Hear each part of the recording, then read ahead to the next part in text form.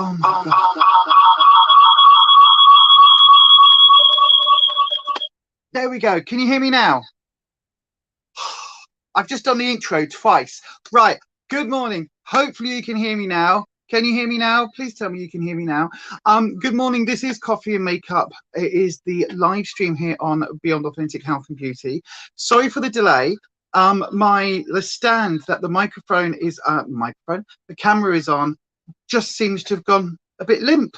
It's a bit limp. It happens sometimes, unfortunately, but it's gone a little bit limp, and everything was a bit wobbly. So yes, that's bad, but we got it sorted eventually. And then I was telling you all of that and realized that I was still on mute. But anyway, hopefully that is all done now. You can see the doggos. They're on the sofa. I've been set up and ready for a while, and then literally last minute, StreamYard wouldn't connect on the phone that I use, that I'm watching you on now, or that you're watching me via.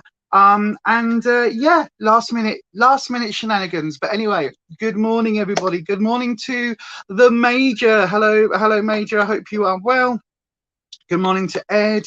Good morning to Little Miss Budget. Good morning to Nanette. Who else is here on the live? I think that's everybody so far. Yes, it is.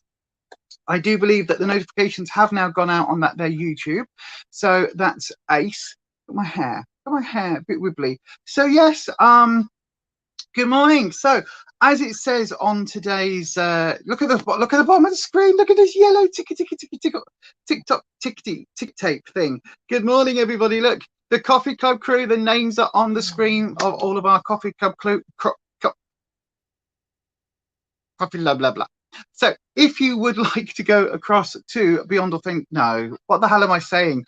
I tell you what, before we go any further, before we get into it, let's have a slurp of coffee, shall we all? Chin chin, everybody. I hope you're having a lovely morning so far. Oh my God. That is absolutely a major. That's amazing, Ness. Yay. You've got your mum's out tonight. Oh, I'm so pleased, my darling. I'm so pleased. Well done. Anyway, good morning, everybody. Welcome to the channel. It is scrolling across the bottom of the screen, all the details of our current Coffee Club crew. You can join the channel memberships over at buymeacoffee.com/Beyond Authentic. Spelt as it is on the screen, just there. Look, it's going. Which way is it? There you go. So you can go across and join us there. There's some exclusive members only perks. I have put details up this morning, everybody, of a live stream. I've spoken to Kirsty already this morning and told her we're nabbing one of her Friday night sessions, possibly on the 23rd. So if you would like to join us for a live Q&A, do please let us know. How do you work the Coffee Club crew memberships, Ed? I will send you a message and we'll sort all that out. Oh shit, I can't Facebook you. Are you on Instagram? Let me know if you're on Instagram, Ed. You are on Instagram. I know you are because I've seen you. Anyway, I'll send you a message on Instagram. I'm still blocked on Facebook. They've still deactivated my account for no apparent reason. But I am prepped and ready today because I was thinking quite often on these chats, we talk about makeup problems. We talk about issues that we're having. And I thought, let's do a stream where we tackle some of these. So let us know in the live chat. If you are here on the live chat, good morning, welcome. If you are here as part of the replay crew, hi, welcome. This isn't going to be a 5-hour stream today because we've got to go shopping. Ruby, that's enough water. You can't drink the whole bowl to yourself. No. So we've got to go shopping later. So yeah, it's going to be one of those days today. So we're not going to do like a mega live stream. Probably never going to do a mega live stream again. But anyway, this is what we're doing today. I've got a bucket load of makeup in front of me. In fact, shall I show you? Shall I just whip this round? Are you ready? Look at all of this. Look at this. This is my table this morning with all of my makeup on, ready to talk about various issues. I've got a couple of eyeshadow palettes under there. I've got contour. No, these are all contour and blush. I've got powders. I've got matchsticks and creams in there. I've got eyeliners and mascaras and everything there. My brushes are all set up, ready to go. So that is what we are ready to tackle today. If you have any issues and problems that you are having with your makeup, especially as we get older, because we do have to change up our makeup regime. We do have to change things a little bit as we age. Our skin changes. What works on us for us changes. You don't have to change your fashion, your style. You can still wear outrageous colors if you want. You can still wear neutrals if you want. You don't have to go, oh, now I'm 45, I've instantly got to have a, you know, an asymmetric or a symmetrical bob, shoulder length bob, and I've got to have like a short. No, you don't have to do any of that. You don't have to transition from your bright neon colors into neutrals. You don't have to do any of that. You can wear whatever how you like, but there are some techniques that work better on slightly more older skin. So the end of today's session, we are going to create a very simple, hang on, how many eyeshadows is it? I think it's 1, 2, maybe 3 eyeshadows in total, or 3 colors in total on our eyes. It's something that I've seen a lot of beauty gurus do, but especially Daddy Wayne Goss has done this technique. Now, a lot of his techniques I find really irritating, but this one does seem to work if you adapt it a little bit, is all I'm going to say. And I will talk you through that a little bit later in the stream. So yes, there's also potentially, this will be a good stream if you are sticking around for like maybe till about, oh, I don't know, midday at least, because there may well be a little midday moment, possibly a midday moment. That might be what this is called, and it could be a masquerade mini midday moment, is all I'm saying.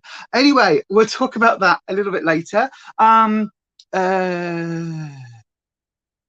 Ed says, glad she's on the mend. Ness, about Ness's mum. Absolutely, she's getting there, Nanette, just taking it one day at a time. I'm so happy, Ness, I really am. Nanette says, you'll never conform to what people say to do. I know, right? Absolutely. You'll have to install it again, so we're going to be on to a winner. What's that? Instagram? Absolutely. Well, at the moment, Ed, I can't get on their Facebook, so I can't do anything on the Facebook. So yeah, difficult, isn't it? So then, I guess this is over to you, everybody. What makeup issues do you find? What difficulties do you have? I know that for Ness, liquid eyeliner is a major bone of contention, isn't it, my darling? So I will show you maybe a couple of, there we go, set that one up a little bit brighter. I will go through a couple of techniques and tips and tricks that I use for liquid eyeliners, liquid eyeliners. See you in a bit all. Okay, my darling. Hopefully we'll still be on when you get back, my sweet. So do let us know. But thank you very much for popping in, and very, very, very best of wishes for your mum later on today. Let us know how it goes. All our love goes with you. Absolutely, my darling. So we are going to tackle some issues today. If you've got any makeup issues, any problems, any things that you are struggling with, but let us know down in the chat. I can talk about it. I have got a few things that I regularly see people complaining about and talking about online when we're talking about slightly more mature skin. Now, when I say more mature, I mean anybody in their 30s plus, because once you hit your 30s, your skin will start to change. Now, as you get a bit older and a bit older and a bit older, your skin goes through more changes. Certainly for those of you that are born AFAB, so assigned female at birth, you will find that when you hit menopause or when you go through hormonal changes, you go through hot flushes, you go through all of those things, but you also find massive, massive, massive issues along with skin changes from hormonal changes. Anybody who's done any kind of transitioning, hormonal transitioning, will find that their skin is very much changed. Equally, just as we age, our skin changes, but also through seasons. Your skin and also depending on where you live. So hi Will, hello my darling, I hope you are well. Alexis, hello. You've got red cheeks and nose and sometimes struggle to cover with foundation and concealer. You're now 49 and your skin definitely changes with the dreaded menopause. Exactly, it does. Why does our skin change and why does it change hormonally, Nanette? Because hormones are fundamental to our body. They are as important as DNA. A hormonal change can affect everything, every way that our body works. If you think about a car, right? Think about you're driving a car and it is a very complicated, think about like a brand new Tesla, right? A Tesla Model S, the top of the range Tesla, right? It does everything, absolutely everything that it does, right? But it still needs oil. The oil it needs will be different than the oil that was in the Model Ts when the first, cars first came around 100 and, oh, bear with, Hang on, intermission. That's the postman. Oh God. Sorry, everyone. Bear with. Hopefully, this is my skinny sauce delivery. I'll be back in 2 seconds. Oh, talk about lives.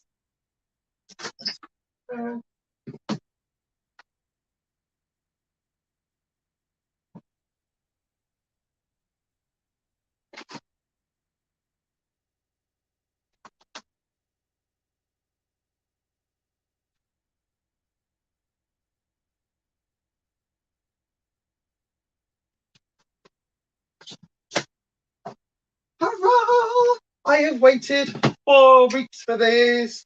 I have waited 4 weeks. 4 weeks for this. Look, it's the Skinny Food Sauce Company thing. Right, anyway, back to what we were actually talking about. Oh gosh. So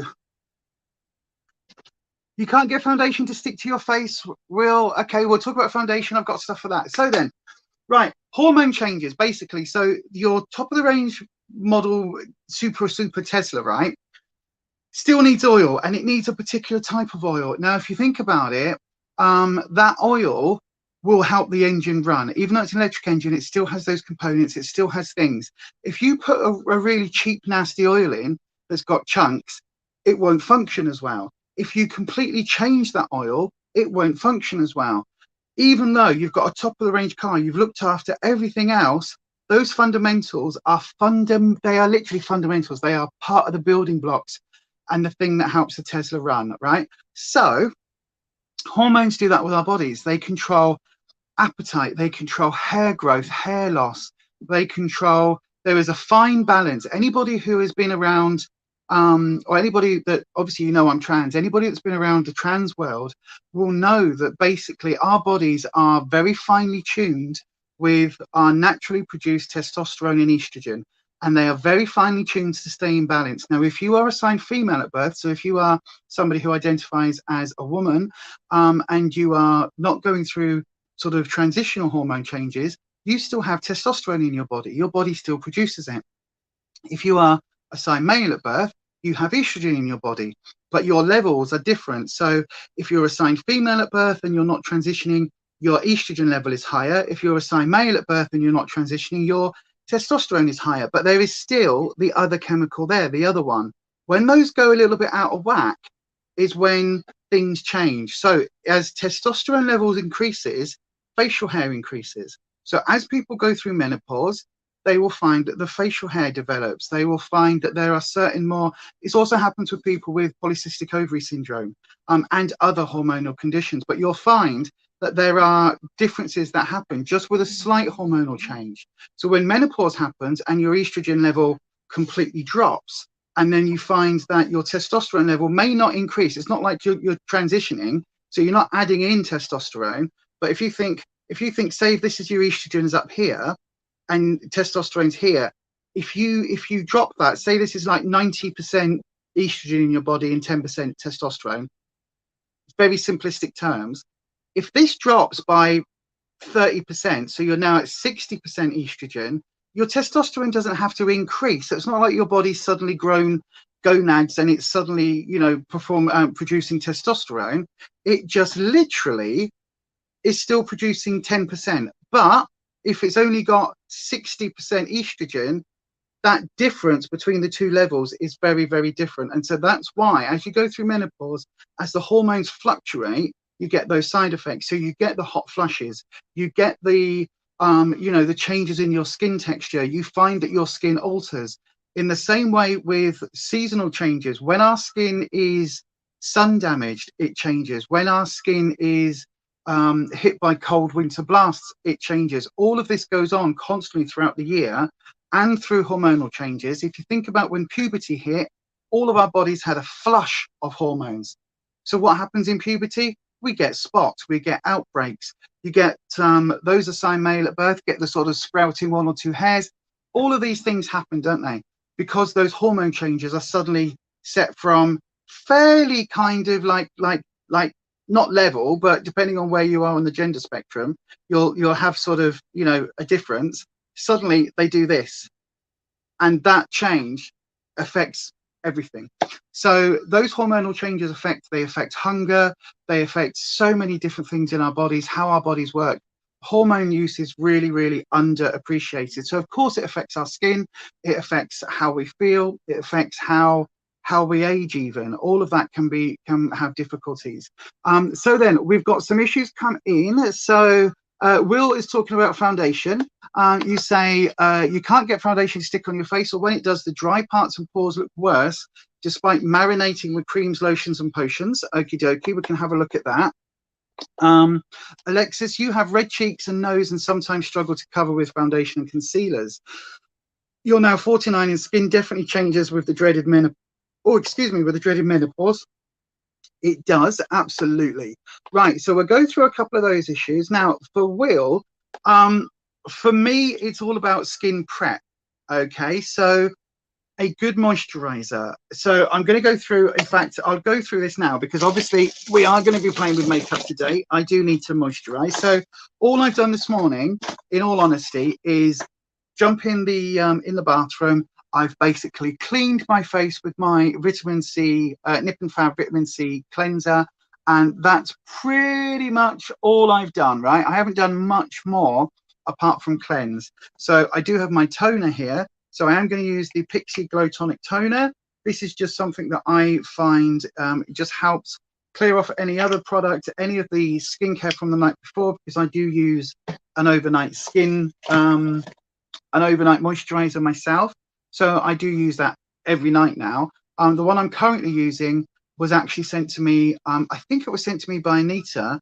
This was definitely sent to me by Anita, the Pixi Glow Tonic in my Christmas box. So thank you, Nita, for that. But it's the Aldi one that I'm using currently. But anyway, I think it's really good. So I just use my toner just to strip away and just to tone the skin. So obviously overnight I've used my my moisturizer. So my skin when I woke up is in a fairly good condition. But before I do anything else, I'm just removing, sorry, I've got a little bit in my eye then. I'm just removing any residue, okay, to make sure my skin is nice and done. Ed's got greasy, dry skin on your face. Any suggestions? Yes. Find yourself a good moisturizer that is designed for oily skin, because moisturizers are not the same. In the same way you get mattifying setting sprays and glowy setting sprays, what you want to find, Ed, is a moisturizer that is specifically designed for greasy or for oily skin, because what it will do, it will still give you the moisturizing effect, so it will still add that hydration to the skin, so it'll help your dry skin and it will sink in and do all of those nice things, but it won't have an oil base to it. If it's got an oil base to it, you'll find that it might cause more breakouts.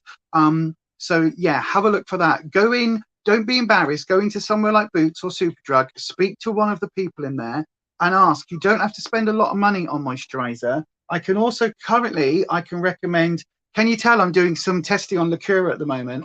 I can recommend the Lacura Q10. It's not for greasy skin or oily skin, but it's just the Lacura Q10. It's about, I want to say £3 or £4 in Aldi. And this one's quite good because it's got an SPF of 20. So as we're getting into spring, you want a little bit of SPF. So this has got a little bit of SPF 20. It's a nice moisturizer. It sinks in nicely. I can recommend this. In fact, I'm probably going to use it in a second. But what I do on a regular basis, as you all know, because I am aging, because my skin is slightly losing that plumpness, losing that sort of vitality of youth, I go in with a hyaluronic acid serum. Again, this one, not sponsored, is by Lacura. So absolutely. Right, if they don't have them on Aldi locally, go to Google, Will, type in Aldi special buys. You can buy them online. You've got to be really quick online. I am on it every other day, checking when things come into stock. They're very, very, very good. The Q10's on there at the moment. The hyaluronic acid serum at the moment is out of stock on there. The minute it comes in, I'm going to stock up on it. It's very good. I can also totally recommend the Moringa Balm. It's basically the Emma Hardy dupe for the Moringa Balm, the makeup removing balm. Totally 100% recommend that from Aldi. currently out of stock. I am bereft because I've used nearly 3/4 of the one I had. So yeah, Aldi special buy. They've got a website, it delivers. You can get their makeup as well. They do dupes. This is the Aldi. You can tell, can't you? You can tell what I'm working on. This is the Urban Decay Naked Cherry palette. This is the dupe for that. It's a very, very, very good dupe. The palettes are $5.99. This is currently back in stock on their website as well. Not that I'm sponsored in any way by Aldi, but they have got some very, very good quality products. Nanette, hang on, Nanette, what was that you said? Hang on, Nanette, I've missed it. When you put stuff on your eye, they get dry and scratchy, but it doesn't start until you use a setting spray. So what do I need to do about that? Don't use a setting spray. If that's what's happening with your eyes, it could be that there is something in the setting spray that you are either not necessarily allergic to, but you could have a sensitivity to. So it could be like the glycerin, it could be the whatever else that is just a chemical in your setting spray. Try a different setting spray, but also try an essence mist or an essence spray.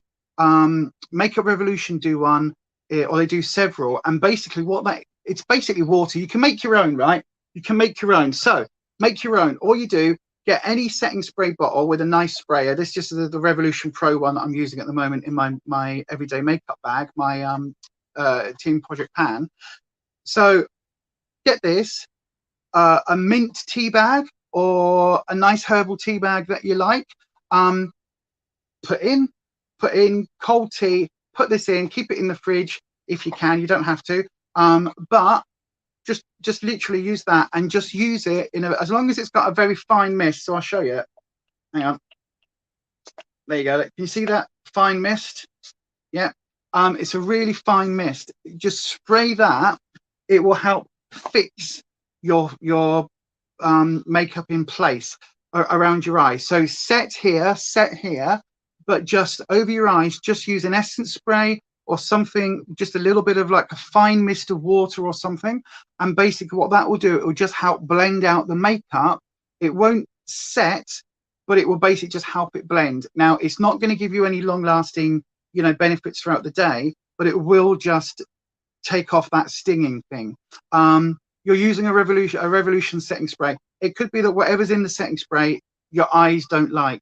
So my advice would be, don't use that around your eyes. Use it, you sort of, from here down, literally cover your eyes. Even if you've got your palette, literally you grab your palette, spray. The rest of your face is set. And on your eyes, just use a water mister, a very fine water mister, just to, and just literally squirt from quite a far distance. And that will just help soften the edges if you need that. If you don't need that softening, don't bother with a water spray. And obviously don't go like I do with a setting spray, because it's just going to make everything wet. But so that would be an option. So you ordered something new from Amazon. Okie dokie. There's lots of good products out there. But in terms of foundation, again, it's about horses for courses, Will. So I'll show you this now, right? Anyway, I'm going to let me do my skincare prep, and then we'll talk about foundation specifically. So this is the hyaluronic acid serum, the plum one. I really like this. It's got a nice scent to it. It's in a lovely glass bottle. And I will pick up more of this when it comes back into stock on Aldi's special buys website thing. I really, really, really like it. So yeah, I let that settle in for a couple of minutes, and then I go over with, I'm going to use this one today instead of my Dr. Botanicals, but I'm going to use this. Now, in terms of redness, Alexis, you were asking about redness, a little bit of color correction. Now, the reason I bring up the Dr. Botanicals, again, I know, right, another company I should be sponsored by, but I'm not. Oh, also, by the way, L'Occitane, currently banned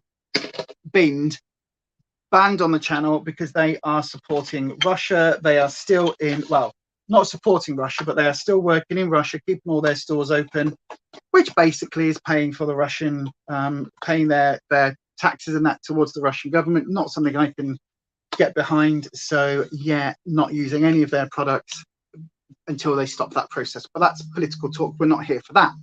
Anywho, grab a quick slurp of coffee while I'm waiting for my hyaluronic acid to set in. So I use this. I also use an Ergoiolox. I also use a vitamin C moisturizer. In fact, I've got a really good one in my skincare from hospital. I've still got the hospital bag next to me. I've got my Emma Huddy one.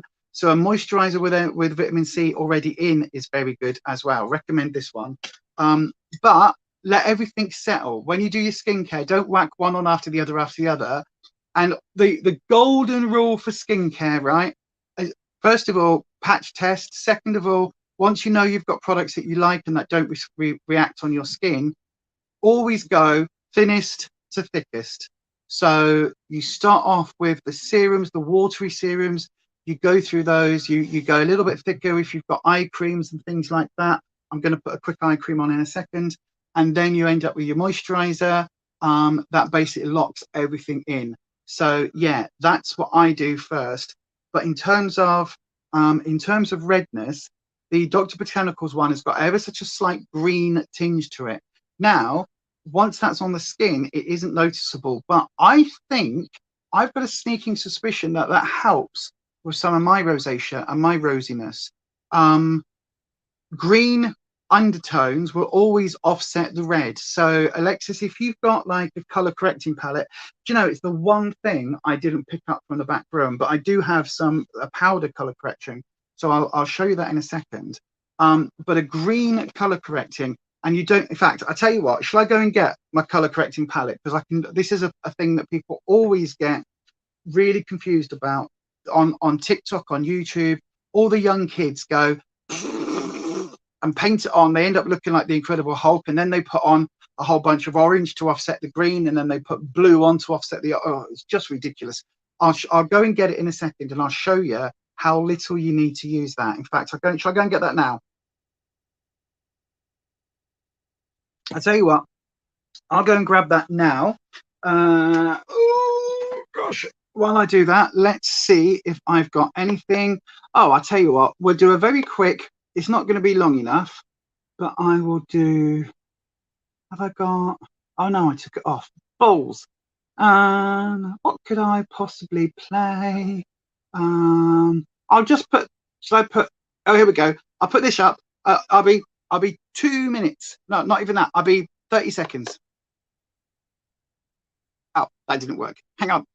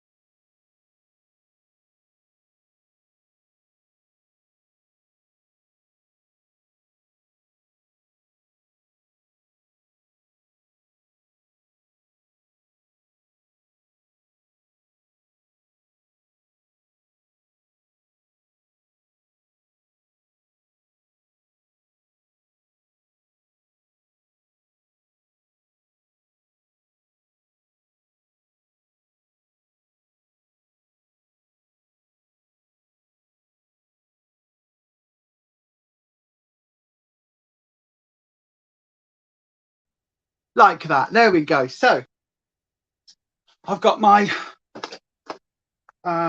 what's this one? Primers and concealer drawer. So yeah, look, not that I have a problem with makeup, you understand. Right, go back onto the comments on this screen. So then for redness, I would recommend grabbing one of the cream contour color correcting palette. So this is one that Revolution do. I don't know if this is still available, but that's what it looks like on the back. That's the colors. I don't know whether that's picking up properly. This is the Catrice. It's an all-round color correcting. This is in, is this, yeah, this is also creams. So there you go. That's the Catrice one. I've also got a Maybelline Master Camo one. So again, it's the same principle. It's got the green, and you've got slightly more peach tones there as well.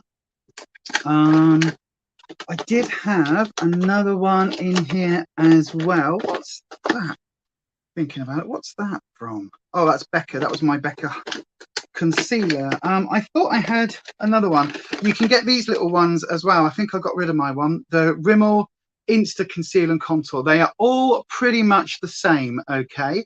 So they're all pretty much the same. Anything that's got this sort of color range in, whether it's in powder form or cream form. Now, I prefer cream, to be honest with you, because that's the Revolution one, look, because it's a lot simpler. So I will go through that in a second when we start with skincare, okay, Alexis? So we'll, when we start with makeup, so I will go through that in a second. So I'll talk about that as well. Yeah, what did you order something from, Nanette, from Amazon? What did you order? Was it something good? So then, right, let's have, I've got my sponge there. Right then, so moisturizer, the Q10 Lacura moisturizer. They do the caviar one as well, which I can also thoroughly recommend.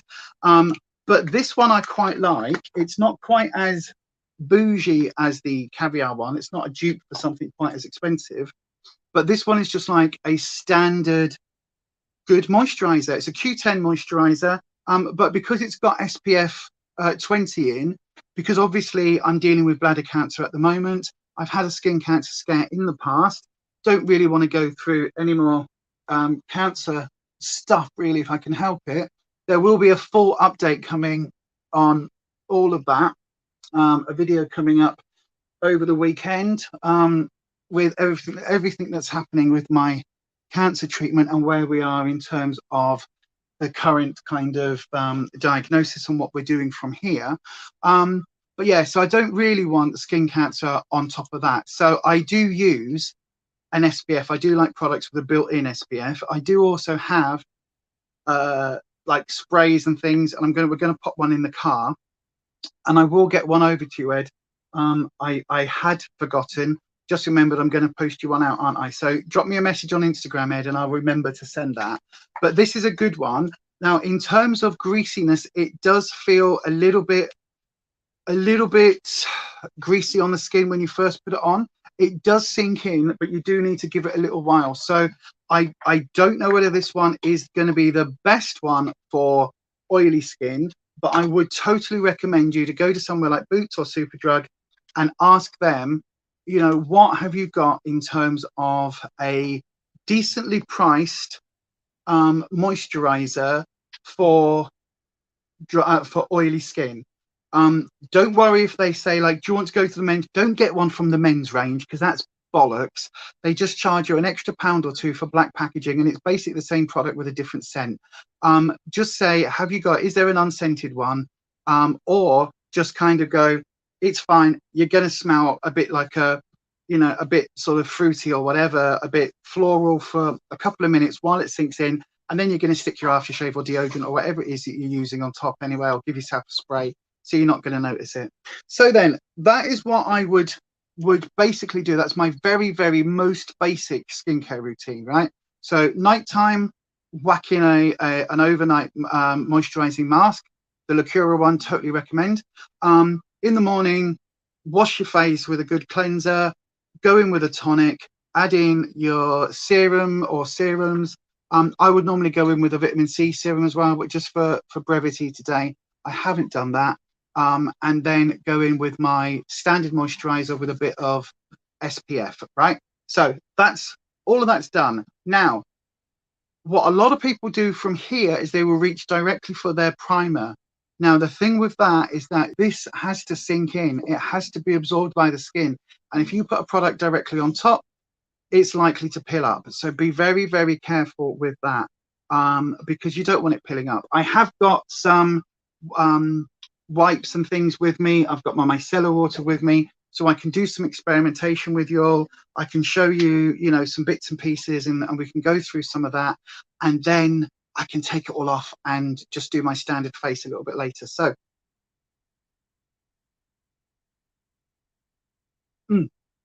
nice coffee.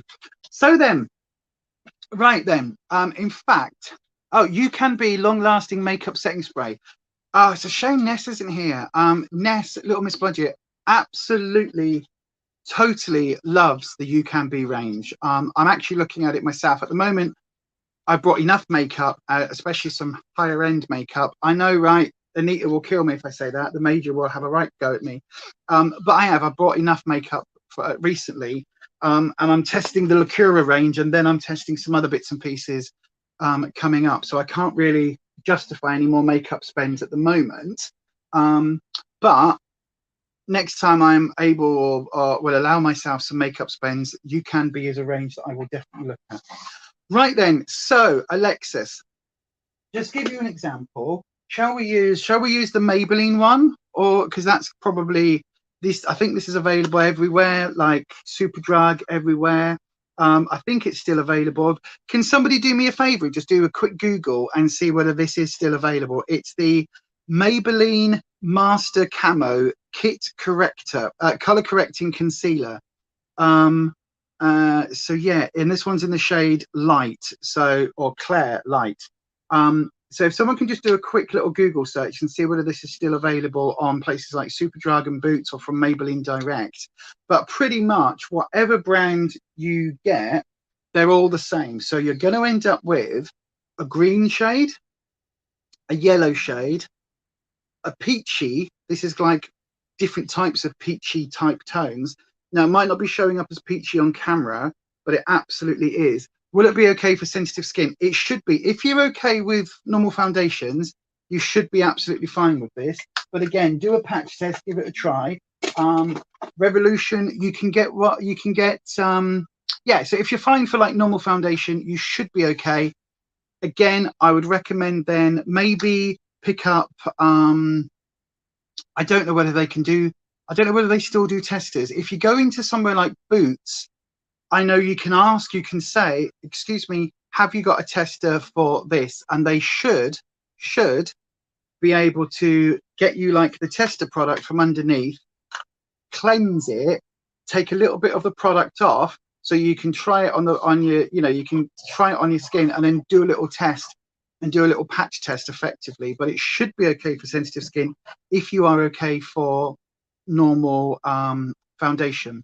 So I don't know how much, because on my screen on my laptop I look quite washed out, whereas on the phone I don't. So let me just see, does that make any difference? Not really. How about if I go to the white setting? That's going to be even more. The blue setting, I'm trying to see it so you can see it. Can you see the redness that I have here?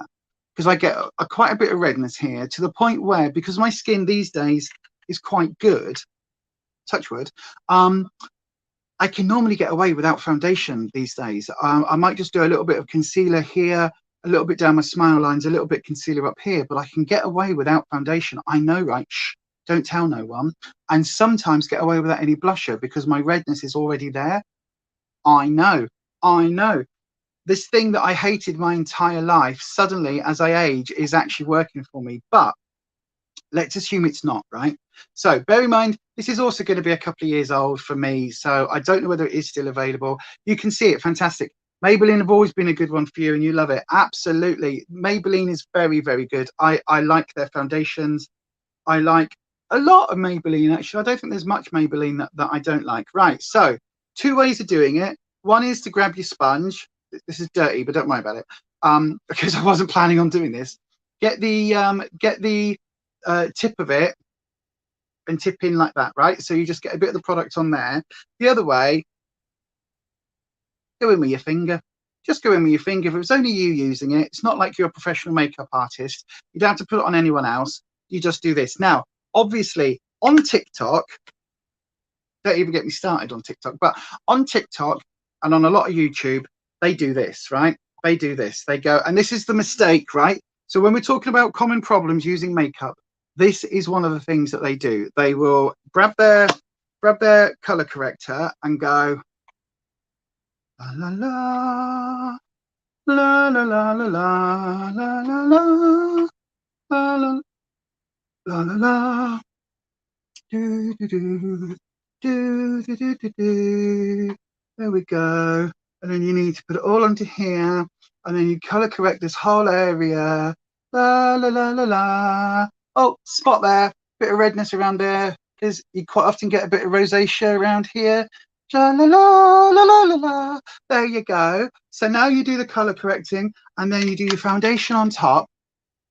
If you're using this much product, it's fine if you want to cosplay as an Orion slave girl from Star Trek, right? That is absolutely fine. If you want to pretend to be a Martian, if you want to walk around with people thinking that you are either A, shit stirring crazy, or B, that you are like you have some kind of one of those lizard people, you know, that we're supposed to, the royal family is supposed to be. If that's what you want, great.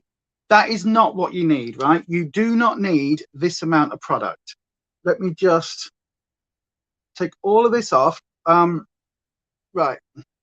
So that is the old YouTube, TikTok way that people would do it, right? So don't do that for a start. What you want to do, in all honesty, is this, right? Dip in with your finger or dip in with a brush or your sponge, whatever. I find a finger because I find that I can control the amount that I've got. So you can see just as much on my finger as I had before, but I'm going to put a dot there. I'm going to put a dot there because I get a lot of redness just here where I've got a mole. I'm going to put a dot there for spot cover and 2 dots either side of my chin. Right, I'll in fact, if we're going to color correct, we'll color correct this side as well. So you saw how little is on my finger, and I'm going to take a little bit from that side and put over there. So basically, that is all I've got, right? Couple of dots, and then use a finger, use a sponge, whatever you want to do, and just basically blend it out, much like you do with a concealer. Totally blend it out.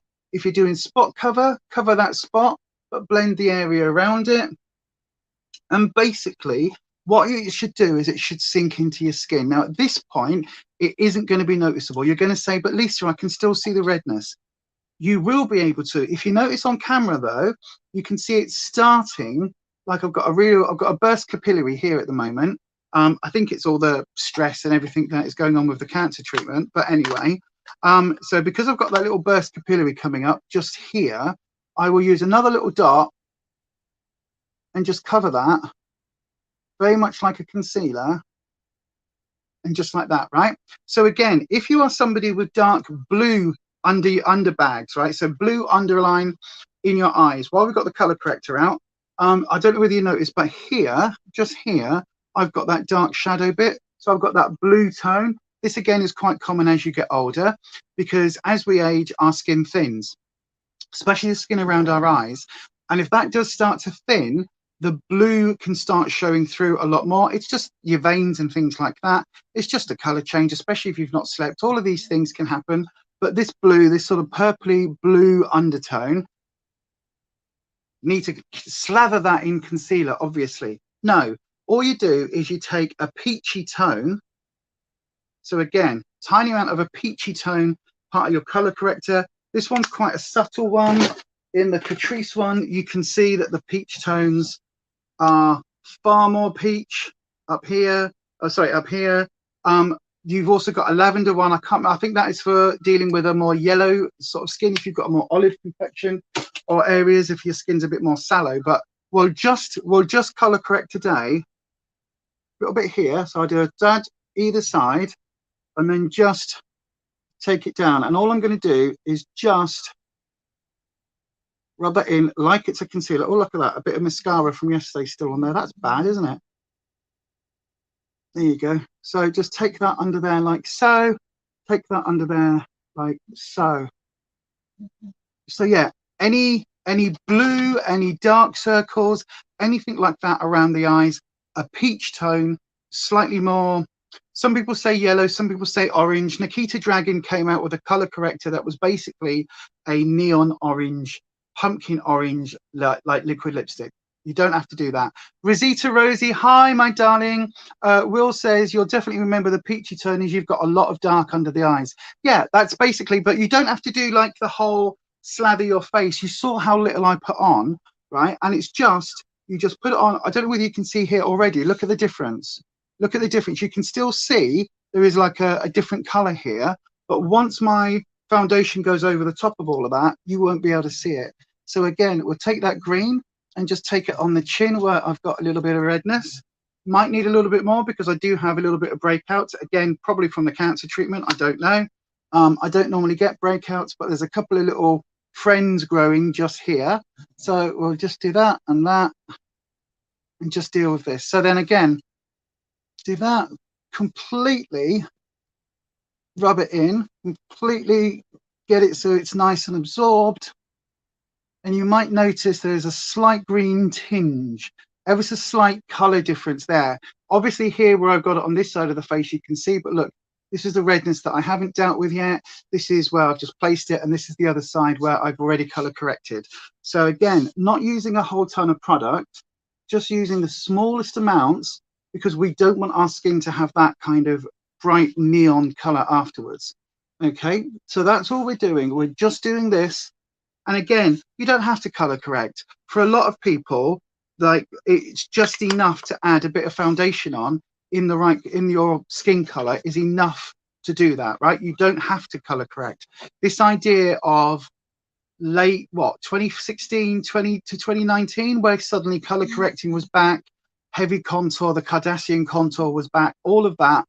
These days it's much more about natural, neutral, no makeup makeups. So yeah, but right, got a massive amount of rosacea here. Look, obviously as a trans woman, I have had laser treatment on my face.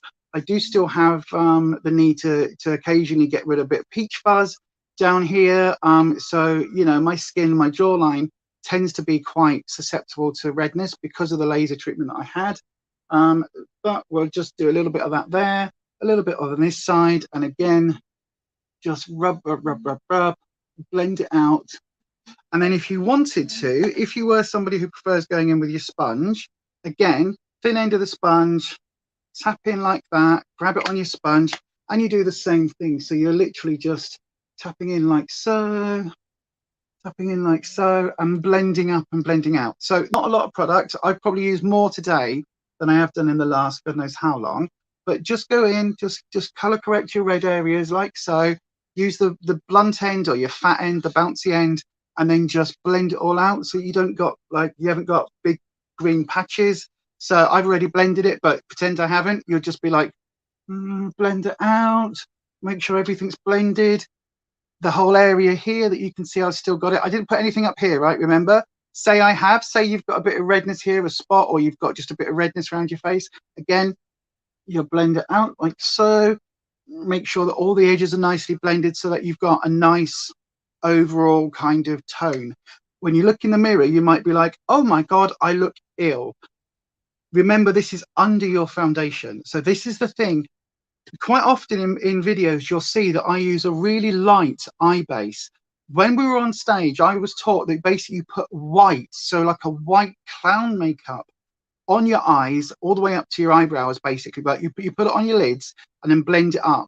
And then you put all of your colors on top, because what happens is that the light will eventually shine through the colors in the color spectrum, hits that white, reflects off the white, and basically then it's like do do do do do. Oh, hi Major. Lisa, I've just had delivery from Dr. Botanicals and it's got your phone number on the order. Bollocks. What have you been up to? Nothing, my darling. I saw something and thought of you. That's all. Open it up. Open it up. Tell me what you think. I saw something and thought of you. So there. You're not the only one who can send surprise goodie boxes and goodie things. I saw something immediately. I was like, oh, that might not be for me, but I think I know somebody who will get some use out of that. And so I ordered it because it came up on a, it wasn't full price. I'll tell you now, it wasn't full price. So don't ever go at me about my spending. It wasn't full price. It was on a thing. And it was one of those bits that basically was like, oh, look, you can get this at your special Dr. Botanicals discount rate. So I did, and I sent it your way, my darling. So there you go. Have a little look. Tell me what you think. So then that is, in terms of color correcting, that's all I would ever do. And that's more than I would normally do, because my concealers, which I happen to have here, I've got different tone concealers. So I've got my pale concealers that are just in the sort of my very, very fair tones.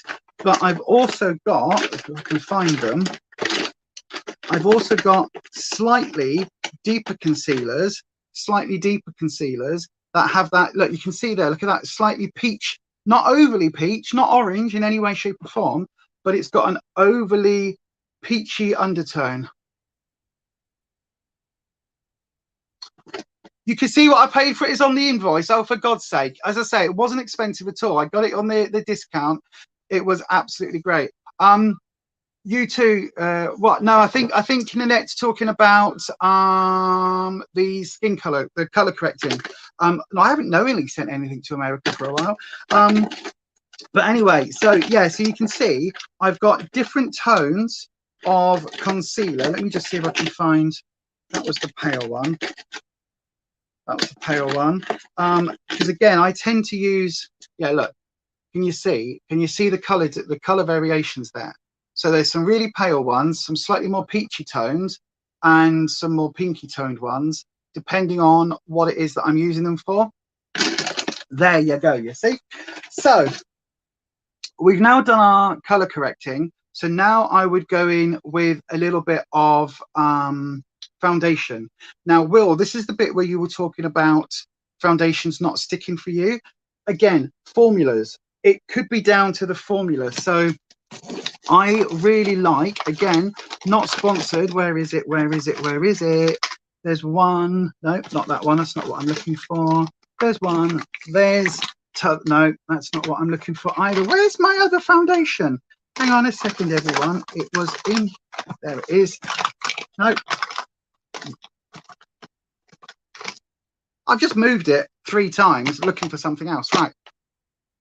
I have, you know how to put on makeup from being in a drama like you. Ah, yes, see, that's what it is, Nanette. So I really like Maybelline's formula, right? I really, really like it. I find that this one, the matte formula, is really good if I use it with a with the Jekka Black Glow Drops, the ones in Rose Pearl. You've seen me talk about this product so many times. It's going back into my Team Project Pan, by the way, this one. I am going to be filming that this week because, again, don't know when I'm going to get a chance to do any more. We'll talk about that on the character video. But anyway, so yeah, there's going to be, this is going to be going into my Shop My Stash Team Project Pan. But these two are liquid foundations. Now, for me, I've found over the years that that works for me, Will. So this formula is something that I really, really like. You think you might have found an under eye concealer that doesn't look too crepey. Funnily enough, it's the Aldi one. There you go. You see, my advice, Major, get onto their website, order a couple. If you find something on Aldi you like, order 2 or 3 of them because it's so bloody difficult. I haven't ordered you anything, Nanette. I think the Major got confused, my darling. I haven't ordered anything. I haven't sent anything to the States. I don't even know if Botanical is delivered to the States. I don't know. You've got the Maybelline one. Right, okay, so this is the Dream Radiant Foundation by Maybelline. It's got a little bit of like the Glow Drop formula in it. So it's a little bit glowy. It just looks a little bit dewy, tiny bit dewy. The Fit Me, I've got the matte one. There is also a dewy version of this as well. Now for me, again, these work. And again, it's trial and error. Now, normally what I would do is I would use a primer. So I'm going to use a primer today. And I'm actually going to use one that I haven't yet got round to trying. So this will be a first. And again, I'm not sure where this came from. I've got a feeling that this was sent to me as well. But again, my memory is shot to pieces. And it is the Jekka Black Hydrate Primer. Yay! Right,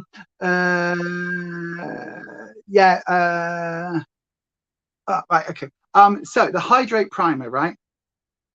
No, I have used this. What am I talking about? I do quite like this formula. Any primer is good. So a lot of YouTubers will say, you don't need a primer, just use a moisturizer. I call BS on that. I call absolute BS on that. If you want your foundation to stay, and if you want your, I did get it in Rockerbox, I thought so. If you want your foundation to stay, if you want your foundation to last for a longer time, go in with a primer. So even though I've done my color correcting, which arguably is the could be described as a primer already because there is a product on my face, and I've got moisturizer on, I would still always go in with an added primer. So I'm going to use the Hydrate one. It's a non-silicone primer. So again, Will, double check your primers. So a silicone primer won't necessarily work very well with a water-based foundation, because what you'll find is that the silicone primer and the water-based will start pilling up a little bit. So yeah, be very, very, very careful of that. If it starts pilling up, it could well be that there's an interaction between those two. So again, a lot of that is trial and error. I like a nice sort of, this is more of a water-based. It's not one like the Studio Face Prime or the Photo Finish or the Aldi dupe for this one, or like the, what else have I got in here? Like even the Strawberry Whip one. This is a pore blurring. Anything that says pore blurring has probably got silicone in it. I can't see the ingredients. Dimethicone, first item, there you go. So it's got silicone in it. So the Professional Hydrate Primer. Professional, is that Benefit? Have I got one of those? Professional. I did have one of those. I think I used it. What's that one? No, that's a Seattle, London, Revolution, Elf, Rimmel, Smashbox.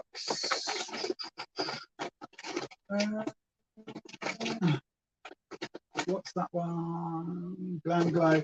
No, I think I used that up. Yeah, to be fair, the Professional is a silicone-based one. So even though the hydrating one, it will have dimethicone in it quite high up on the thingy. So yeah, if you look at the ingredients, if you've got a water-based foundation, try not to use a dimethicone or a primer that's got dimethicone in the first 6 ingredients. If it's in there just a little bit at the end or like halfway through or something, tends to be a very small amount of dimethicone. Anything where it's in the first 3 to 5 ingredient list means it's packed full of dimethicone. That's going to be your silicone. That's going to be why it will pill up. That's going to be why you've got issues with your foundation sticking. So be careful around that. Right, while I've got this on my finger, I'm going to just apply this. So again, this is quite a standard hydrating primer. So again, you saw how much I used, like a pea-sized amount, or yeah, probably a pea-sized amount. And there's quite a bit over my face, but not a huge amount. And then I'm just going to rub all that in. Ronnie H, so glad to see you. How's your wolf? Don't even get me started on the wolf, Ronnie. It's still here. It's still here. If anybody wants a wolf, we can do it as a giveaway in a minute, actually, if you want it. Seriously, trust me. Considering all you're going through, your skin really does look incredible. Thank you, my darling. It's because I went to hospital with a full 8-step skincare routine. I was like, do you know what? I'm just gonna do it. I don't care. And so even though, spoilers, I have to go back into hospital, when I do end up going back in, I'll be taking in even more skincare. But yeah, so the primer, where did I put it? Hang on, let me have a look in my mirror because I can't see on the screen. Oh yeah, look, big white blob here. So I don't use the hydrating primer or any normal primer around my eyes. I just, these days, I used to, I don't anymore. I now just put it all over the skin, rub it all in like so. I always get a little bit caught in my nose stud, so I just make sure it's not there. And then, Will, special attention, you want to play, let me phrase that again in, proper good English, like what I does use. You want to pay special attention with a tiny amount though. So literally, here we go, literally squeeze so you can see how much come off there, suck it back in, just the tiniest amount, tiny, like literally, look how little there is. Just there and there. If you've got lines and places where it really doesn't stick, for me, it's my forehead lines. So just here. So that's why I put my 3 big dots there first of all, and then down here. So that is all I do then. So my primer is now completely on. Do you have a HA, hyaluronic acid? Yes, you think you'll need it going forward in the coming weeks, if you know what I mean. Yes, I've got the hyaluronic acid plum serum by Aldi, by Lacura, that I would totally recommend. I've also got the Skin Labo one, which has got a three-dimensional, so in theory, a multi a multi-size, so lots of different sizes of hyaluronic acid molecules, so a different molecular rate. So yeah, I've got quite a bit of HAs going on, if that's what you mean.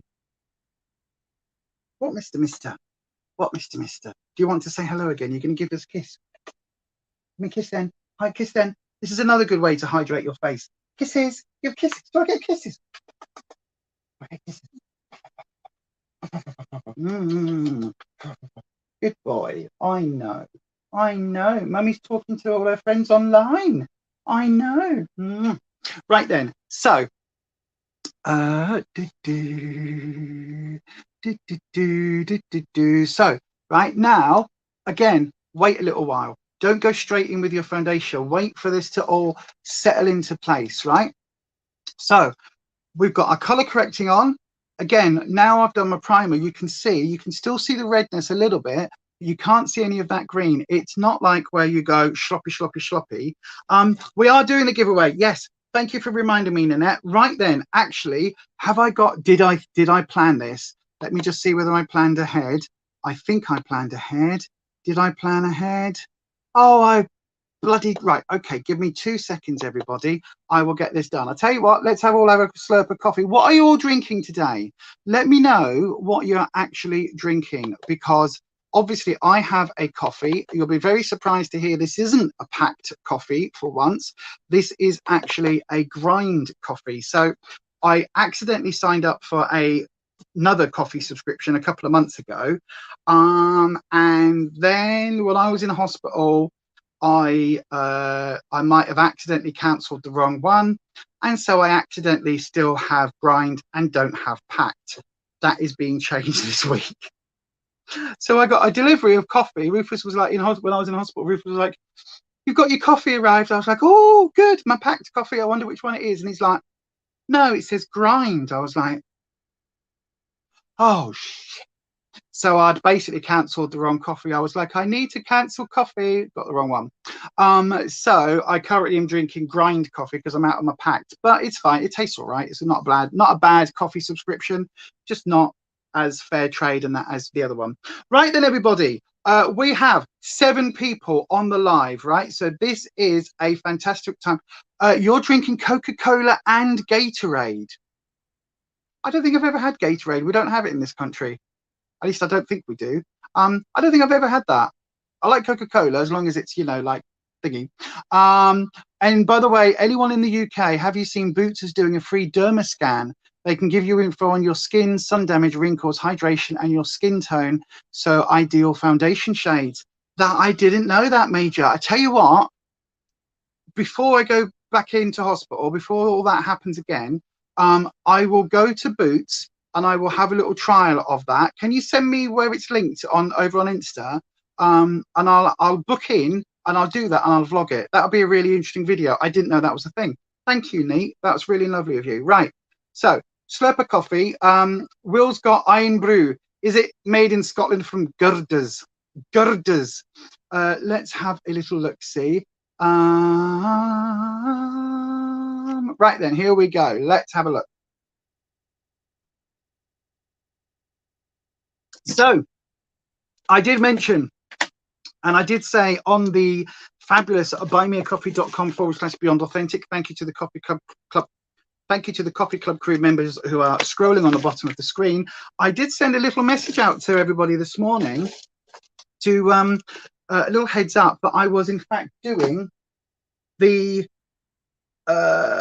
Juvia's Place Masquerade mini giveaway on today's stream, which is what we are going to do right now. So are you ready, everybody? We are going to do a thing because it is giveaway time.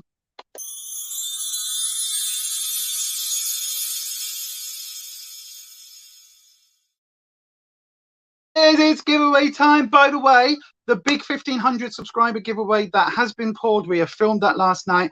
I'm editing that. That should be going up either today or first thing tomorrow. Again, depending on how my tide levels go. So that has been picked and done. The 2 winners of that are on the video. They will be announced as that goes live. But then today we do have a giveaway. You booked in for Saturday. You'll send a link. You have to book online. Fabulous. Thank you very much. Will you should it's called. They also advise on what kind of skincare you need. No obligation. Look at that. Neil's here. Good evening, Neil. Good afternoon, Neil. Good morning, Neil. Perfect timing, my darling, because we are just about to do the giveaway.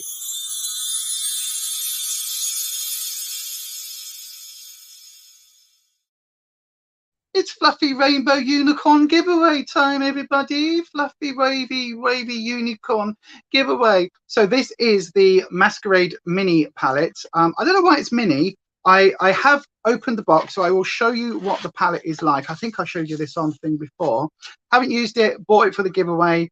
It is stunning if you like your colors. So we've got all of the colors at the top, as you can see. So we've got like a bluey purple, a popper purple, a green, a blue, a turquoise. There's a matte reddish color, a brownish color, a pink sparkle, the brown sparkle. We've got golds here. Then we've got our neutrals. So a couple of cream, a gold sparkle, a matte brown, a matte warm brown, a matte deeper brown, a matte warm reddish brick red. And so we've got 1, 2, 3, 4, 5, 6, 7, 8, 9, 10, 11 sparkles, shimmers, or satins. And we've got, Neil might not want it, Major, but Kathy might, Neil's wife. So we've got those, and we've got the mattes in here. So there's a red matte, there's the neutrals. So basically, whether you like your neutrals or you like your pops of color, it's a good palette for that. And whether you've seen recently as well, I have been trialing a lot of Juvia's Place palettes,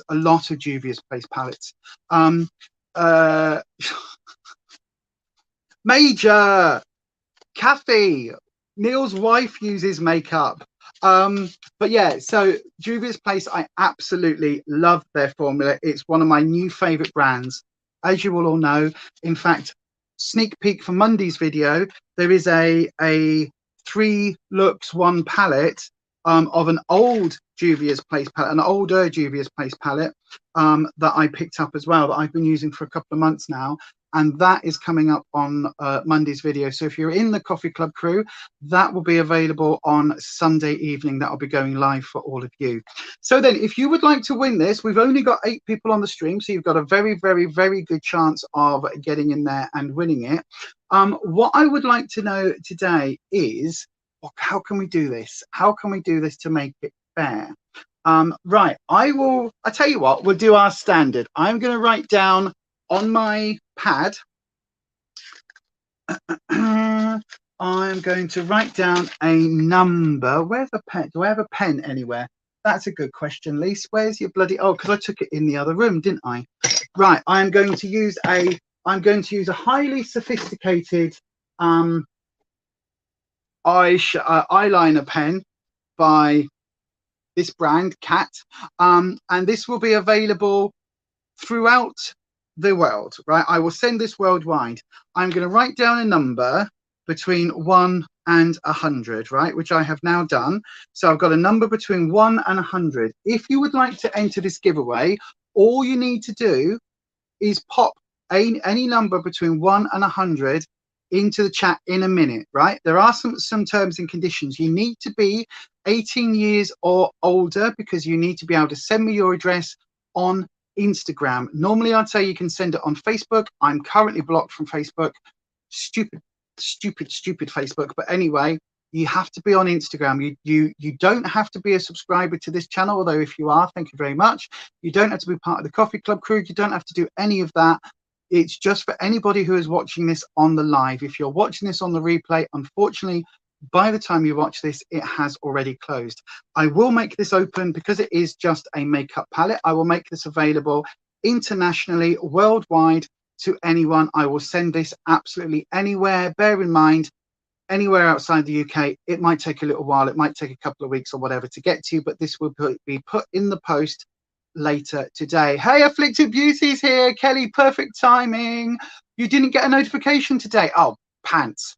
Well, you've missed me doing this fabulous look so far, where we've done some color correction. We've talked about primer and we've talked about skincare, but we haven't got onto the makeup yet. That's coming next. But Kelly, we are doing the giveaway for the Juvia's Place palette. So as I say, it is open internationally, and it will go anywhere in the world that I'm allowed to ship a cardboard palette to. There's no glass in here, so there's no issues with that. There's no, I don't know, no, like it's not like I'm sending liquids or anything or pressurized containers. So this should be available to send anywhere in the entire UK, in the entire world. I can't remember how much this was on their website. I think it was like $25 or something. So it's not the most expensive, but you know, it's a decent enough palette if you like a little bit of makeup. And again, this currently is not available in the UK, but I do have a sneaky suspicion that Juvia's and Superdrug will be expanding their range. I might have had a little sneaky something, and I might have a little idea that that's going to be happening at some point later this year, maybe, allegedly, perhaps. Anyway, can't talk about that. Again, embargoed. But anyway, there you go. So then this will be going very, very, very nicely. Everybody, are you ready? So I have written down a number on, just make sure I'm not showing you the right side. On the other side of this pad, I have a number, right? If you would like to win it, this number is between 1 and 100. If you would like to win the palette, and I will send it out to you in the post ASAP. All you need to do is write down now on the chat in just a second what you think that number is, okay? So I will play our little 30-second countdown. If you would like to get in with your chance to win the palette, I'll give you one more little hint. Well, no, not one more little hint. One more little go of this.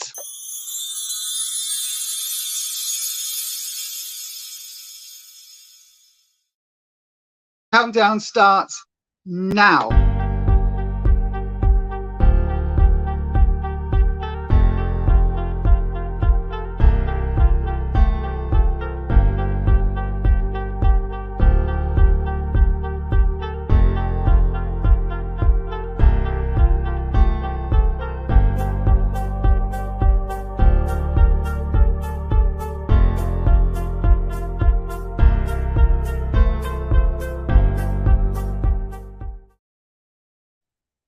Okay, hopefully everybody's entered who wants to enter.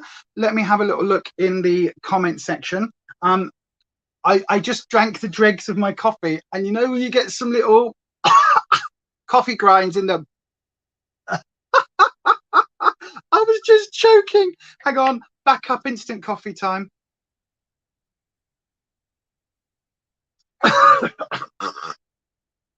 Oh, that's not good. Right, let's have a little look see then. So yeah, I'm gonna pour this into, I'll just keep this on that one. Right, so let's have a look. Oh no, everything's fallen. There we go. Right then, so on the chat, what have we got? We've got, wow, okie dokie. So we have Nanette has got number 28.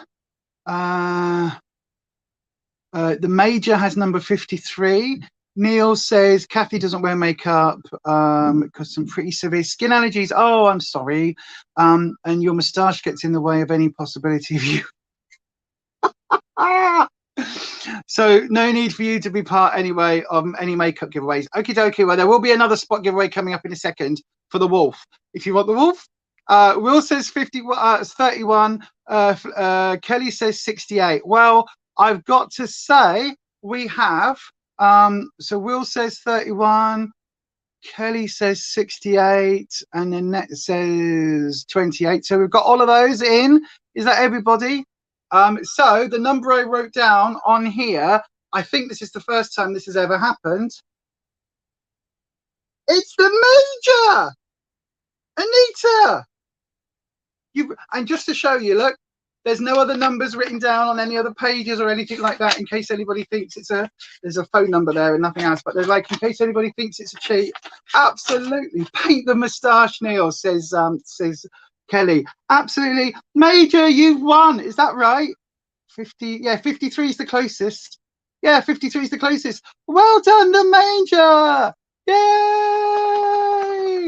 Well done to you, Neat. I will get this in the post to you. Oh my God, I'm so pleased, because this is a really good neutral with a pop of color palette. So well done. I will get that in the post to you. Right then, I tell you what, shall we also do just I tell you what, we'll do we'll do two other giveaways, right? Two other quick giveaways. We'll do Jesus. We'll do the wolf giveaway. If you would like to win the little tiny wee little wolfie thing, this will be international as well, right? That will be the next giveaway in a couple of minutes. If you would like to win the bubble tea thingy as well, that can also go in the post, but this will only be for the UK because it's a liquid. So then, if you want to, you can have, somebody can have this as well. So then I'll do another thing. I will make it really easy. I'll do any number between 1 and 30, right? It freaks you out, I know, right?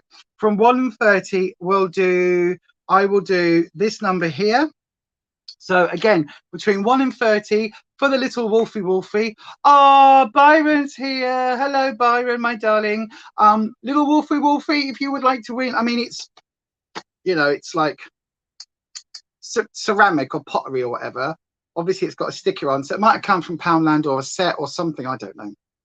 But if you would like to win a little wolfie, then any number between 1 and 30, and you can enter that right now.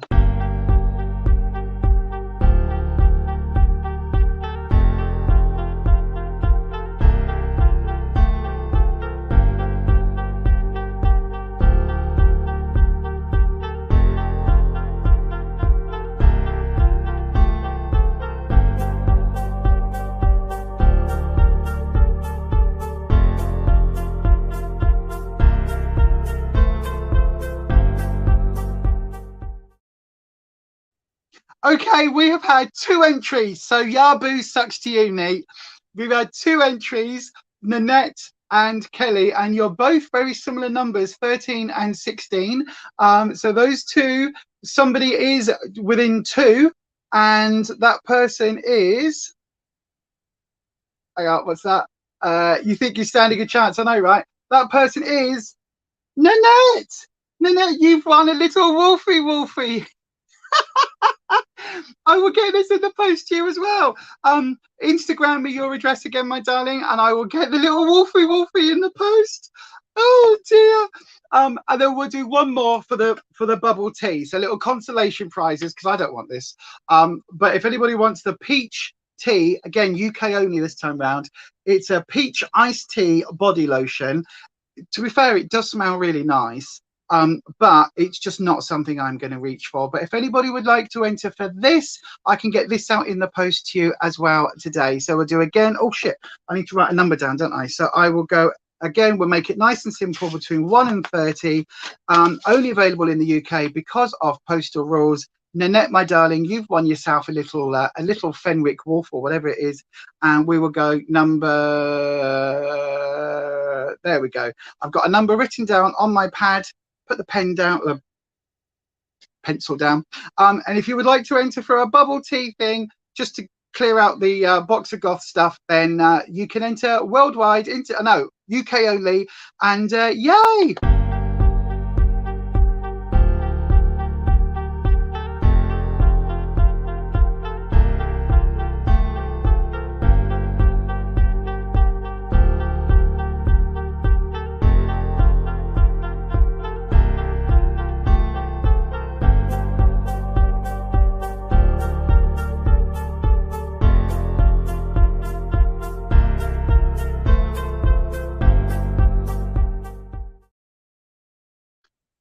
Yay! Nobody entered, so Anita, I'm going to send you this as well.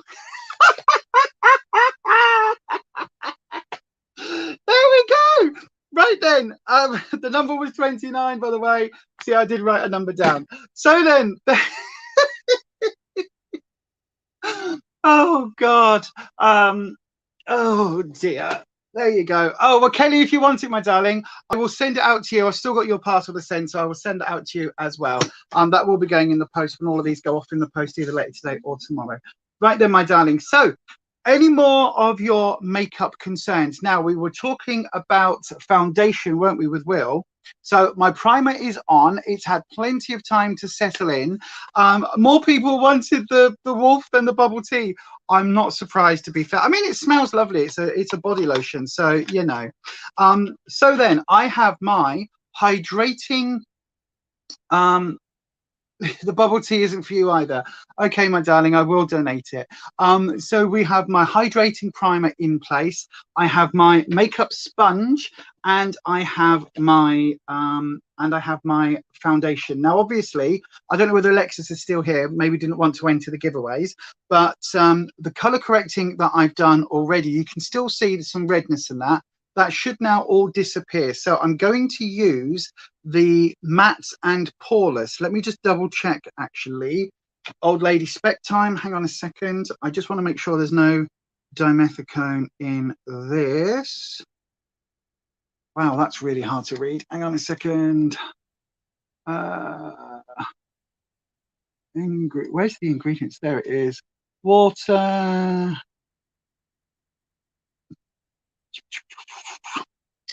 Oh, a little bit of dimethicone, but quite a way down the list. Right. Okay. So this does have, it's a water-based, but it does have a little bit of dimethicone fairly far down. So that's absolutely fine. So again, Will, because we haven't used a dimethicone primer, this should play fine with the primer that I've got on my skin. So again, I'm taking it on the back of my hand.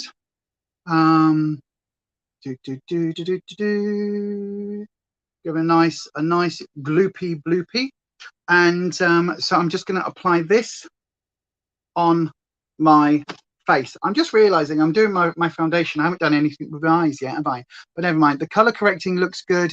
What did you use? I used the Maybelline Master Camo color correcting palette. So this is just one. It's got the green for dealing with redness. It's got the peachy tones for dealing with under eye purpleness. I mean, that does look, if you look now, compared to how that was, you can see my under eye, the purple tones in the inner corner have almost completely gone. So once I put a foundation on top, that should absolutely look fab. Nanette, you wouldn't have entered for the bubble bath even if you could. It's not a bubble bath, it's a bubble tea, which is a brand. Peach iced tea body lotion, apparently. Anyway, using the sponge, I'm using the fat end of the sponge. I'm using it like so, and I'm just going to apply this very, not too thickly, because this is one that, again, because I've got everything else on my skin, I don't need an awful lot of foundation, but I do just want it, because once you go out in the sun, that green might show up. So I'm just going to whack this all on like so. Take the bloopy that I had, and then I'm just using this a little bit around the eyes, realizing that I haven't done my eye primer yet, but that's fine. I'm going to go up and into the hairline just a little bit, make sure it blends. And again, dealing with the forehead, and putting it on the forehead is quite nicely done, because again, I don't know whether you can see, like, my lines aren't too bad at the moment. They are very noticeably there, but again, I'm 45, going through cancer treatment, you know, I'm gonna have those lines. I do have a new dry patch just here, so I am going to use a little bit more foundation, and I am going to, maybe I should have put a little bit more primer on there, but anyway, we're not going to worry about that too much. There's a little patch that just doesn't seem to like the foundation sticking to it, just here in my hairline, just there. So I don't know what that's all about, but it's fine. And then everywhere else, I'm just blending out the foundation. So I only want a fairly low to medium coverage, a really, really small amount. Again, as we age, quite often, if you use a lot of very cakey foundation or a lot of quite thick foundation, if you go for full coverage, as we age, it will go into our lines. It makes us look older. So scale back a little bit on the types of foundation. So use a water-based one. I can also recommend, again, spot the video that's coming up, the Lacura Light Skin Tone BB Cream. So a little bit about BB Cream. What was the name of the primer you've just used? This primer is the Jekka Black Hydrate Primer. It came in a rocker box. If you go on the Jekka Black website, which is spelt like that, Will, if you use code Lisa10, you'll get 10% off. I know, right? I've got a code with this brand because I did some work with them, because they are a gender neutral brand. So they're for absolutely anybody, everybody, all races, all genders. And I love that about them. But yeah, so there is a code for 10% off if you order that on their website. But any hydrating primer will work. Just make sure it hasn't got dimethicone in, because as I say, even though there's a little bit of dimethicone in this, it was about 1, 2, 3, 4, 5, 6. It was the 7th ingredient down, which means it's going to be fairly small amount of dimethicone, just to give you that. Anything that says pore filling, pore blurring, pore anything, this is matte and poreless. This has got that that element to it. So yeah, Lisa 10% off at checkout. I know, right? Do you all have spot drinks? Do you have spot? What are spot drinks? I don't know what that is. Is that like bubble tea? Or like I don't know what spot drinks are in that. I don't think so. Does anyone know what a spot drink is? Let us know in the chat if you know what a spot drink is. Right then, so let me just add another little bloopy, because I am going to do my neck. Because again, one of the things we often forget, one of the things we very often forget as we age is our neck. Now I have got, oh, it's in the other room. Of course it is. I'm not going in again. I have got the Priya, I think it is. They do a neck and décolletage moisturizer that I tend to use at night.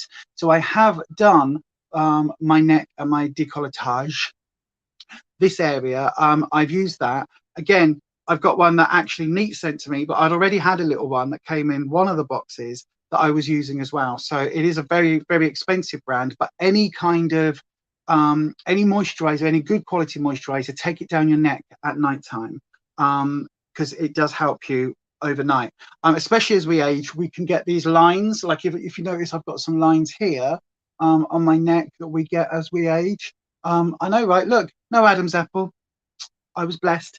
I know, right? Everybody that's new that doesn't know anything about I'm trans is just be going, yeah, what? Oh, sport drinks. Yeah, we've got sport drinks. We've got things like Lucasade Sport and electrolyte drinks and all of that. So yeah, we do have those. Yeah, we do. So there we go. So now look, now I've done my color correcting. Oh, on the website just now, there's a 15% code if anyone is interested. Try that, Will, and also then try Lisa 10 on top. I don't know whether you can double up codes. You might be able to. I don't know. I know that you could in the sale. So yeah, try that. I don't know. But if not, if there's a 15% code, whack that in the chat, Will. Absolutely. You don't have to use my code. I don't get any kickback from it. It was just one that they gave me to offer for people when I did the video.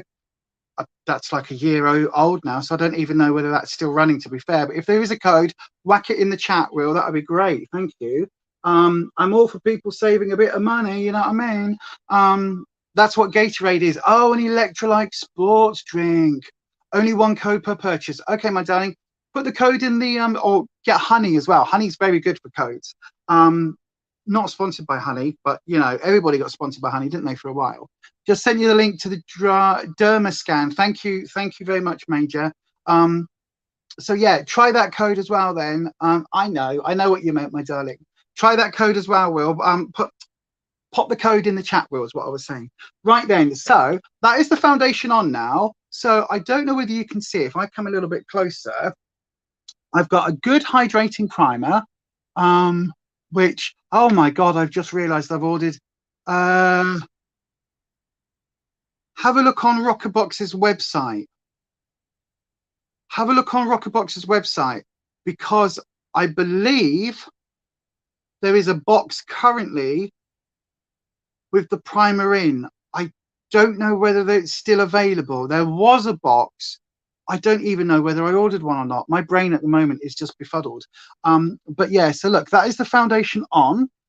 You can see it's quite glowy because I used a nice hydrating primer. It's not too mattifying yet. It does dry down a little bit, but you can also see where, like, the color correcting, it looks okay. I haven't done anything under here yet. I haven't taken the foundation up to here, but you can see that redness is now much more controlled, and it doesn't look orange or look green. So you can see it's still quite good, and it also just looks like my skin. So as I move, you can still see the lines. It's not doing that gaping thing that sometimes happens. Let's just get the camera, the lighting right in, so you can see, like, the lines are there, but they're not visible. It hasn't kind of cracked the foundation that happens, and it just happily sits there like so. Will's looking for the hydrate primer, the Jekyll Black hydrate primer that I just used, because it's very good for moisturizing and for helping a water-based foundation. So yes, I did also have cream products on the go as well. So if anybody has issues with cream foundations, I've got I also picked up the Fenty matchsticks that I've got. So I've got 3 of those in the shades, hang on a second, I've got the shades Linen, which is a super pale one. I've got the shade Trippin, which is a more tan shade, and I've got the shade Beach Bum, which was sent to me as part of a Christmas box, and that is a more sort of peachy tone one. So those are the 3 Fenty matchsticks that I've got as well. So those are very, very good for, again, you can use these for contouring, you can use these as foundation sticks. Also, Juvia's Place do a stick foundation. I might have also picked some of those up recently. I know. But yeah, so, you know, there is a lot of options with these as well. It was, I see, I'm sure it was available in one of those rocket boxes on sale. It was, Kelly. I don't know whether it's still available. Will, before you make your purchase on Jekyll Black, have a look on Rockerbox, because I'm sure it was in one of those boxes. I'm sure it was. I don't know whether it's still available. Have a look on the Rockerbox website, because you might be able to pick one up with a load of other stuff for 15 quid. I don't know whether I ordered one or not, you know. I can't remember. I might have done. I honestly don't remember. This is what happens. I order things. I said to Rufus the other day, I said, I might have a big Aldi order coming with makeup and that. He's like, really? I said, I don't know.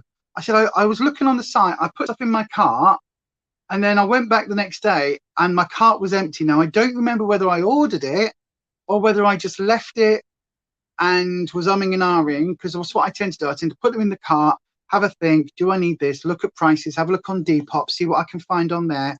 Another good place for items that are in rocker boxes is Depop. Currently recommend that. And yeah, ended up going through those. So yeah, anyway, you bought the Jekyll Black hydrating primer. I had a look and couldn't see it on Rockerbox. Right, okay, my darling. Really kind, but I wouldn't use other things. Okay, my darling. You're back, but shatteredness. Oh, my darling, I hope you are well. Sometimes they do empty your cart if you don't check out. Yeah, that's what I'm thinking. I'm thinking maybe they did. I don't know. But anyway, right. So what were the other concerns that we had? So we've dealt with redness. We've dealt with foundation. We've dealt with moisturizing and skincare. What were the other issues that we were looking at? I know I'm going to do a makeup look overall. Hang on, let's go all the way back to the beginning of the chat. Oh God, I can't scroll that far back. No, I can't scroll that far back. What was the other, does anyone else remember what the other concern was that we had? We had Alexis with the redness issue. We had Will looking at that. Nanette, was it you that had an issue to do with makeup again, and I can't remember what it was, my darling. There was somebody else was talking, and it was something after the foundation step, and I can't remember what it was. If anybody can remember, just pop it in the chat for me. That would be lovely. Right, I'm going to drink some coffee because, you know, I need my coffee. And we will have a little pause while the foundation settles in a little bit. I have got some, I'm going to pour this, oh no, I'm just going to drink it from this one. I have got some powders that I'm going to use as well. How do you make your blush and bronzer look seamless? Sometimes I feel it looks like an obvious line. Very good question. Would you like me to do that with cream products or with powder products? Because I can do both. Especially because I haven't powdered my face yet. So we will absolutely do both. I've also got a highlighter here as well. You're fine, you're on autopilot. Absolutely, Ness. You just stay yourself on autopilot, my darling. You keep yourself on autopilot. You might also have a little package coming very soon, my darling. Powder products, fabulous. Right then, so I will set my face with powder now. So before I do, I'm going to look at concealer. Okay, so I've done my foundation, done my primer, done all my skincare prep. I've color corrected where I needed it. To be honest with you, I don't normally do that step because I don't mind a bit of redness here. But after the cancer treatments, I do have these breakouts happening on my chin at the moment. So bit of a bugger. So I am dealing with that. What was I doing? Powder. That's what I was doing.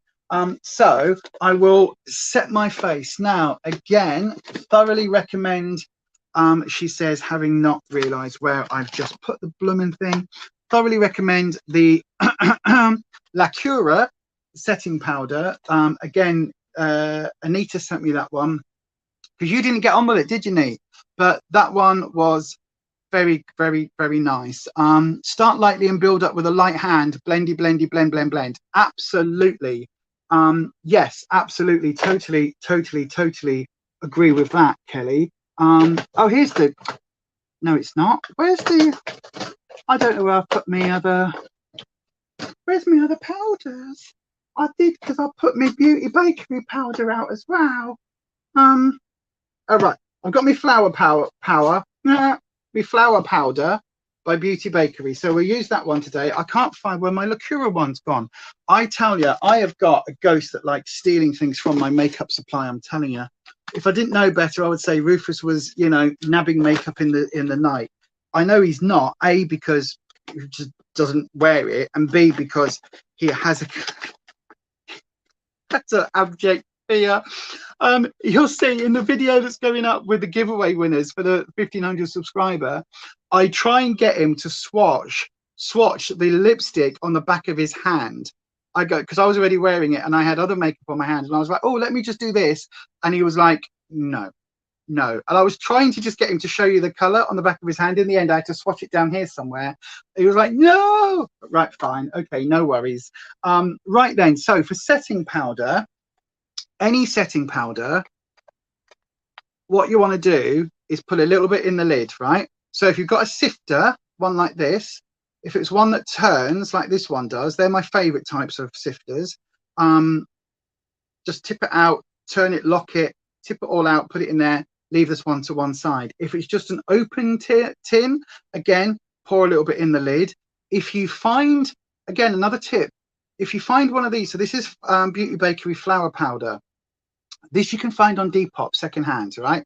If you find one that is cheap and you find one that is in your shade, even if it's not, it might be worthwhile, or ask around, see if someone's got an empty one of these with the sifter that actually turns and locks, you know, so it's got like a little thing, and then put your setting powder in it and refill it, right? Because that way you've got one that isn't going to fall out anywhere, and you can just do the tap, tap, tap and have it from the lid, right? So that I totally, totally, totally recommend. But before we go any further, concealer. So shall I use, I tell you what, we'll put it to the vote on the chat. Your options for concealer today will be high end, or have I got talking? Hang on, let me just double check. Right, so because I was just about to say high end, but I'm not sure. Yes, I have. So I've got I have Jeffree Star, Touche Eclair, and what else have I got high-end wise in terms of concealer? Well, I guess, oh, and a Lacura one, which is a dupe for the Shape Tape, Shippy Tippy. But I don't really have a lot of expensive concealers. Oh, Becca, there we go. So I've got sort of my higher end, Becca, Yves Saint Laurent Touche Eclair, and the Jeffree Star Magic Concealer.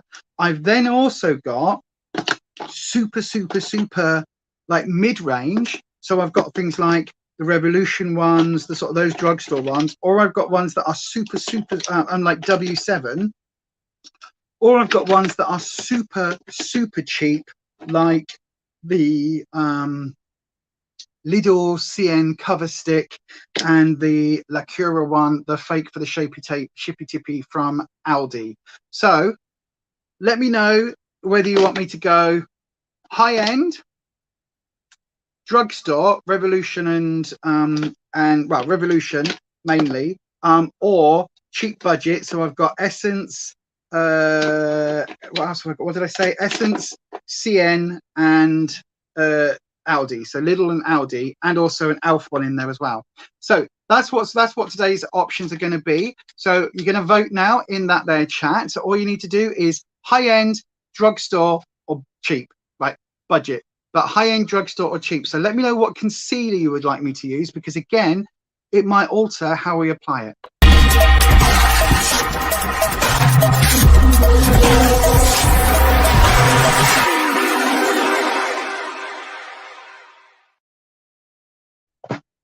Let's see, what do people think? All right, we've got Will saying high-end, Ness saying cheap, Major saying high-end, Touche Eclair, as you have the dupe.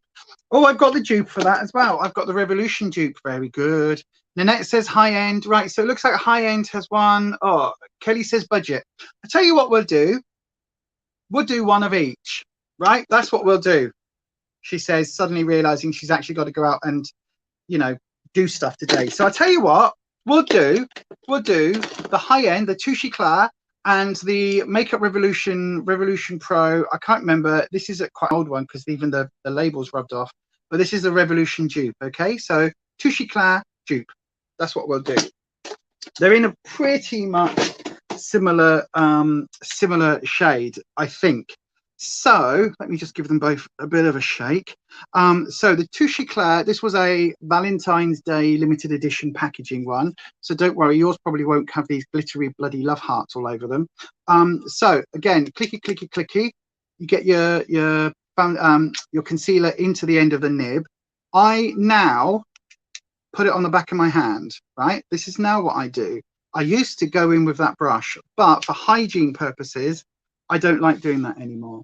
And with the Revolution one, we'll go in the same, take the things off, and we'll go, oh, it's actually a much different tone, but never mind, you'll see the difference when I put it on. So we've got the Touche Eclair one and the Revolution one. So the Revolution one's a lot lighter, but that's fine, I'll make it work. So what I do with a concealer is I actually use a lipstick brush. So this is a Morphe B44, a Morphe B44 lipstick brush, right? But you can use a cheap ass lipstick brush just as easy, right? Makes no difference. In fact, we'll use the cheap ass one, right? So this is just one that came in a super bargain set. It was from Stargazer.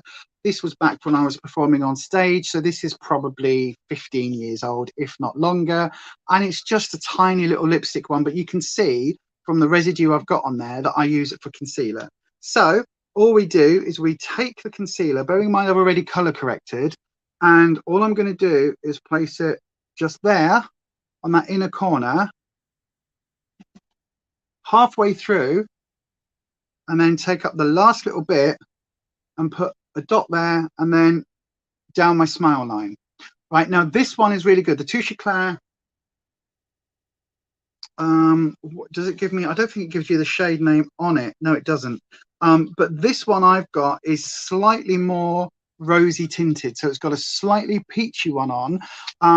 You don't use a brush, you use a sponge in your finger. Okay, that's fine, you can use a brush, but for hygiene purposes, like the where is it, where's the Maybelline one? Oh, there you go. There you go. Like the Maybelline one with the sponge on the end. Pull the sponge off, push it on there. Do you have to put on all them things? You don't have to. You don't have to do any of that. You don't have to wear any makeup. You can just do your eyes if you want to do your eyes. You don't have to do any of it. This is just because I'm showing you some of the things that people find that are problems as we age, right? One of the things with concealer is that when you are aging slightly, your skin changes. So your skin under your eyes gets thinner. So you might have to change up your formula. I don't mean up as to a more expensive, but again, when you're younger, a drier, thicker, full coverage concealer can work great because you're putting it on very, very tight, very plump skin. As we age, we lose that plumpness from our skin, which is why we go in with hyaluronic acid and other plumping serums and formulas. So we get a little bit saggy, we get a little bit thinner, and that skin because it gets thinner, we tend to get that slightly green or slightly purple coloring that we get in the bags under our eyes. Sometimes you'll get people with like really green or really even orangey looking bags under their eyes, depending on what your skin's undertones are, right? So all I've done is I put that on. Now, while I've been talking, it's been a couple of seconds, right? Maybe 30 seconds. I've let that warm up. I'm then going in with my finger.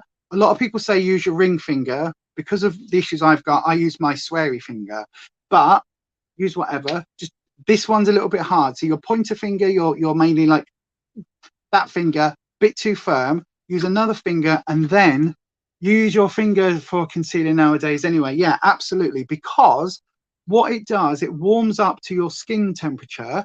And then by using your finger with that skin temperature as well, it makes it a little bit easier to blend out and to absorb. So all I'm doing is going in that inner corner first where I put most of the product, because again, for me, that's where I get my darkest spot. So a little bit here. I've already color corrected, and this one has got that little peach element to it. So again, it does warm the product up, Major. You're quite right. Again, if you notice, I haven't touched this one here yet. I'm just going in. Oh, Ronnie, you're a little bit behind, my darling. Can somebody just say to Ronnie in the chat that there's probably a couple of minute delay and just to refresh the YouTube, that will bring it up to date. So yeah, so okay, when you have dark under your eyes, you don't have to do any of this, Nanette. It's all personal choice. Like I don't mind my under eyes normally. I put a little bit of concealer on and I'm done. This is just showing you. Somebody was talking, Alexis earlier on was talking about color correcting with redness. And seeing as I had that palette out, I was showing you a good way of dealing with the blue, purpley undertones as well.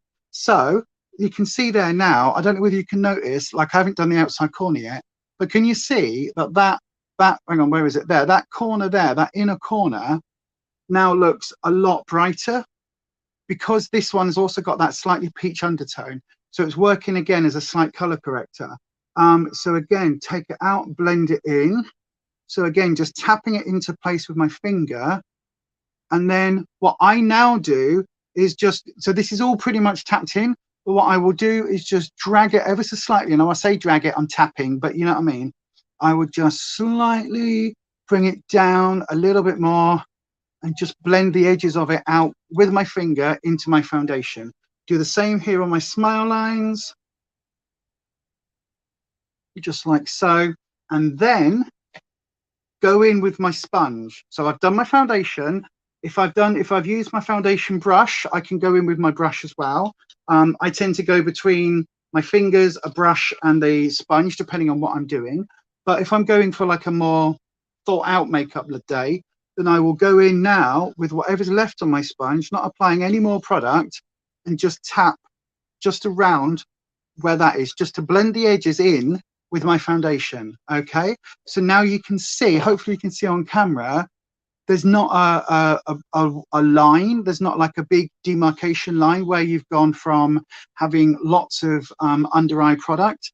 It hopefully now looks quite blended. So again, little top tip, Going back in with my little lipstick brush. The reason I use a lipstick brush, not a concealer brush, is because it's smaller and I can get in right into the tight little crevices just here, and any lines that I have, any deeper lines, because sometimes you do find if I haven't slept, I will get a line under here, I get like a bag, then I can literally tap it into place, get it right in the line, and then go over. So going in with the Revolution one, again, bear in mind this is a different color and has a different undertone, but I will make that work as we go through today. So again, those three areas. And this is ever so slightly a runnier formula as well.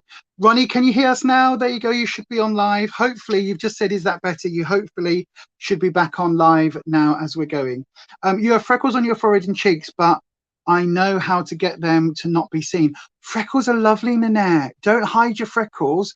Use a really, really light foundation. Be proud of your freckles. Freckles are lovely.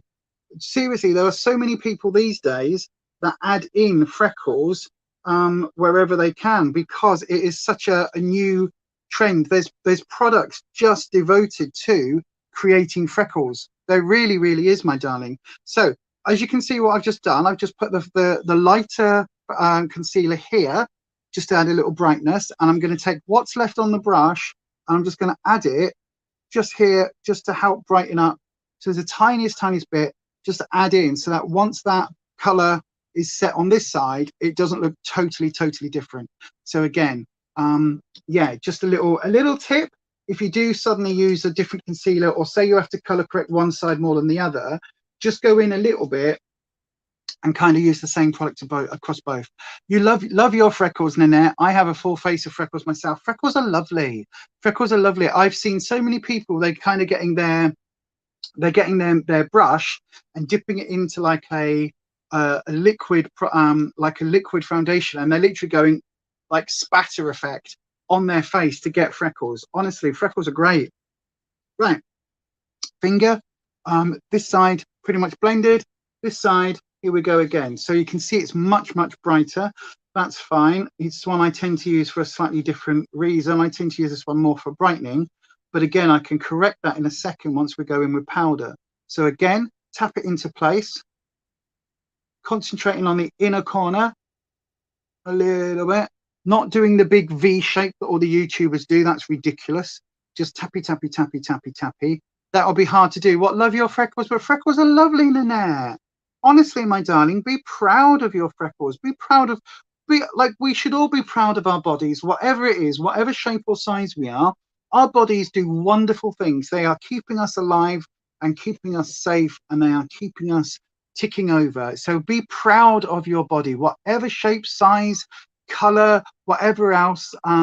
Absolutely. You can buy Freck. It's £17 for a tiny pot to add freckles. Absolutely. So £17, about $20, Nanette. So if you think $25, where you've got a little tiny pot of fake freckles and you've got them for free.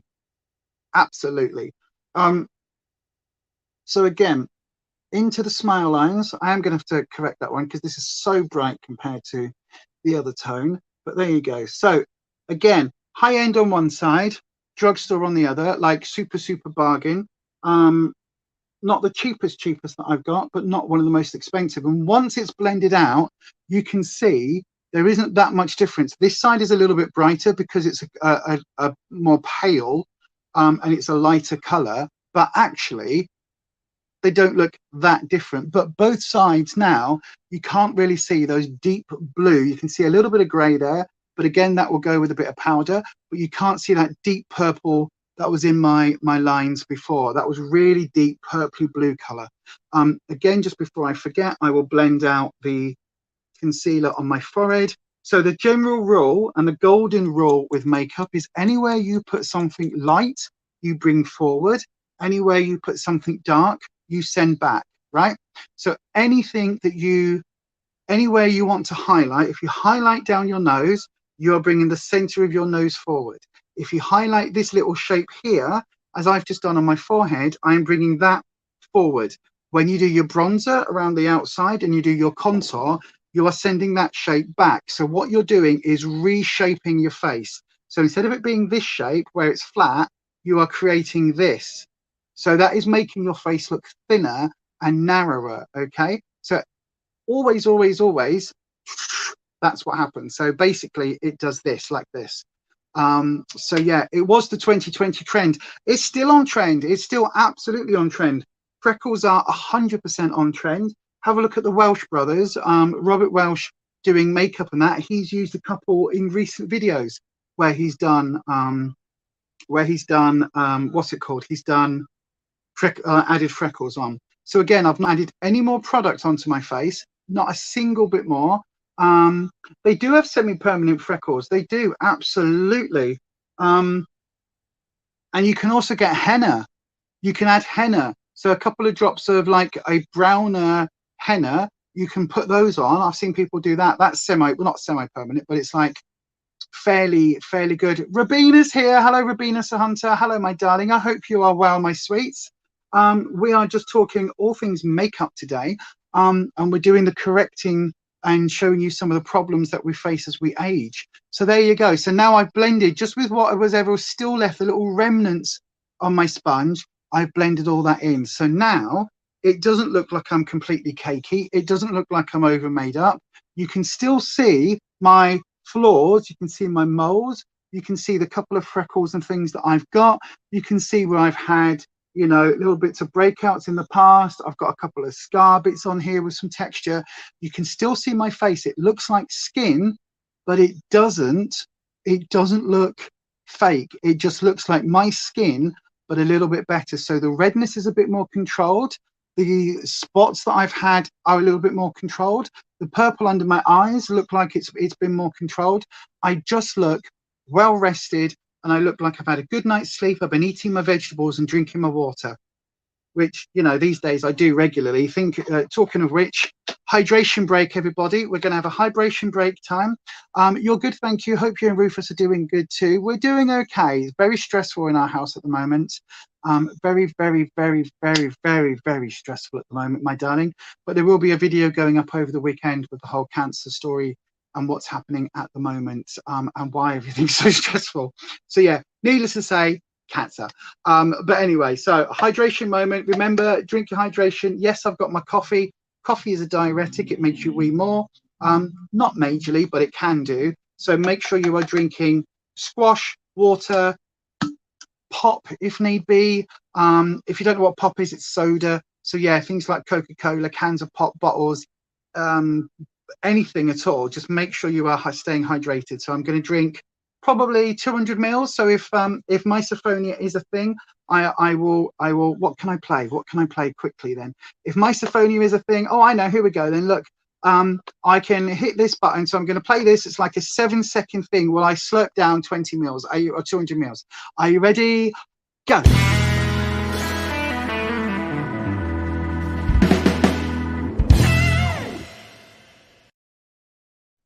That's also got the wrong blooming thing. It's authentic like this spelling now. But yes, anyway. Oh, how much did I drink? Oh, I drank about 100 mil. Never mind. Stay hydrated because that will help your skin. Right then, so we are now at the point where we can start going in with more makeup products. So everything is now set in place, right?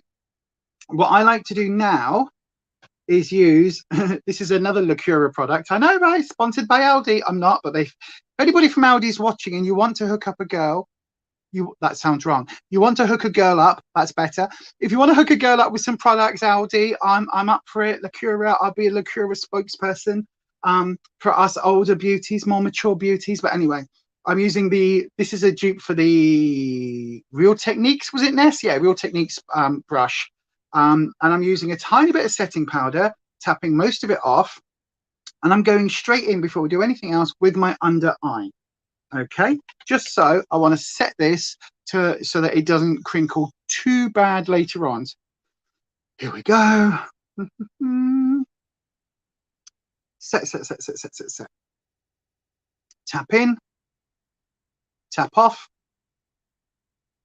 So I'm just pressing it into place with this brush, not going in too much, not going all down the face because I don't want it to look super cakey, but I do want this pressed in just under here. Now, whatever YouTube tells you, the reality is if you have lines on your face and if you have bags, no amount of makeup in the entire world is going to cover that. You can disguise it as I've done today, but if you look, when I do that, you can see there is a line there, there is a bag there. That's because my skin has a bag there. It's going to be visible, right? This isn't TikTok where you're like, oh my God, look how amazing this is. No, this is real life. This is authenticity.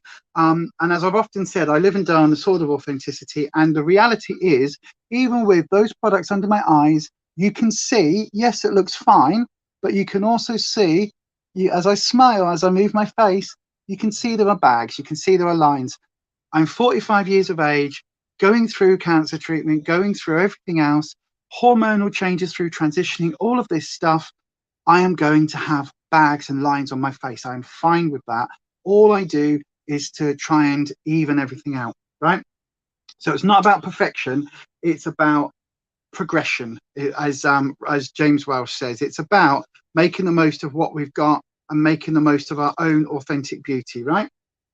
So go in with a fluffy powder brush, just with whatever was in the lid. Tap off so there's not too much on, and we're just going to lightly set the face. Remember, what do I always say? No baking. We don't bake on this channel. The only baking we do is in the kitchen. Kelly, you think it adds a bit of character, freckles and that, so you tend to bring it out. I used to just get a Q-tip and remove the foundation from it. The freck is better, but obviously not necessary at all. Exactly. A brown, a mid-tone, slightly warm brown. Oh, Nanette, yours was about eyebrows. So a slightly warm tone. Oh, yay! Mum's coming home at 2. That's great, Ness. If you need to nip off them, my darling, you do it. Give her all the love from us, won't you? I know she won't necessarily get that, but give her all the love from us, my darling. I wish you nothing but the very, very, very, very, very, very best. Hugs and kisses and face masks. All I'm going to say, not like COVID masks, but like sheet masks. All I'm going to say. Right then, so bit of powder on your brush. I start with my forehead, just because I've obviously put my concealer there. So I'm just going over the forehead like so. Just tap it into place and then swipe it off, because we don't want to get cakey, right? So a little bit on there like so. Going back again, tapping in ever so slightly and tapping the product off. And when I say I'm tapping, I'm literally, right, you can see, so tap in, brush pixel up, tap it back off. And I tap it off into the lid. Some people tap it on their hands. No. I tap it back into the lid so that any of that powder, that loose powder, goes back in my lid and I don't lose it, because this is Beauty Bakery powder. It's not the cheapest. Absolutely. Come and vent for us, darling. So I will la la la la la la la la la. Just go over the rest of my face. I'm going over that one. Tap in with that brush is enough to do the whole rest of my face, right? Again, as we age, as we get a little bit older, we don't have to use as much powder to set. And the more powder you use, if your skin is thinner, it can start looking as if it's on the face. The idea of using foundation and makeup products is that it looks like our skin. When you use a lot of powder, okay, when you use a lot of powder, it looks like it sits on top. So that's when it's particularly noticeable. You don't have to go just yet, my darling. Okay, sweetheart. Well, welcome to stay for as long as you can, and just chill with us. Just have a nice chill while I blabber on about makeup. So then, that is where we're at now with everything set into place, right? So Nanette was asking about eyebrow colors. Now, you can use pencils. Absolutely, you can use pencils. The thing with a pencil is that the color is set. So once you've got that pencil, that is what you have got. You're stuck with that pencil. However, if you use eyeshadow, right? An eyeshadow palette like this, any brand, this just happens to be a Revolution one. This one was given to me by one of the lovely ladies in our Slimming World group, a friend of mine called Patricia, who basically bought me a lovely little gift of this and another makeup set. And this is the Revolution Redemption Palette Essential Mattes 2. I had another one of these I used to use. And these shades here are what I use for my eyebrows, and I've completely run out of that. So this is absolutely fantastic. So you need an auburn or red color eyebrow pencil and didn't know where to get it. Don't use an eyebrow pencil then, use an eyeshadow.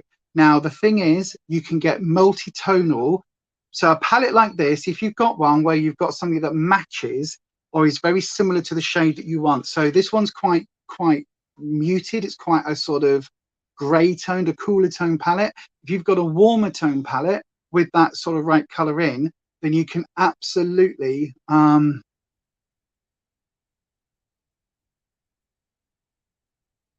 yes, blush draping. I'm going to show you that later. I'm going to show you that in a second, Kelly. Yeah, absolutely. That's one of the techniques I've started to do, is placing the blush. Oh, go away, comments. There we go. Placing the blush, instead of placing it here, I now take it, because again, as we age, this area becomes a lot more droopy, and it can age us if we've got red here or like a pink tone here. It looks quite old fashioned. So what I do is I do that. And basically I take it up here now. So I take my blush from about level where my eye begins, from here, and I go back and up pretty much where I put my highlighter. I'll then go in with a highlighter on top and go in with my contour shade underneath, and then bronze or some combination of that.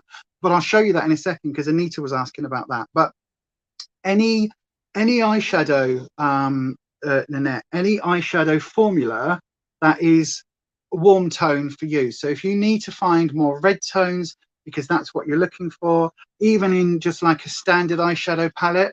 So if there's a particular color that matches what you need, use that. Like if it's this is a W7, is this even opened? No. This is the W7 dupe for the Huda Beauty. There's a couple of warmer tone browns in here, look, so those might work well for you. Kirsty's here. Good afternoon, everyone. A wee bit surprised to see Miss Lee still barefaced. I'm not barefaced. That's amazing. That means I've done something right. Thank you, Kirsty. Oh my God, I love that comment the most. I'm not barefaced. I have got, Kirsty, on my face right now, I have got my skincare routine. I have got the Jekka Black Hydrate Primer. I have gone in with the Maybelline Master Camo Color Correcting. I have gone in with a green all over my cheeks. I have gone in with an orange peachy tone under my eyes. I've then gone in with my foundation and put that all over my face. I've gone in with my concealers, 2 different types of concealer, put under my eyes. And I've gone in with powder on the top. So the fact that you see me barefaced, amazing, amazing. Ronnie, I've got you. I've got you, my darling. So Ronnie, a bit like I was saying to Nanette there. So Ronnie has a problem with doing brows.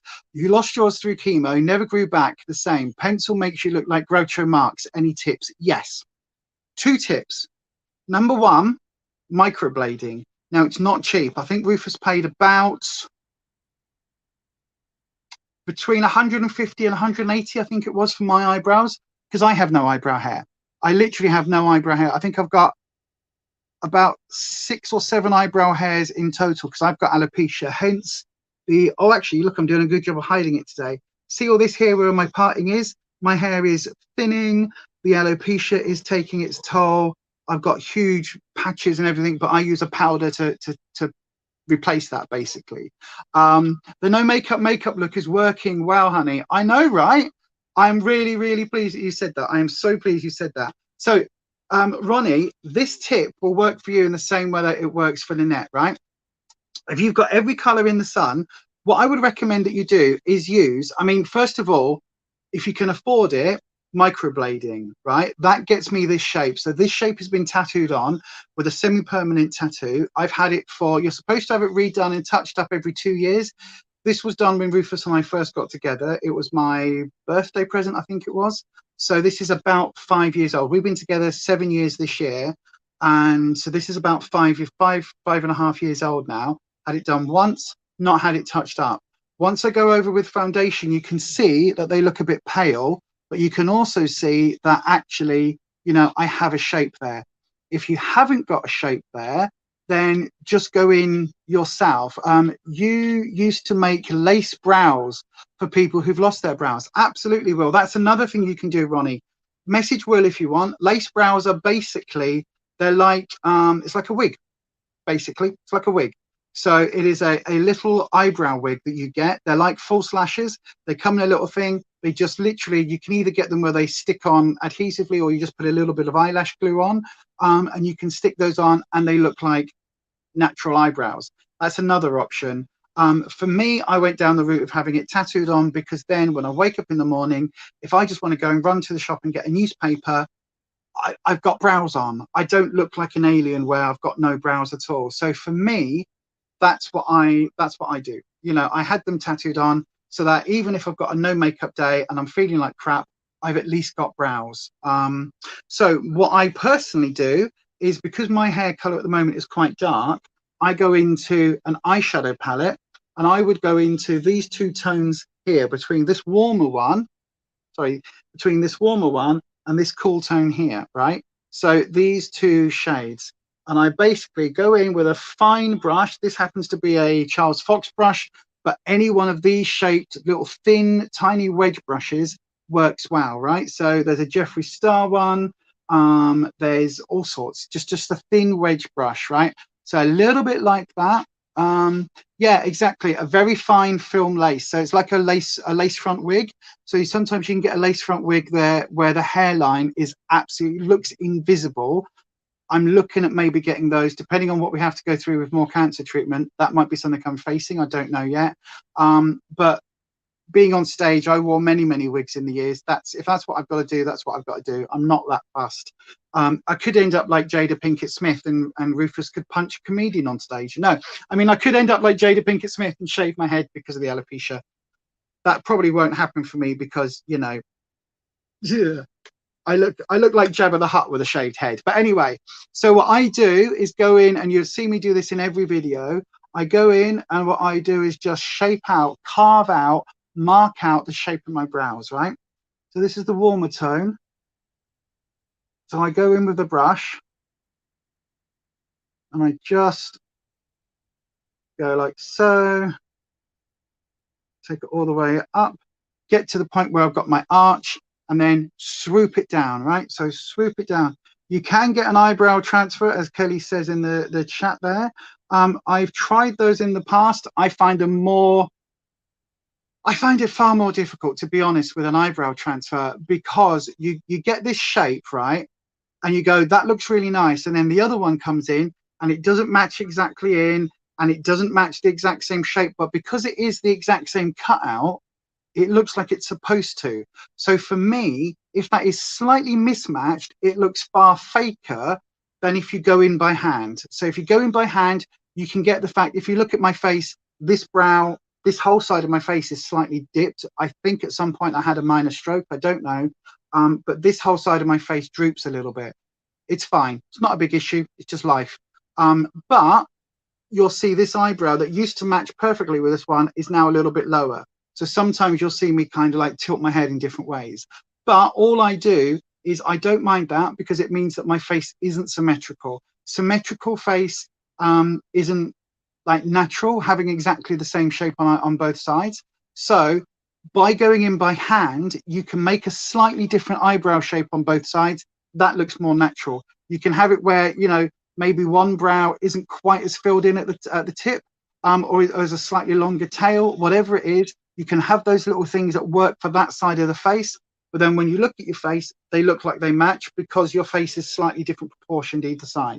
So that's, again, an option. So if you look, I haven't done the center. I haven't gone in deep brown there. And I am just going to extend the tail out slightly. So there we go. I'm just extending that out. Then what I'm doing, going in with my color switch, switching the color, and I'm going to go in with the cooler tone brown. So the cooler tone here, because eyebrow hairs are never the same color. So if you go in with a one color pencil, this is why my recommendation is to use powder rather than pencil. Because if you go in with a one color pencil, it just looks really blocky and really fake. Whereas if you go in with a two-tone, or like a two-tone, the Freedom one that you've seen me use, which is, where is it? This one, which is no longer, unfortunately, no longer available. Look at this. Look at this pan that I'm hitting here. Team Project pan. Look at that. Gorgeous, isn't it? But this 2 shades, I will use both of these shades. This is a dupe for an Anastasia Beverly Hills one by, this is actually Revolution, but it was under a different name. I don't know why. But using an eyeshadow palette with 2 different ones like that. And then what I do, as you can see, different color tone, I will just go in again and add a little bit of fake hair type situation type deal type moment, and I just tap it in over where I've already placed it. So now when you actually look in person, you can see that there are different tones, bright, dark, bright, dark. There's 2 different tones of the hairs. It looks a bit more natural. It really, really, really does. And then all I do, again, this is why the Jeffree Star brush is in my current, or my everyday use. I use the spoolie on the back of that. And all I'll do, generally speaking, is just take the spoolie to the front of it and just take it off a little bit. So it looks a little bit more natural. It still looks like I've done my brows. It still looks like they're shaped. It still looks like they're noticeably different, especially when you can see with no powder on. Perhaps a little bit too dark for me if I wasn't wearing an eye makeup at the moment, but you'll see once I've got my face on, it's fine. That little freedom thing, because this is a cooler tone, like that color, that deeper color brown, that works really, really nicely for me. But yeah,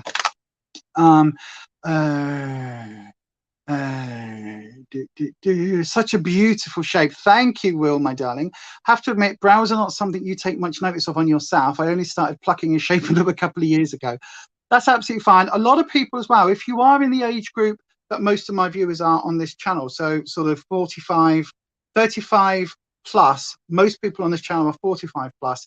If you're in those age groups, you will find that actually if you plucked in the 90s and 2000s to get those thin brows, you might have the same problem that me and that myself and anybody who's had alopecia or Ronnie or anybody else that's got those issues has had, where you've just got those very fine, either very fine hairs or postmenopausal, the hairs can come out, lots of different reasons. So again, that is one of the things. Now, again, in terms of eyebrows, we're always going for sisters, never twins. If you end up with cousins, that's fine. That's not a problem.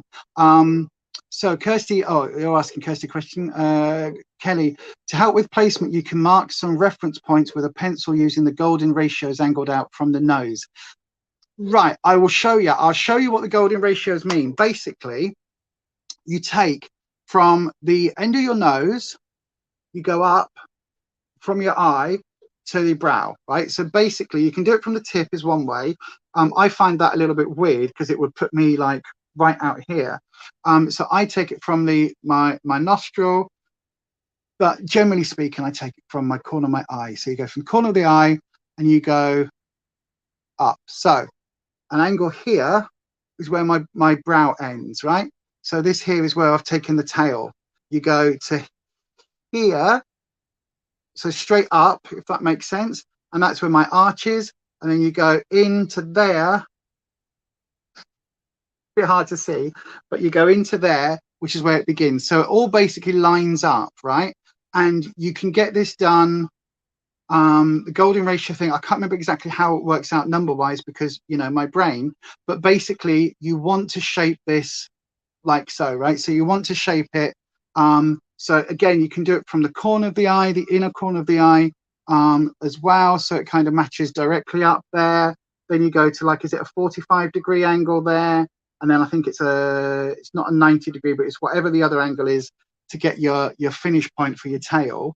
And then you go to the outside line and you've got that angle there, which is what I'm going to show you in a second, actually. I'm going to show you that in a second. So yes, we all had those. So you can put a dot. So let me show you on this side what I'm talking about. Right, go back in with that same warm tone color first, right? So warm tone color, but I'm going to put a little dot on the end and then I'll show you what we mean. So when you're marking it out, right, you got your start point there. golden ratio, right? Straight up, that's my start point. So from my nostril start point, it's directly in line with my nostril. From the outside eye, like so, it lines up with a whatever that degree angle there is. It basically fully lines up, right? You then go to, I would go for my arch would be here. So that's my arch point, right? It happens, this is what she's tattooed on. But again, what I do is I actually raise that side slightly because my face is falling. So if you look, it's above the tattoo line now. So it is literally, it goes straight up from the outer. So inner corner straight up, outer corner straight up. It's in line with that. You can take it up as high as you want to arch. You can take it down just within reason. And then for me, I take my line where my eye swoops up and I follow that line, and then I will put my brow point, my tail will go to there. So my tail is actually further down than there, that dot there, which is further down. I don't know whether you can see, I don't want to make it too dark. That is further than the tattoo, right? So all I then do is fill that in. Again, this color's a little bit dark, not worrying about it. Again, because I'm quite experienced at doing this now after having these tattoos for so many years. It's quite a simple, and you can literally just draw the lines like so, and then go back in with your brush and blend those lines. Because it's eyeshadow, you can always blend, right? So deepen that up as much as you want. Obviously, you can see now it's getting the same sort of shape. This one is now a little bit higher on the arch than the tattoo was, but you can see it's actually matching my eyes a little bit more. It does look a little bit Groucho Marx, I grant you, because again, it's a little bit dark, especially when I haven't got my eyes on yet. But again, going into the cooler tone shade, tapping off a bit, and then adding that in. Now, if you do, oh, excuse me, everybody. If you do go in slightly ham, perhaps like I've done today with the color, it might be a little bit too dark. Because it's eyeshadow, again, get your spoolie and don't just go and thin out the corner there. You can actually just go and take your spoolie across the entire brow, as long as you're going in the same shape as your brow, so you don't want to smudge it. And can you see that that is just blending those two together, but also taking it off slightly, so you can see the one that hasn't been spoolied and the one that has. So this one looks quite dark, very, very fake. This one looks a lot more natural, because what I've done is I've gone in dark and then taken a little bit off, but left the color in place. So again, it creates that much more natural looking brow, and it doesn't look like I'm going for the sort of insta brow. But also I'm blending out that dot that I put there for the eyeshadow, blending that one out a little bit. And also I'm not making it perfect. I'm not making them perfectly straight lines. As I'm going in with my spoolie, I'm slightly taking it so that the lines aren't, they're not like drawn on, they're not like absolute points. Because again, natural eyebrows are not a line. They've got little bits of gradient and little bits where hair's out of place and all of that. And so if you are going in from no hair at all and you're creating an artificial brow, you don't want them to look like a stencil. You don't want them to look like that sort of, if I say a Liverpool brow, please don't get offended if you're from Liverpool, but you know what I mean. There is that certain kind of like, oh, what's it called? Not Geordie Shore brow. That's what I'm talking about. You know, where it's that like blocked out, thick black stencil. You don't really want that if you're trying to go for something that is a little bit more natural. You could just do with a bit more brow hair. Again, Ness, try using a little bit of the thingies though. Try using eyeshadows for that effect, because it will help you out no end. It really, really will, my darling. So there we go. Just then shape my eyebrows. Now, because I now know where my tail point is, this brings us on very, very nicely to, do you remember way back in the beginning, I said I was going to create for you a universal eye look that works for absolutely all ages of slightly more mature skin? That's what we're going to do today. That is what we are going to do today. You could add a little bit of black pigment powder to the wax. What's that for? What wax? What wax? Hang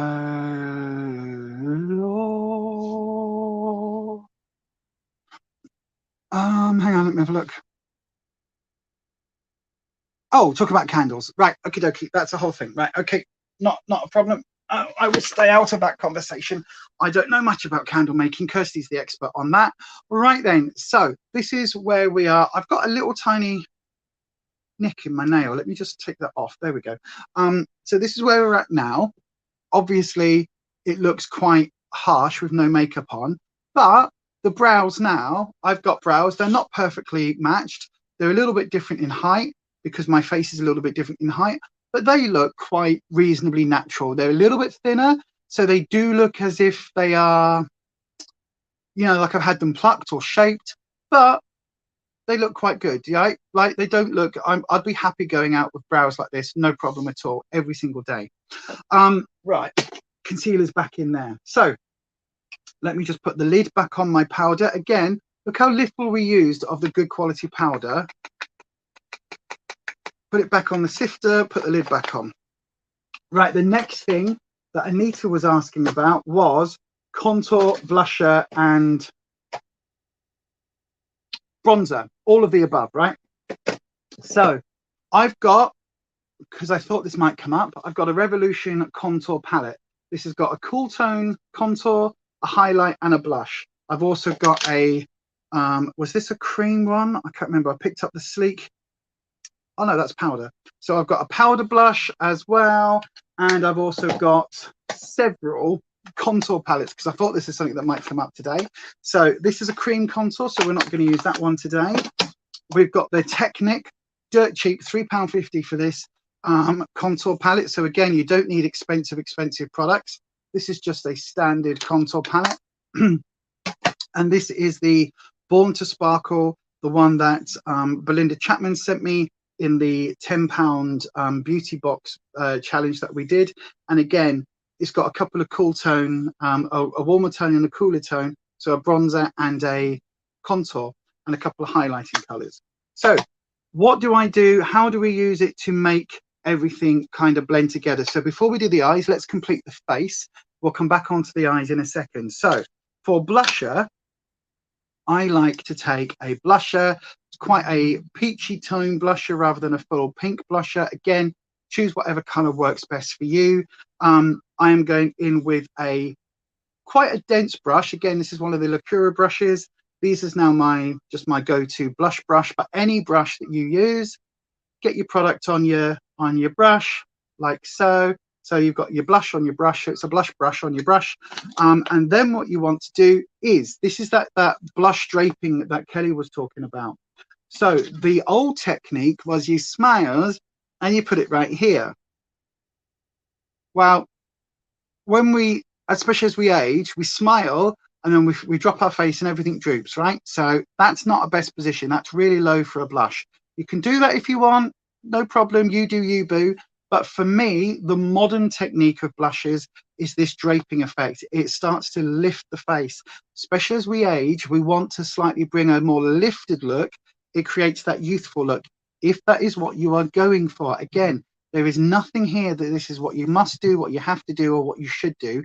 This is just a technique, okay? So never feel that if you aren't doing this, you are somehow failing or you're not doing makeup right. You do you. So I've got my blusher on my brush. And what I do now is I start kind of where I want the blusher to end, if that makes sense. So I'm only going to go into, I'm really lucky, I've got a freckle or mole there.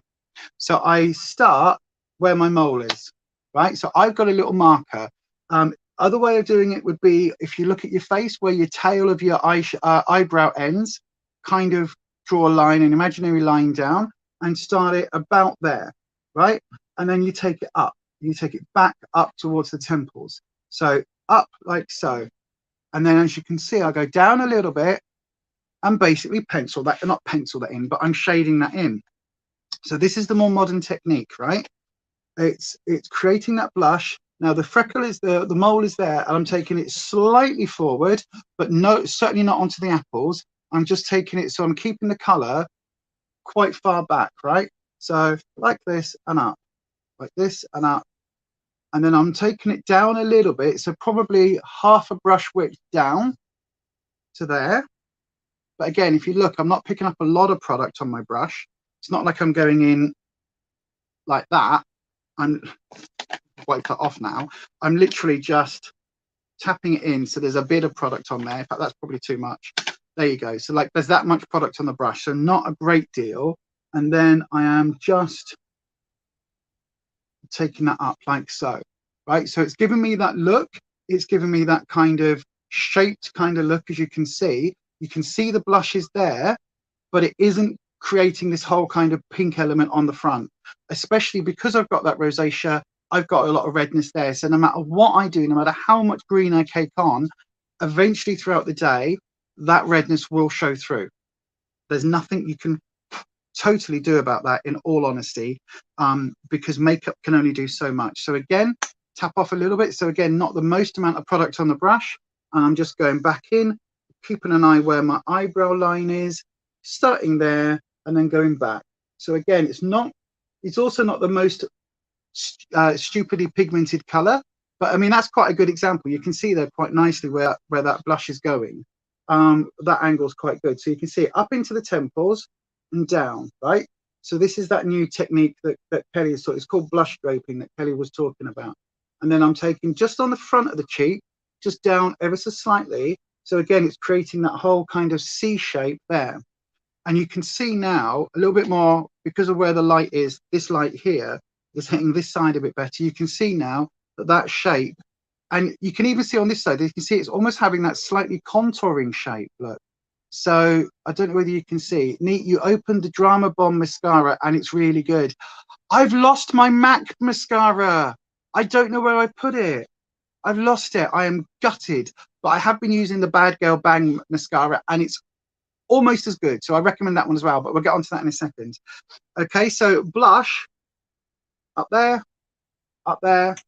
Keep it fairly, you don't want to go too ham. Again, I don't mind a bit of color, but if you do end up going a bit ham, take your powder brush that you've already used on, don't add any more powder, but you just veil it down a little bit. So again, if you're also using a blush that's got a little bit of a sparkle, a little bit of a natural highlighter, and it's a little bit too bright, use what you've got on your brush and just veil it back just a little bit. As you can see there, look, it's not quite as intense. Just brings a more natural flush there, right? So that's my blush done. So what I now do, get in there, is I put my blusher brush away and I get my bronzer brush. I know, right? I am going to buy it as well. I am going to buy it as well.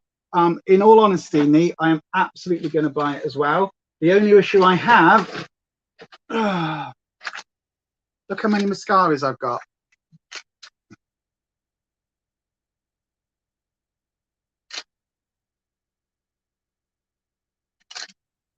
These are all mascaras. And most of these are open. Actually, is that? No, it's not. That's the Fenty ones. So, yeah. Do I need it? No. Am I going to buy it anyway? Probably. It might be a birthday present to myself, to be honest with you. I keep wanting to double check it's not in here. And I keep checking this so many times. It absolutely is not in here. What's that? That's not a mascara. What's that? Hang on a second, everyone. It's a, I can't, smudge proof lengthening volumizing. Oh, it is a mascara. What brand's this? Icing. Oh my god, it's Beauty Bakery, and I didn't know. It's a Beauty Bakery. Right, I need to put that in the front. I haven't even tried that yet. Jesus, I remember buying that. Wow, Lisa, what the hell are you like? Right, anyway, enough about that. Right. Bronzer, right? Well, not bronzer, sorry, contour. We'll do contour next, right? So I use a fluffy brush. This is a Spectrum A01. This is one of the ones that came in Rocket Box. Now, this should be round and fluffy like this. But when it came, I don't know whether you notice, look, on one side, it's been a little bit crushed. Now that's perfect for use as a contour brush, right? So for contour, I take a nice wedge-shaped brush like that, or a fat fan brush you can get. Take that like that, and then what I'm doing is I'm taking my contour there. So what I want to do is create that shadow. That is what I want to create, right? So you would take it down here, but no, down here is where my fat bit is. There's no shadow there, is there? So bye, Kirsty, my darling. I will speak to you soon. I will see you on Sunday. I will be on Sunday, my darling. Absolutely. I can't wait. Can't wait to get back to tarot. So I'm taking my contour just underneath my blush line. Like that. So quite high up, but kind of on the edge of my blush. So basically what you want to do, now this is a technique, right? The 3-finger technique. Don't go there. Don't go there, Neat. I know what you're thinking. Club 1830, you saw a lot of 3-finger technique. We're not going there. 3-finger technique. Highlighter, blush, contour. Right? So it's like that. Highlighter, blush, contour. These days, the blush and the highlighter can be almost interchangeable. So it's almost like that line between the fingers isn't there. You kind of just merge one into the other. But that basically 3-finger line is what you want to do. Highlighter, blush, contour, right? So that's what I'm aiming for. So there will be some highlighter going on there in a minute. Contour. Again, by the way, you don't have to do all these steps. And it's a much quicker than I'm making out, obviously, because I'm talking you all through it. But that's my contour. And then what I do, because I am, you know, old, and because I am quite fat in the face, I go in with a chiseled brush as well. Pull the cheek in, and this bit here, I'm going to create a little line just here, and I'm going to create an artificial shadow, right? An artificial shadow just here. So we go down here where I put the contour.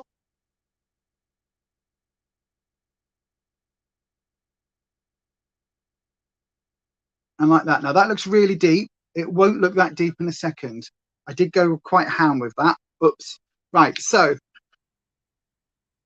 where's the veil brush? Quick, help, rescue, rescue. There we go. Buff it out. There you are. Look, so now I haven't got a brown smudge there. But what I have got, there you are. Now look, if I hold my face like that, you can now see this now has this contoured line. So again, look at that. See that? See that? Looks good, doesn't it? Well, I don't know whether you think it looks good. I think it looks good. I think it looks quite chiseled. And again, with the no makeup, you don't have to do this. With a full glam look, you don't have to do this.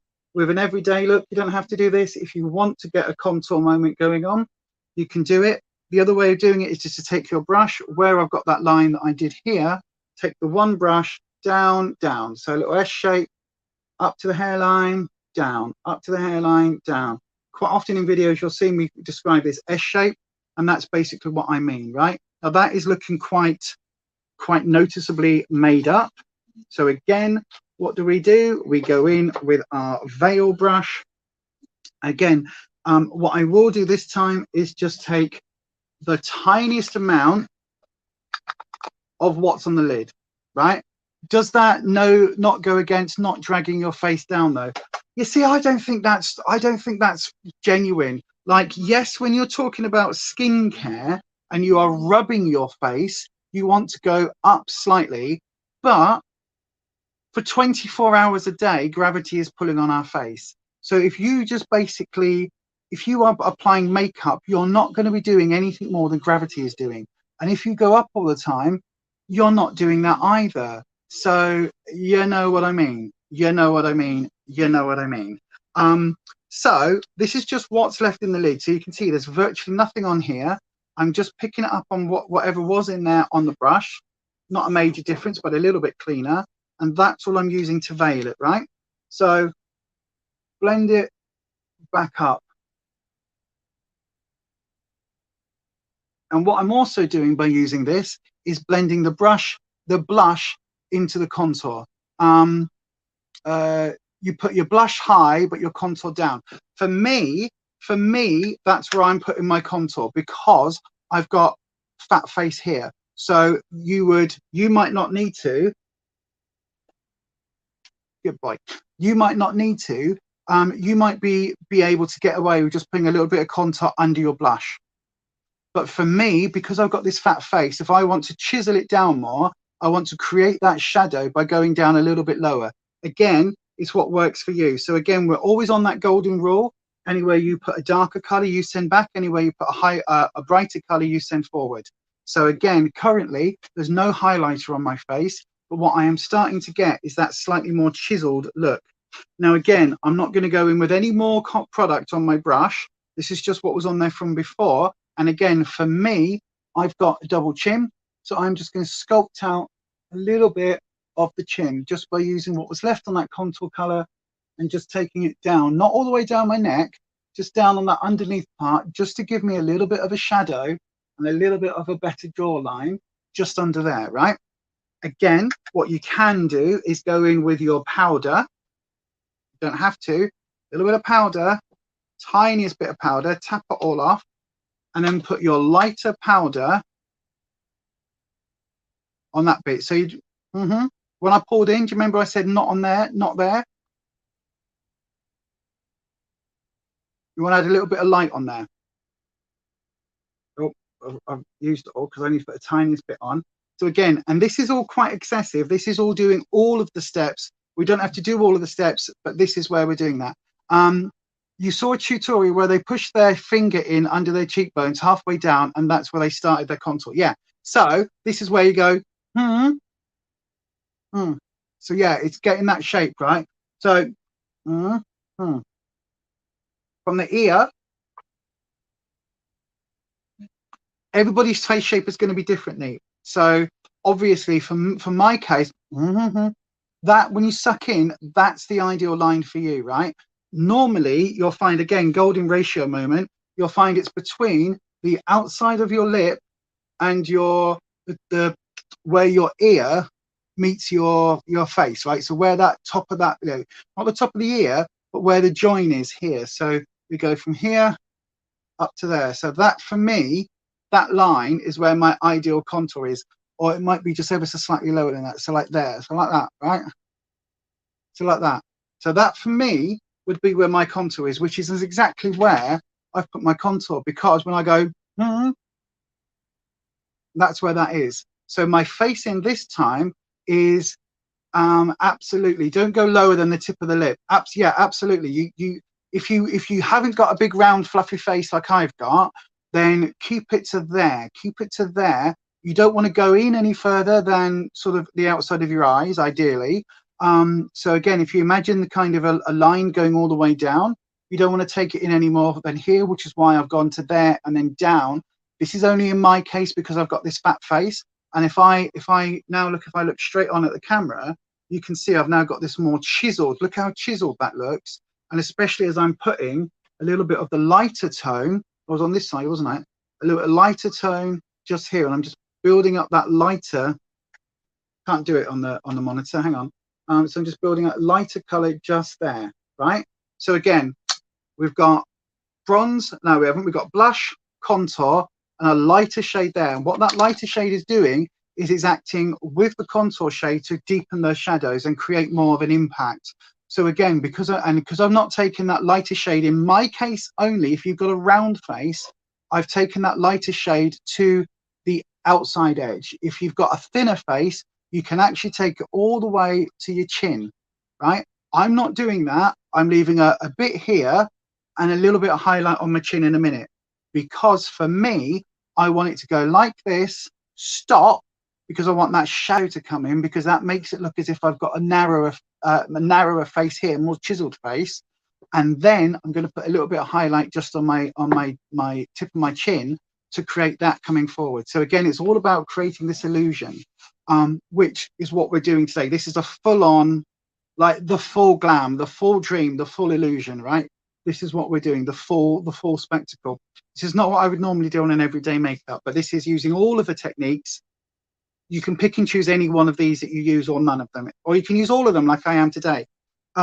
The eye look isn't going to be totally glam, by the way, so we'll get to that. We will get to that. So in terms of highlighter, there are lots of different options. Now, again, as we age, you want to be, well, you don't have to be, but I am very mindful as we get older. Where is my other brush gone? Has it fallen on the floor? Oh no, it's there. Right, so bronzer and highlighter, the two steps we've not done. So for highlighter, I am very mindful of using very, very, very glittery highlighters. I love it, but it can create texture. You also always contour your jawline, again, stopping in line with the tip of the lips. Absolutely. So for you, Kelly, because you haven't got a big double chin here, you contour to here.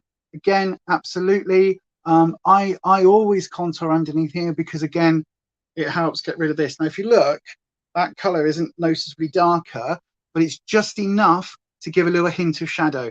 And the contour I use is always, always, always a cool tone contour, because the shadows on your face are grey toned. They are cool toned. They're not warm.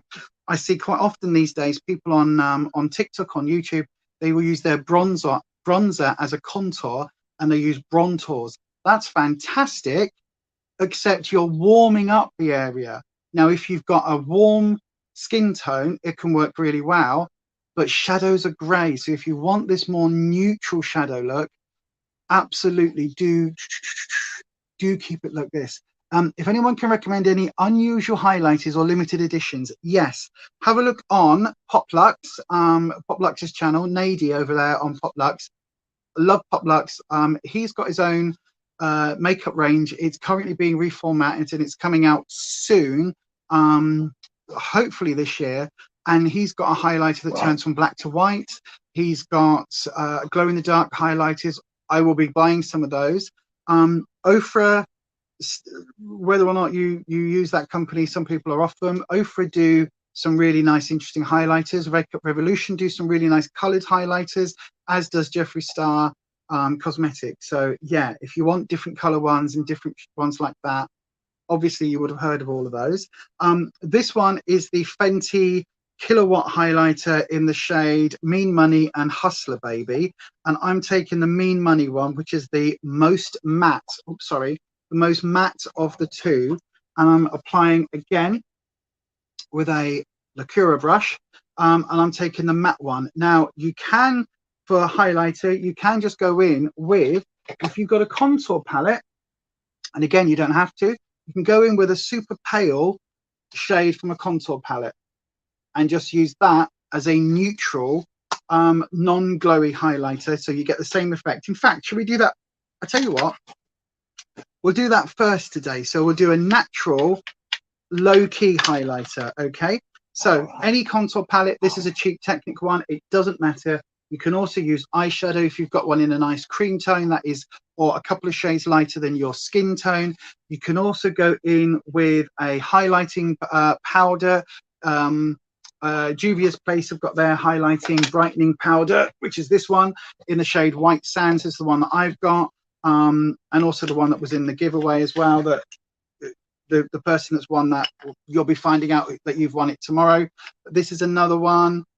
It's just a brightening powder, so a slightly banana powder. Revolution do a banana powder. Oh my god, who was the first one that did banana powder? Damn, I can't remember. There wasn't Leichner, it's the other company that we used to use all the time. I can't remember. Somebody will know. But yeah, Illamasqua do some really good ones as well. Yep, they do. There's all sorts of different ones. But yeah, so this is just going in with the contour, right? Going in with that. Absolutely not a major problem at all. You got a Fenty highlighter in your FabFitFun box. I found it fell down your face throughout the day. Okay, no problem. So let's go in with just a highlighting powder, just a bright powder. So we're going to place this for a natural highlight, a non-glowy highlight. This is just creating light, an actual highlight rather than a highlighter, if that makes sense. So going in with a nice pale color, a couple of shades lighter than my skin tone, and I'm just placing that just there. So again, exactly where I would put my highlighter, my glowy highlighter. This isn't beaming for the gods. This is just creating artificial light and shadow. Again, bit of fallout from mascara fairy for some reason or something. But again, a little bit of light. So a neutral powder, not a highlighter, not a sparkly powder. It's just, again, helping to contour the face. Again, if I go in on this side, you can see it's exactly the same principle as using a concealer. So don't ever feel that if you are a little bit older, if you're in your 40s, 50s, 60s or 70s, that highlighting isn't for you. It just might be that a sparkly highlighter isn't for you. You can still use the exact same technique, the exact same principle. Where you put something light, you bring forward. You can use that exact same principle, but using a matte product, right? Matte product.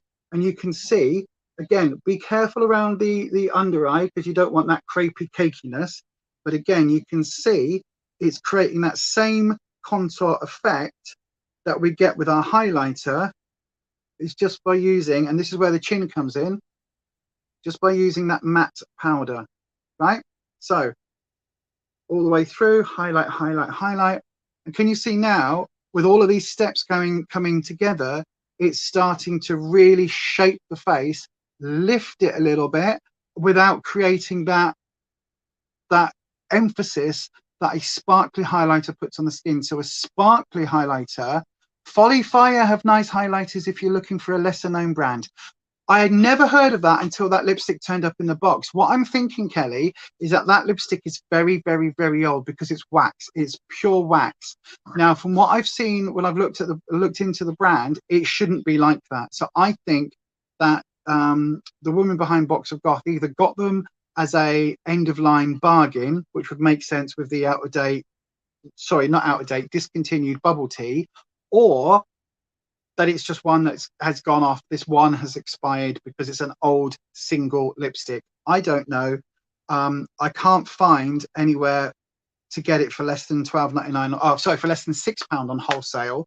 Going through the professional contacts that I've got, so I suspect, my own opinion, allegedly for legal reasons, for entertainment purposes only, allegedly for legal reasons, allegedly my own opinion, not fact, allegedly, that lipstick is very waxy and possibly out of date. But anyway, right, so back in again, a bit more of that highlighter shade, and I'm just taking that. Now again, I don't know whether that is going to show up too much on camera, but can you see now that if I sit back here slightly, and if I take that light away, there you go, so just in the natural light of the room, I've got this much more contoured. This now looks a lot brighter. It looks a lot more awake.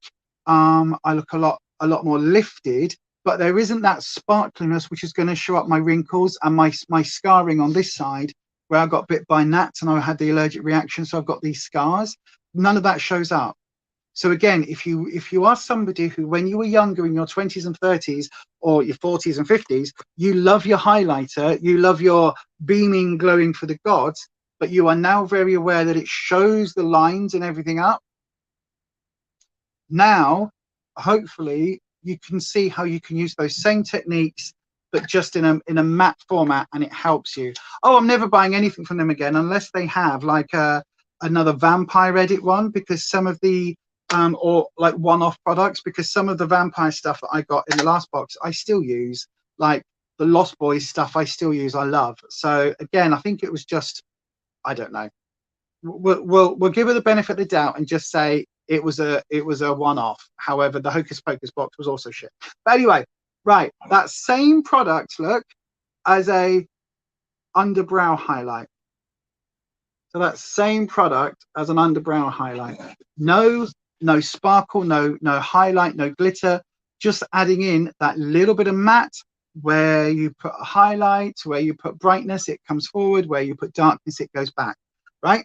So I know I keep banging on about that, but that is the one thing, if you take nothing else away from any of my videos, if that is the one thing I can get everybody to appreciate, It is the one thing that will help you in your makeup application the most. Once you understand the science of that, you can then recontour your face. So you could absolutely, this is how people, you know, when people make their face and they're like, assigned female at birth, so they're a woman, and then they end up looking like Johnny Depp, or they, you know, they end up looking like Jennifer Coolidge, like what's her face, Jamie French does. It's all through contouring and reshaping and adding a highlight here and a shadow there to change the shape of your face. I use it to thin my face down. This is very, very extreme for me, but you know, it does now create that much more gaunt look. So on stage, if you were playing a character who was much thinner or was going through like a dark period where they were starving, or a period where they were on an island or something, and you had to show that progression, you could do that with makeup. Right then, bronzer. So I've just literally had my bronzer in my lap. I've got my bronzer. Right, so for me, bronzer would be this one. A little bit too pigmented for me, a little bit too bright. So I am going to tap into this one underneath. Now I'm using a tiny amount, tapping in on both, but I will go a little bit more ham. So there's quite a bit on the brush, right? Tap it off, tap it off, tap it off, tap it off, tap it off. And now we've got this, now we've got this on here, right? So you all know I always go ham with my bronzer. You always know I end up with these brown splodges. What I am learning is, again, the same thing that I say in every tutorial: where you put the color, your brush first is where you get the darkest. So let's not put it right here. Let's put it where we're going to use the bronzer. So let's put it right here, and that little corner there, and then take it up, and then do the same on this side. Take it up, and then whatever's on the brush now should be subdued enough to actually create a more bronzed look, a more bronzed but not brown splodgy look. And again, taking it over just on the outside of my face, just to shape that a little bit where the sun would naturally hit it. The sun hits the high points of your face and it creates a nice warm glow like that, and it hits the temples. Now this is why when people use their bronzer for contour, this is why for me I think that looks really artificial, because the sun doesn't hit this. The sun would hit here and here. So if you want to do a natural, this is how the sun would actually hit you bronzer, then you would apply a little bit of bronzer here, right? So you don't have to. I just add a little tiny bit on there. It's not going to be noticeable because there's hardly anything left on the brush. In fact, nothing left on the brush at all. But that for me is enough. Now you can already see this here, where I always have this patch on either side here. I always have that patch. It's a lot more subdued than normal. And again, going in with my loose fluffy powder brush, nothing on the brush, just to blend that out a little bit and just tone that down. So that is my bronzer on. So I've done, so there's not a thick gradient here. There's not a thick line. You can go in and deepen that up if you want to narrow your forehead. You can take the contour. The bronzer, I just use it on the very outset just to give a little bit of warmth back to the face. But you can use a contour color if you've got a very, very high forehead and you want to bring it down. So you can bring that down a little bit, and then you've got your contour there, so you can bring that down. So it absolutely, you're having trouble with your face looking like a man because I have no teeth. How do I make myself look like a woman again? Again, just look at highlight and darkness, just reshape it. If you've got an area here that is quite sort of flat because you haven't got teeth, hang on a second, let me do. If I take my set out, I also have no teeth because I had mine punched out. I had mine punched out in a transphobic attack, so mine are false. But if you've got that and you've got this element where your teeth are, so your teeth do shape your face. So again, add contour, add shadows, add highlight. So it just helps create that effect, right? So this is pretty much everything, every single step that I can possibly imagine that makeup artists and makeup gurus on YouTube do that work for younger skin. This is like the version for an older face, right? So what I will do in a second is go in with a setting spray to help merge everything in. But before we do that, I'm going to have a drink of coffee, and we're going to do the eyes, right? Because I've got a technique now that I can show you that helps on eyes. It makes a really nice look. It's the Wayne Goss technique. You can do it so that it's really subtle, or you can use color and bring color in. But I'm going to have a slurp of this because I'm getting dry mouth.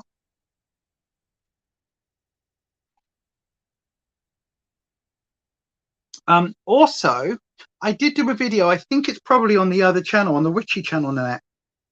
If I remember, I'll send a link on the Buy Me a Coffee group. But have a look. I don't know if anybody can have a look. If you go back onto Beyond Authentic, where the eye is a 1, have a look on that. I did a video for, I can't remember if it was for Pride or for Trans Day of Awareness or Trans Day of Visibility, or for Trans Day of Remembrance. I don't think it was for Remembrance. I think it might have been for Trans Day of Visibility, where I basically did some gender contouring makeup. So I basically made one side of my face hyper masculine and one side of my face hyper feminine. So I literally went in and said, this is what an assigned male at birth face normally has. This is what an assigned female at birth face normally has. And this is how you can, for those of you that are wanting to masculinize a face, this is a technique.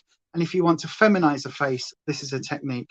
Because again, in my experience in the worlds that I've been in, I've obviously got stage makeup experience, but I also helped a lot of trans people, both trans masculine and trans feminine folk, use makeup and use those techniques to feminize or masculinize their face. Right. So if you go over to that one, the videos will be over there. So yeah, it was over on that other channel. Right. I'm starting to get a numb bum because I'm sat on the ridge in between where the oh, hang on, I just realized I've moved. I moved the laptop, I didn't move you. So yes, there we go. You're doing a clear out of your subs, deleting people who bore you now, and it's a year since Kelly last posted. I know but the thing is, it's so difficult doing this YouTube malarkey when you're tired and when you're like exhausted. Just sitting in front of a camera, not even setting up the camera, just talking to a camera is exhausting. I know it sounds like the easiest thing in the world to do, but there are so many things that you have to go through your mind. It's like, especially with YouTube's rules and regulations, it's like, I can't say this, I can't say that. The live stream that I did yesterday has already been demonetized because I mentioned it's a word beginning with K, which also sounds very similar to Will Venus's first name, but with a K in front, which could relate to unaliving, right? So that K word, we all know what that is. I think I mentioned that 2 or 3 times in that live stream, not about unaliving or anything else like that, but I think I said something like, oh, this is willing, but with the K, this is willing us, or, you know, oh, YouTube will be willing us to do with a K.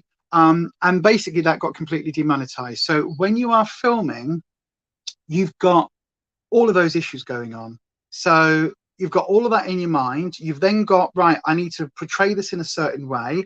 I need to, even if I'm just going, hi, so this is the palette I'm using today. You can see I've got to remember it's Revolution, it's Reloaded, it's the Midnight palette. Where did I get this from? How much was it? What are the colors involved? Is this still available? What am I going to be talking about on this? What was this? What was this? What was this? You didn't have teeth because you drink too much Coca-Cola and smoking cigarettes. Cigarettes are the worst thing. That is also something, if anybody does still smoke, please, please, please consider quitting, because my bladder cancer is a direct response, a direct result of me smoking for so many years. I didn't know that was a thing. I didn't know it can affect that. But I've got a genetic predisposition to cancer in the family. And unfortunately, because I was smoking, my lungs are great, my bladder's not. So yeah, be careful. But anyway, it can be really difficult just sitting in front of a camera. So I get you, Kelly. No pressure whatsoever, my darling. No pressure whatsoever. We will be more than happy if you do a video in a year's time and you do one little, like literally do a video where you're literally just going, hi everyone, just telling you, I know it's been a year since I've not uploaded. Got a lot going on at the moment. 30-second short, a 1 minute YouTube short. That's all you can manage. Do that. If you can't even manage that, Kel, don't even bloody bother. Don't even bother. You're posting where you can. So, you know, it is difficult. You've got to keep all this stuff in mind. It's very hard, especially when you're trying to grow a channel like we are. There's so many rules and regulations. There's so many things that YouTube, you know, you can't say this, you can say that, you can't do this. If you want to get advertisers and all of that at some point, just the fact that I'm a openly trans woman means a lot of advertisers won't advertise on my channel. I perhaps shouldn't talk about my trans status because, you know, and because certain factors of the world will absolutely, you know, set that as a reason to attack the channel and everything else. But anyway, there's a lot of stuff that goes into YouTube, even if it's just sat in front of a camera playing around with some makeup, which is what I love to do. But yeah, it is. Raw says, tell you about it. You sometimes get put off doing YouTube with all the things you need to take into account. Then the disappointment when you see the subs and viewing figures. Yeah, absolutely. I was looking at my analytics before I came on, and in the last month, we've grown 19 viewers, which is fantastic. But that is the least we've grown in the last few months. Now, I know that that'll partly because, you know, we took a bit of a break when I was in hospital, but I also know that, you know, before that, the first 3 or 4 months of this year, we were growing at like 25, 30 subs a month, at least like one a day we were growing at. And that was fantastic. That was like, oh, we might get to 2,000. I really want to get to 2,000. My secret goal was to hit 2,000 subscribers by Christmas time, by the end of the year. I don't think we're going to do that now. And it is disheartening, but you've got to just keep plugging. And the thing is, I don't make videos for 2,000 subscribers or 10,000 subscribers. I make videos for the people that are here. Like there's 12 people watching this live now. I make videos for you. Like, I don't care about the rest of them. This is why we've done a spot giveaway on the live. Like, I don't care about having 1 million subscribers. I would much rather have 12 people watching that I interact with and absolutely, you know, connect with and everything else. I would much rather have that and make videos that I enjoy, that I find fun. This is why I still do beauty videos. If we were just about subscribers, do you know what? I've just signed up for TubeBuddy on this account. I've got it on the Witchy account, but I've just added it on this account, $9 a month, not sponsored. But I've done that because it makes doing giveaways and things easier and thumbnails and things like that. But they've got some analytic stuff that you can look at things. If I wanted to grow this channel the most and just concentrate on subs and just concentrate on growing the channel to as big as it can possibly get, do you know what I should be doing? Have a guess what I should be doing. Have a guess. In fact, go on. We'll do it as a thing. We'll do it as a thing. Have a guess what I should be doing on this channel, or what me and Rufus should be doing on this channel, according to the analytics, to grow this into a much bigger channel. Let's have a look.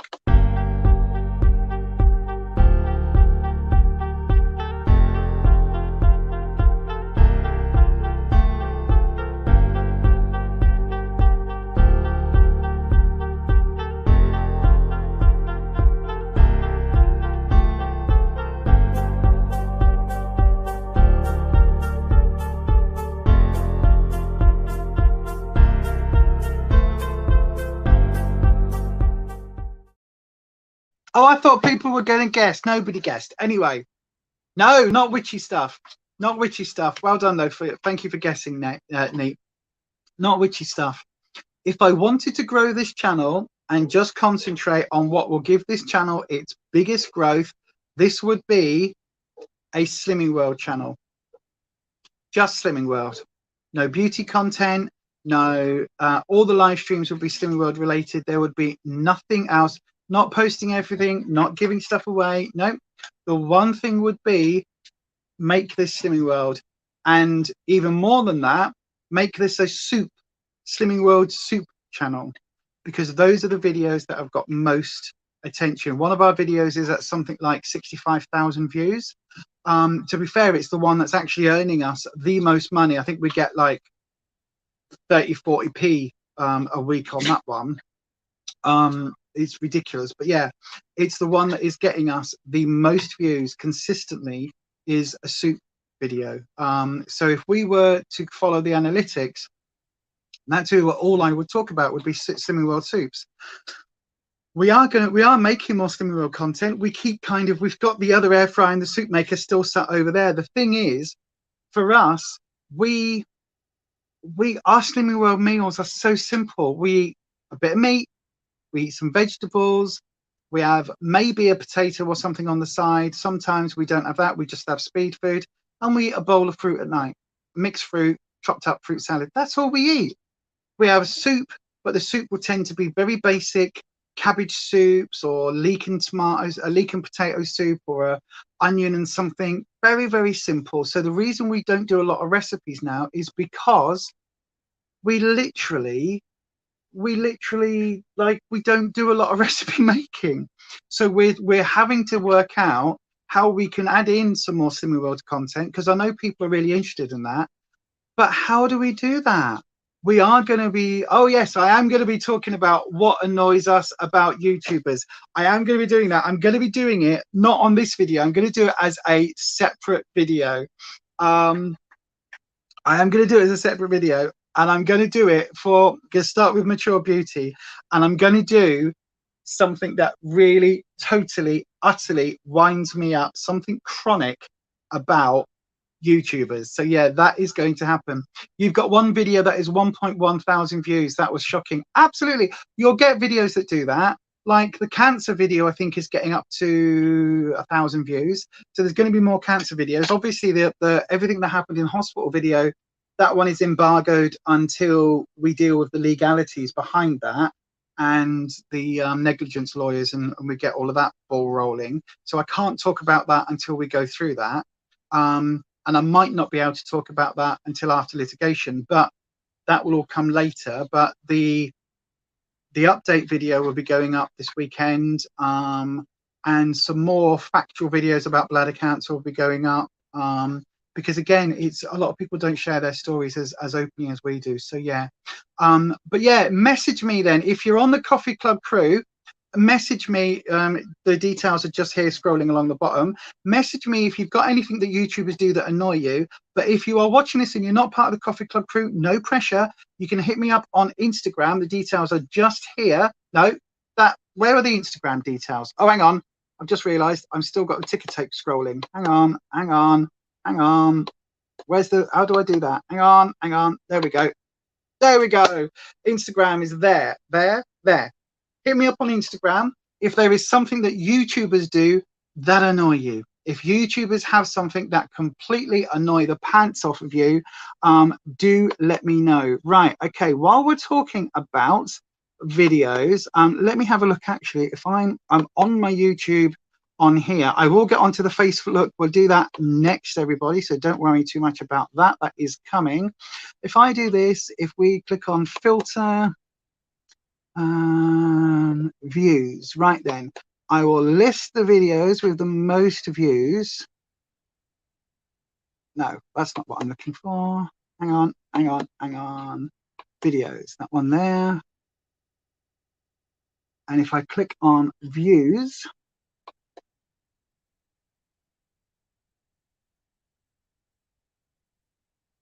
oh my God, it's more than I thought. So the video that we have had most views on is Slimming World super simple chicken and vegetable soup recipe, and it's currently standing at 70,517 views on a channel with 1,500 subscribers. That is bonkers. There is something in that video is hit an algorithm somewhere, and that video is going great guns. Now the analytics all say that I should be making 50 more of those videos. But you know, there's only so many soup recipes you can do. Our second most viewed video is another Slimming World one. It's the Slimming World sin-free super simple rice pudding that Rufus did, that recipe. That has had nearly 8,000 views on a 1,500 subscriber channel. And then we start going into like 2,000 and 1,500 and all of those. But again, of the top, a bit behind the curtain here, of the top, oh God, hang on, actually, I can tell you, how many is this now? Right, oh, hang on. Right, 1, 1, 2, 3, 4, 5, 6, 7, 8, 9, 10, 11, 12. Of the top 12 videos, all of them are Slimming World content. All of them are Slimming World content, right? Apart from the 13th biggest video is the I Have Cancer video. So all of them are Slimming World content. So that is what we should be concentrating on. And we are going to make more Slimming World videos because, you know, we are dedicated to our Slimming World. We're there every single week. But in all honesty, there's only so many recipes that we can come up with. So if we were doing that, if we were just thinking about the views, that's what we were doing. But to be honest, I love makeup. I love playing with makeup. I love talking to all of you about makeup and beauty. And so that's why I do the other videos as well. And we're going to expand on garden lifestyle stuff as Rufus is doing his gardening and stuff and everything else. Hi, Ed. Welcome back. If you post a review of one particular product and write the product in the title, it sometimes will show when folks search. Yeah, absolutely. There's all sorts of things like that, Cal. There's so many different things. On your wig page, you post the least content and have been growing steadily, which doesn't make sense to you as your other page has loads of content on it and it's stalled. It's because, again, if you hit the algorithm, it goes. That's it. It hits the algorithm and it goes. I tell you what I'll do. I will put a in terms of what do YouTubers do that annoy you, I will do your simple soup recipe gets recommended to you every other day. Wow, it's done something in the algorithm. I don't understand what, but I will put a thing out on YouTube on like I can't do a poll. I can do a what's it called, a community tab.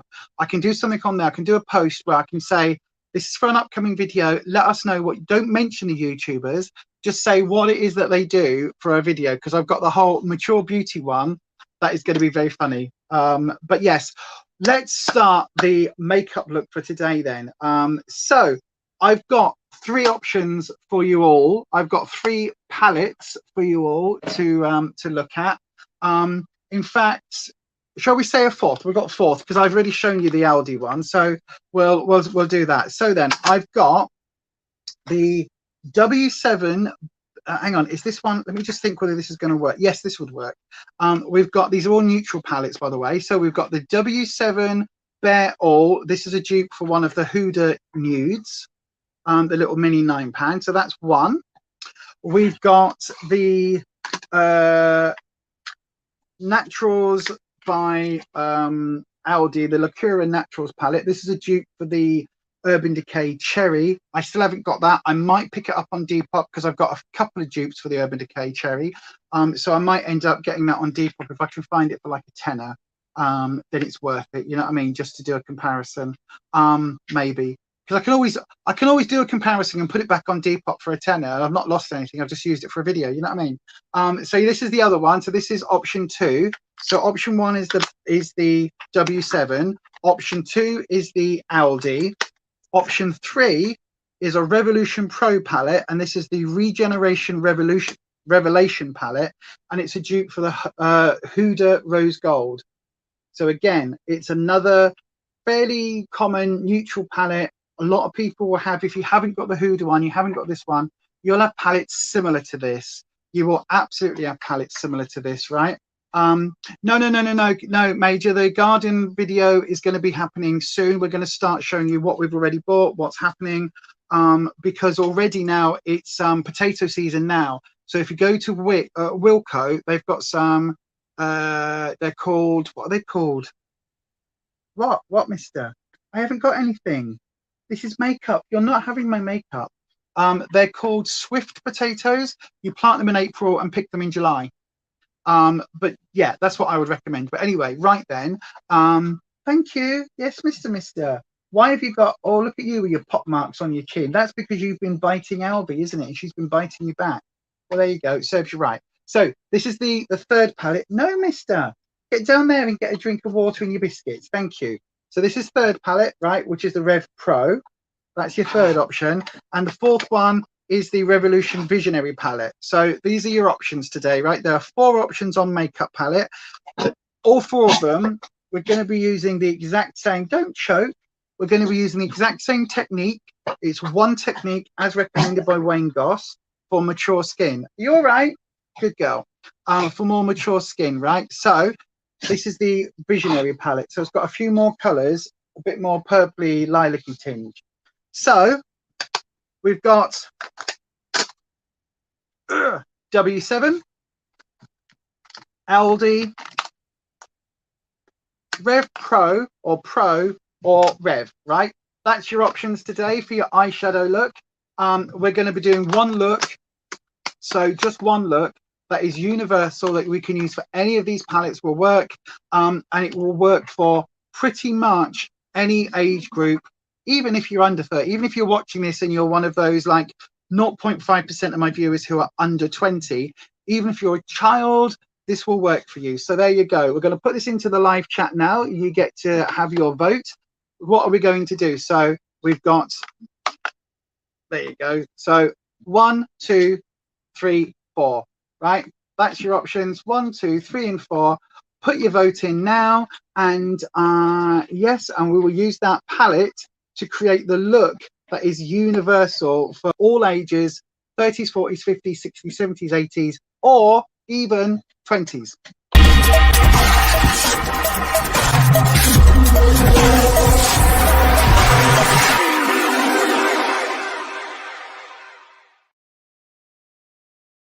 Right then, let's have a little look in the chat. What are you all saying? So, Rachel, what's that? Neither of you need. What's that? What's that? That's good, Ed. That's your daily target. You've done your daily target, Ed. Wow. Well done. Rachel says Audi. That was number 2. Right, I need to make sure that I've got this right. So that was number 2. Will says number 3, the Rev Pro. That's a good palette. I recommend it. Number 1 for Nanette. Number 2, so another vote for Aldi, says Little Miss Budget. Rachel says 1 as well.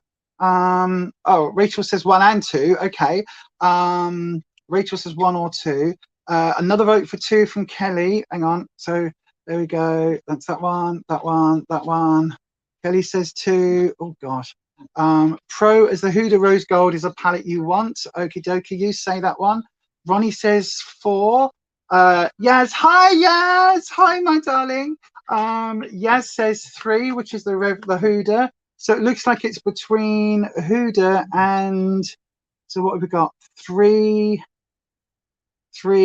and Neat says 3. So we've got 3 votes for 3. So 1 and 4 are out. 3 votes for 3. And how many have we got for number 2? We've got 1, 2, 3. Oh, Pads, we've got 3 votes each. Right, okay.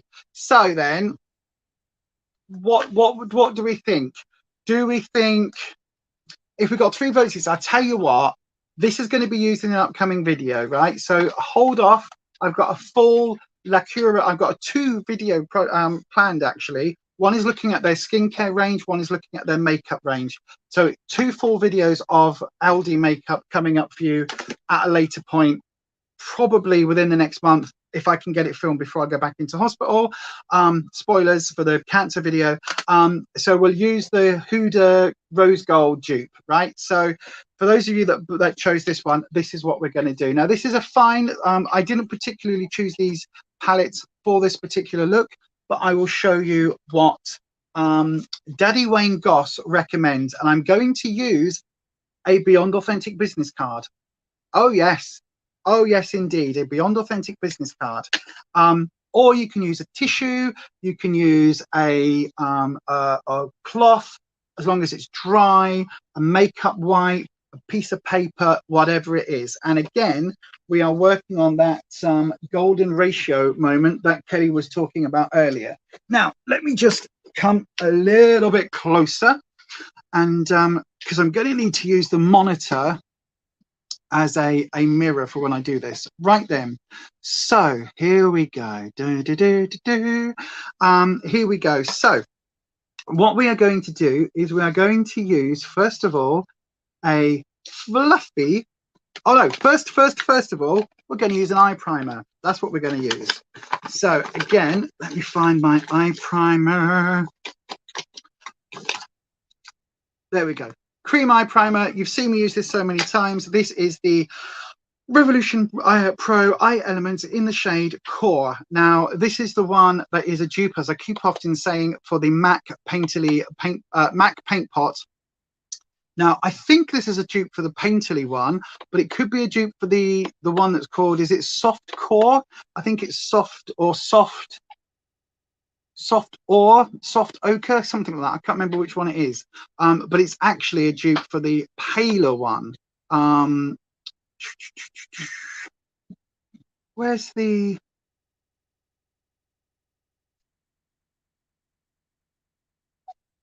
Oh, that one. There we go. Right. So this is the one we're going to use. And I literally tap a little bit. Oh, look, Ed has just... no, I haven't ordered it yet, Major. I haven't ordered it yet. Ed just voted for the Huda one, so that's what we're ending up with. Thank you, Ed, but refresh, my darling. So this is what I'm using. And the reason I haven't ordered the MAC one is because I've changed the technique that I use this now. So I use even less. So this amount on my finger looks a lot. It isn't. It's just very, very thick. And so what I now do, make sure I've got all my brushes and that ready. I put this over the mobile lid, right?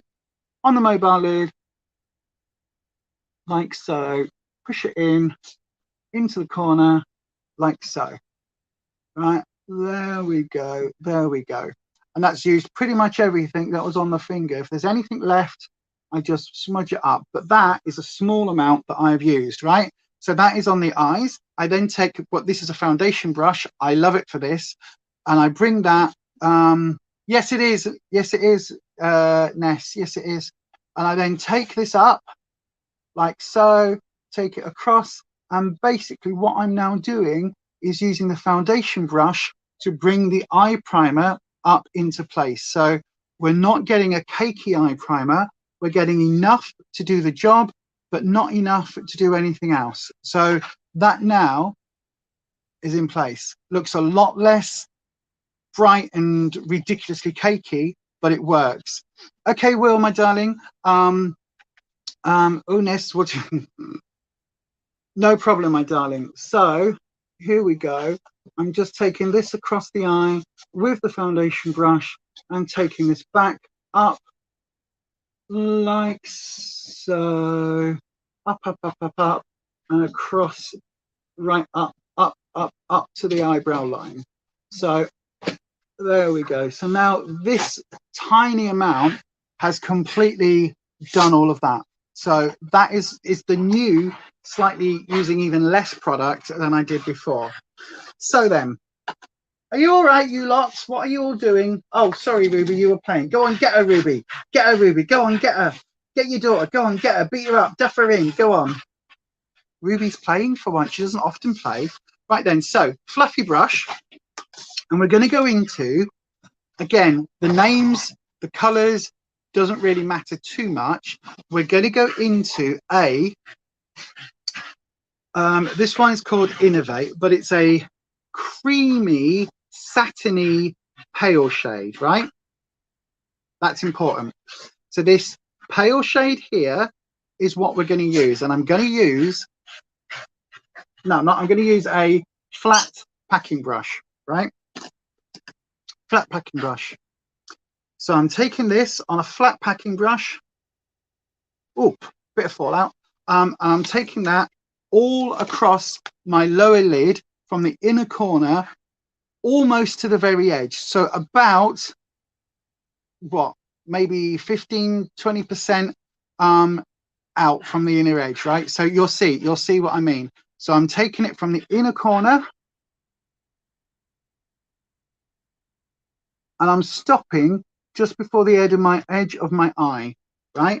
Again, you can use your finger if you would prefer. So you take your product, go in like so, go across like so, and stop. So creamy, creamy, creamy across to there, right? So like so. That is the first step. This is a very basic 3 and done. You can make it more elaborate if you want. So again, going on the other eye, into the inner corner, go across. If you notice, I'm keeping it under the fold from my eye because that's something we're going to work on in a second. I'm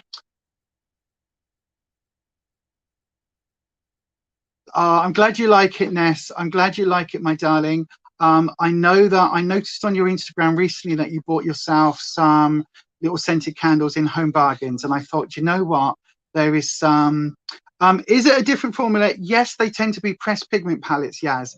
But it doesn't matter on the palette. Any palette this will work, but this is just what people chose today.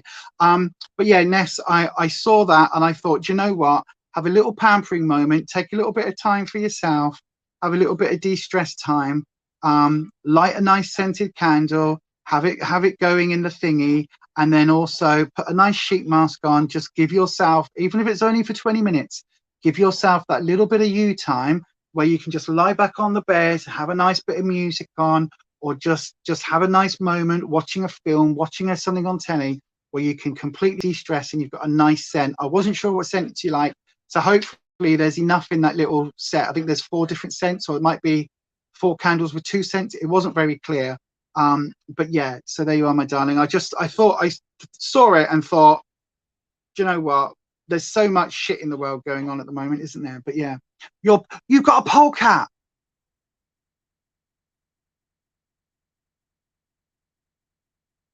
Wow, Kelly, that's amazing. Absolutely amazing. Absolutely amazing, amazing, amazing, amazing, amazing. Oh, yay. Well done, Ness. Yeah, so yeah, the Revolution Pro tend to be slightly higher quality, and it tends to be a little bit more pressed pigment focused rather than just eyeshadow. However, it doesn't say that it's a pressed pigment powder, but they tend to be a little bit more pigmented. Oh, they are all different scents. Oh, fantastic. I thought they were, but it had this weird thing on Amazon where it said, like, I don't know, vanilla and patchouli or lemon and lime. And it was like lemon and lime, vanilla and patchouli. And I didn't know whether it was like a blend of the two, but in the end, I was like, oh, I don't know, we just get that. How do you get so far away? I know, right? Polecats. But anyway, right, this is the technique. I'm going to show you. So, doing the eye, cross the eye, oh, just like that, you see? So just on the mobile lid, which, no mirror. That doesn't help, does it? No mirror. Yeah, as you always ignored the pro stuff as they're more expensive. They are, to be fair. But what I'm finding recently, if you notice, I haven't covered a lot of Revolution stuff recently on the channel because all the recent releases have been so hit or miss. Like I've swatched a couple in store, to be fair. I haven't used a lot, but I've swatched a couple in store and I've seen a lot of reviewers and they're basically like the Simpsons range. People are like, good packaging, crap palette. The Nightmare Before Christmas, I nearly said Nightmare on Elm Street, that range, again, cute packaging, crap palette. And I just don't believe that they are putting the same love and attention in because they've got another Simpsons release coming out, the 70s edition, which is like, you know, when you think of 70s, you think Simpsons, right?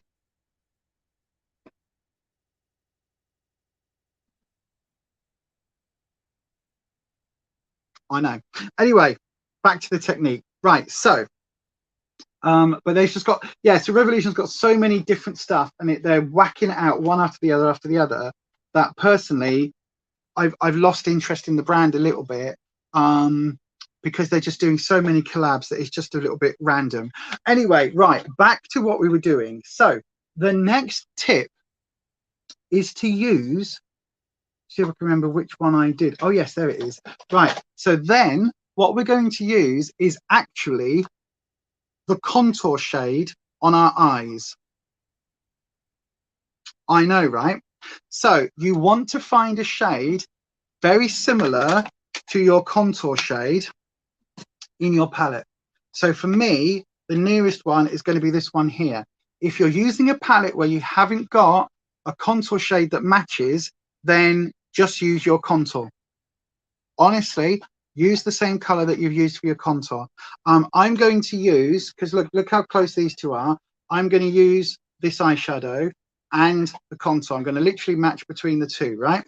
And then the technique that Wayne Goss recommends is going back to what Kelly was saying about the golden rule, no, golden measurements, golden key, golden dawn, golden eagle, gold, fox's gold bar biscuits, gold, I like gold. Gold, remember? Gold is so strange. No, whatever, right? I can't remember what it was. The golden ratio, thank you, brain, is we take from the outer edge, we take a card and we go to where our eyebrow ends. So where I've done the tape, I'm going to have to use a, what can I, hang on a sec. Hang on, put that on there and put that on there. So I've got a mirror. Right, if random things start happening like that's just turned off, never mind. It's because I now have that sat there. Right, so taking the contour, look, I can see my forehead lines a little bit clearer now. So what we're doing is placing this outside of the eye up to, and this is where a tissue works better, but you know, I haven't got a tissue on hand, up to the eyebrow. So that is what we're doing, right? And this technique is Wayne Goss's current technique for more mature skin, and I've adapted it ever so slightly in my looks on the last couple of days. So I've been testing this out before today, and this does work, and you can use more outrageous colors and everything, but this is the technique. So your contour color on your brush, and literally we go from the outside in, and we basically sweep it all the way in and all the way out, all the way in and all the way out. And that's literally what we're doing, right? So you can see now, if I take that away, we get a nice crisp edge, but we're going to put that back because we want that edge. And basically we're just taking it all the way over. And then it goes even more slightly bonkers, is we take it almost up to the eyebrow, right? And switch it backwards and forwards. Now, this is a little bit, this is quite pigmented, this palette. So I'm going to go back in with the blending brush and just slightly blend that out. So it's not too stupidly pigmented. But we are just going backwards and forwards with this contour shade. And, oh,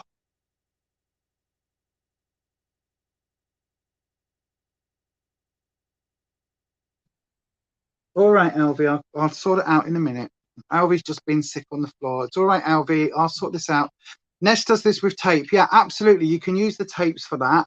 But this is the reason we're doing it, is it's the contour color that is the important thing, right? So you literally, you're taking it all across the eye. So you've got your shimmer to about 3/4 of the way, the contour color all the rest of the way. So again, line it up with the tail of the brow and all the way across, and you just keep going over, and we're taking it so it goes almost up to the brow on the outside edge and literally right up to there. So all the way up, I know, right? It sounds ridiculous. All the way up to just below the brow. Absolutely sounds totally bonkers, but this is what we're doing, right? All the way up, all the way out. If you want to, tap back in, go a little bit deeper on just that outside edge, just there, like so.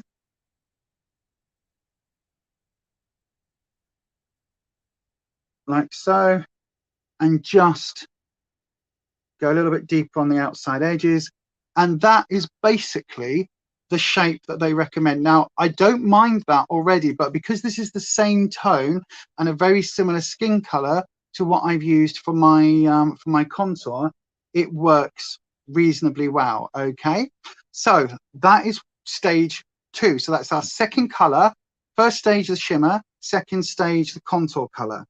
Then what you want to do is to go into your palette and find a deeper tone, right? Now this can be a color, so we might use a red, or we could use a brown, or we could use like even this pink.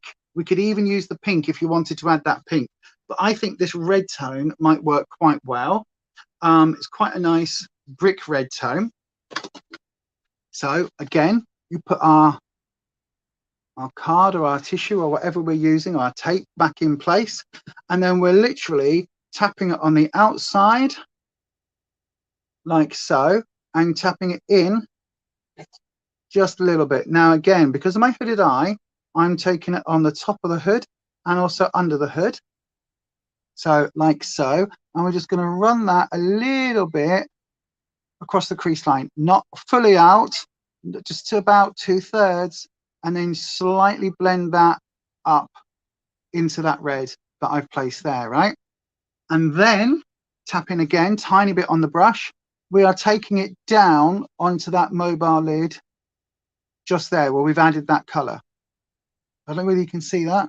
So we're just taking it down and then across.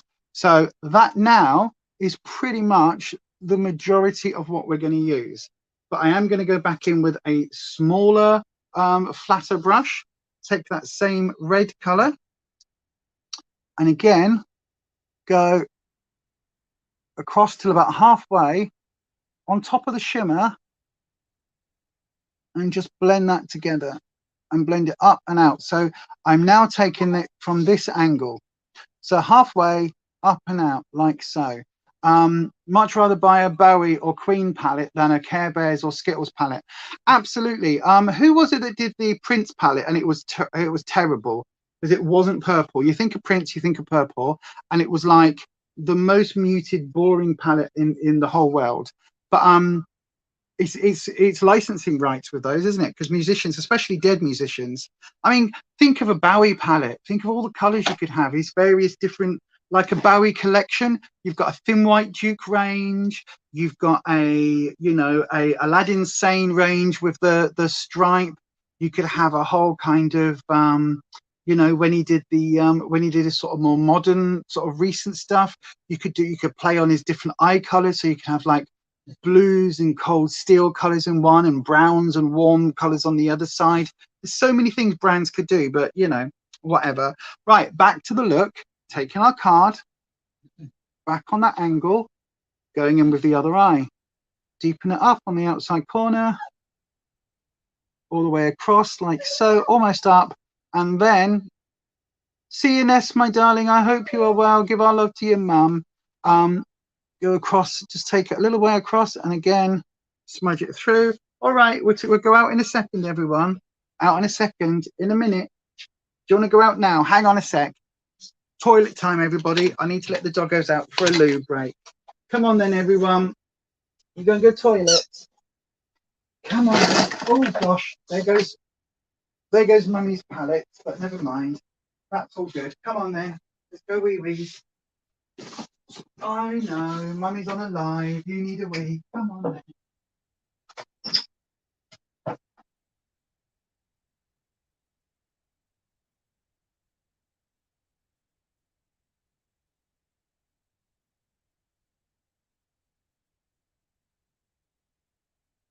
Oh, I'll leave the door open now. They can run in and out. That'll be good. Right. Oh, there goes the falling makeup. It's very warm today, isn't it? It's very warm. Oh, right then. So, yeah, let us know, Ness, how everything goes. Don't forget the rant group if you need that, my darling. But yeah, right then. Here we go. Here we go. What else have we got? What have we done so far? So again, bear in mind, I'm using quite a colourful colour. You could use just a muted brown, a darker brown, a slightly deeper tone than that contour colour. But because I like my colour, I don't mind going in with this bright red. So yeah, you can do a very more muted colour if you want. It's the technique rather than the colours necessarily. So all I'm going to do now is just go in with what's left on that brush and just to about 2/3 of the way in and just create that. So again, did I do the, no, I didn't quite do the angle, did I? So from halfway, blend up. And again, just tap that out. And that is basically the eye look. It's very, very, very simple. Very, very, very simple. Yay! In an hour's time, you finish work for 10 days. I know, because you've been working so hard today, Neat. I'm joking. You always work hard, my darling. So yeah, that is basically the look. Now, it's a shame that Ness is just gone, because there's also an issue that a lot of people have when they're talking about eyeshadows and eyeliners, is people have a real problem with liquid eyeliners or gel liners or things like that. So there is this other technique that you can use, right? So again, going back in with that same brush that I used on my brows, and basically taking the black from this palette. So a tiny bit on each side. Now I'm going to try and sit fairly close. There we go. If I can move fairly close to you. So we're going to close our eyes. I'm sorry, not quite fully close our eyes. We're going to keep our eyes looking down, and I'm going to basically push that black onto my lash line, right on the lash line. So can you see? It's like creating an eyeliner that is smudgeable, blendable, and entirely soft without it being a really super harsh line, but it's still creating enough of a line for it to be noticeable. Look at the difference. And then I'm going to just take that, because that's the line we've already got. We've got our shape. I'm just going to wing that out slightly to follow that line and take it just on that outer corner, just to create that wing.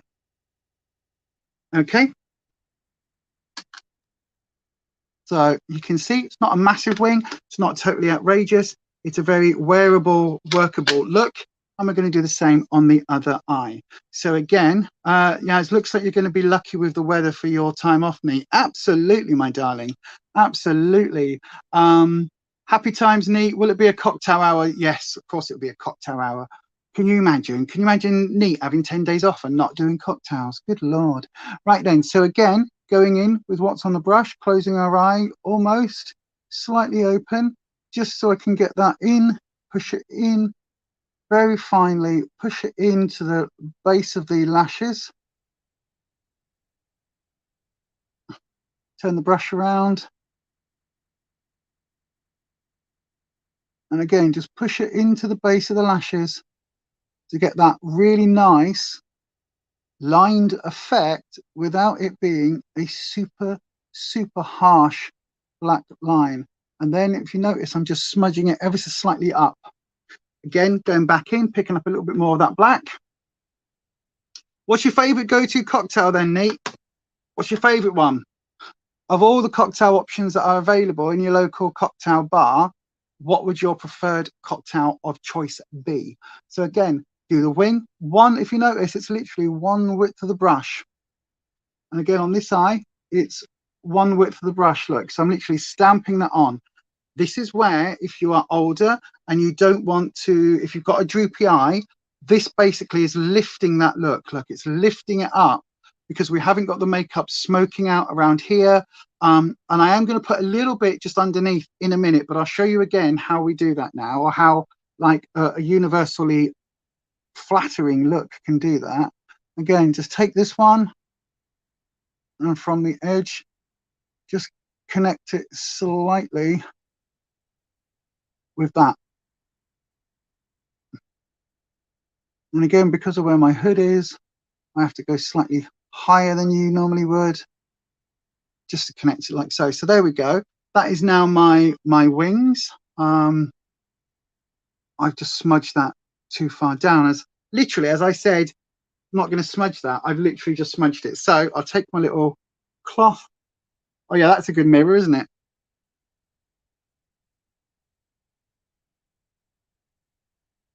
And just clean up. So that is basically what Wayne Goss recommends, and I have adapted it ever so slightly, and now I'm going in with those two shades again, the contour shade, same brush. I've cleaned it off, just make sure I cleaned it off actually, because I do forget sometimes. So the contour shade, and we are going to yeah, what's everybody's favorite cocktail? Lemon drop or margarita? I like a margarita. I'm not sure about lemon drop. I'm not sure about the lemons, but I'm taking that now across the eye. This is that contour shade. Again, it's quite deep contour shade. Is there any good mocktail ideas? Pina colada. Skinny Food Company, B&M Pina colada. It's just the flavoring without any alcohol in it. That in a bit of lemonade, or not lemonade, fizzy water. That in a bit of whatever. Yum, yum, yummity, yum, yum, yum, yum. Yum, yum, yum. Totally recommend that, Will. So then, again, taking it under the eye. It's that same contour shade. So we've got that continuity going on of the same color on the top of the eye. It's that same color we've got on the contour, even though it's a lot finer, more muted. It's that same shade all the way through. So it's universally, whatever color you have done for your contour that works for your skin tone, you are taking onto your eyes, and you are taking up, and you're taking underneath, right? Then, hello, hang on. Oh, there's somebody at the door. Stay there. Hang on.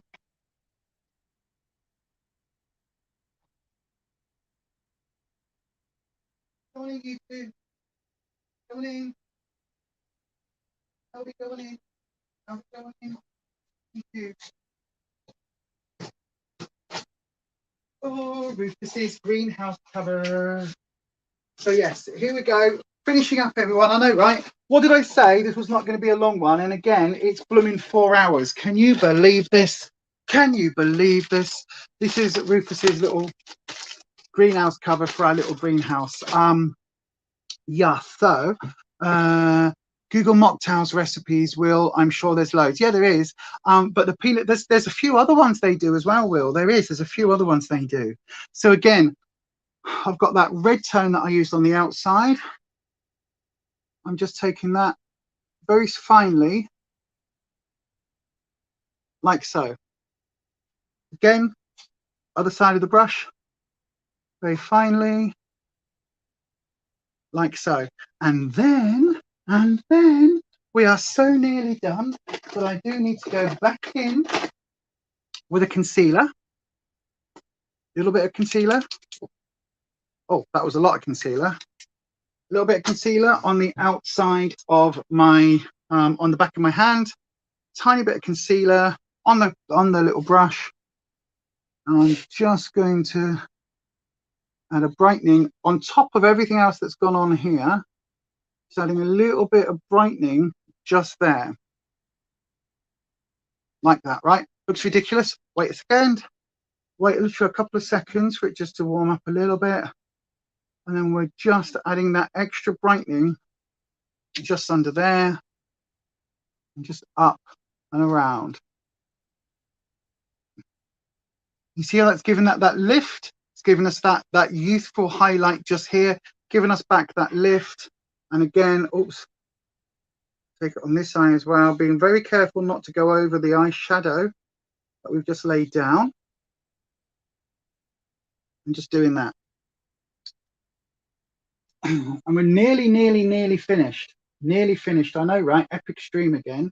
The fluffy or the flatter brush that we used, going into the shimmer color. Same shimmer that I've got on the lower lids on here. Taking that, tapping it off because we want very, very little on the brush. And we're just placing it just there. Oh, I tapped off everything. You don't want to tap off everything, Lise. You need a little bit. There we go. So tiny bit on the brush and just a little tiny bit just there. Tiny bit just there. And that is basically it. Oh no, hang on, sorry. Tiny bit in a corner. In a corner.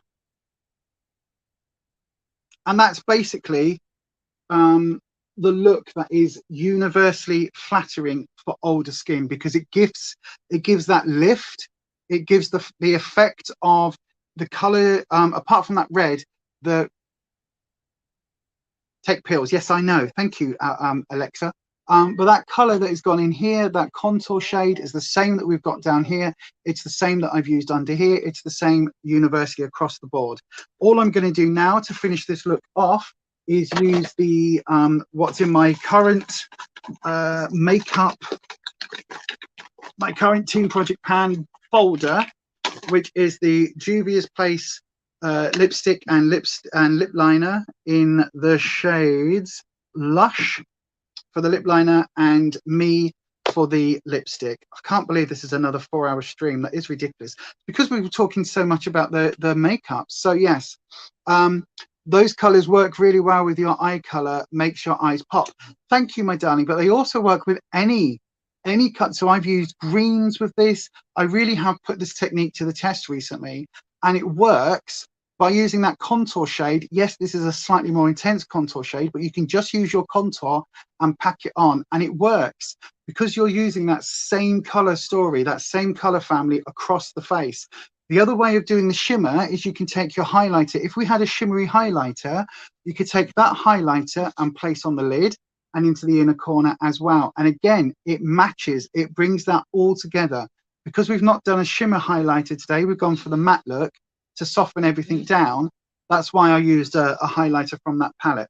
But lipstick, this is just using a slightly more brown nude tone.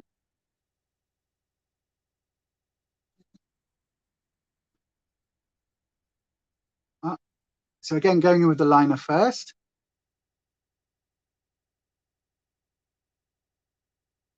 And again, as I age, I've got those fine lines around my lips. So what I have found is that if I don't use a liner, I've got to use a liquid lipstick because that's the only ones that will set in place. Any other bullet lipstick, satin formula, anything like that will blend into those lines and you'll get a little bit creeping up, which is a surefire way of aging you. So again, be very mindful of that. Again, as we age, our lips tend to thin a little bit. So if you are in your 50s or 60s or 70s, or even sometimes in your 40s, but if you are a little bit more mature in age, if your lips are starting to thin, overline them just a little bit. Also, there's a technique, which I'll show you in a second as well. So we're going to do all the techniques today for aging skin. And don't worry, I will put some of these in my mature beauty series that I'm working on at the moment. The first one of those will be coming up not Monday, Monday after. But here we go. So we just carry on with our lining. So I don't want to overline the outside of my lips, but I do want to overline slightly the middle to give it that plumping effect. So, and when I say overline, I'm literally just on the outside line of where my lips are, just ever so slightly on the outside line, and then going back onto my actual lip line for the sides, if that makes sense.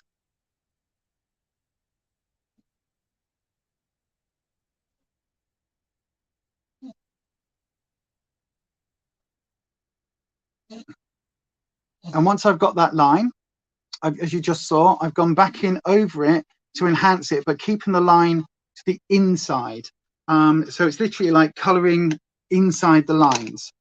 Then I'm using this lipstick. This is the one that I was trying to swatch on Rufus yesterday. So funny. I'll leave that in the video when I edit it. Again, because I've got a little bit of makeup on my lips, I've just given them a slight scrub.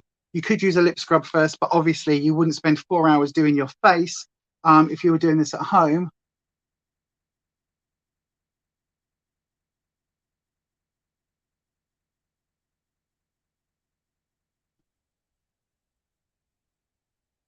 So there we go.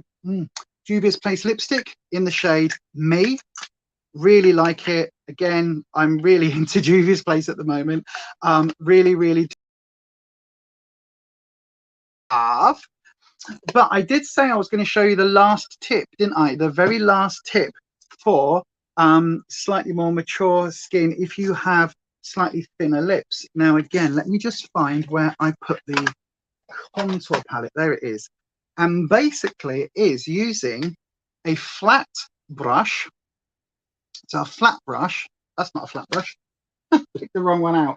Hang on. There it is. Tiny flat brush. This, if anyone's interested, is a Spectrum A16.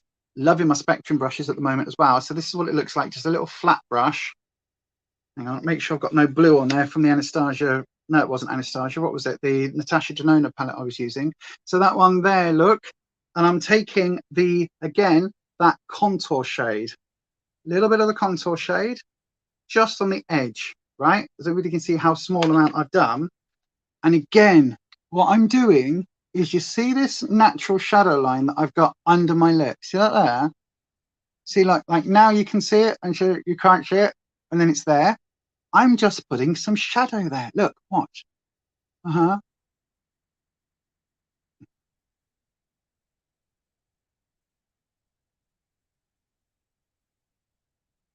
Little bit of shadow.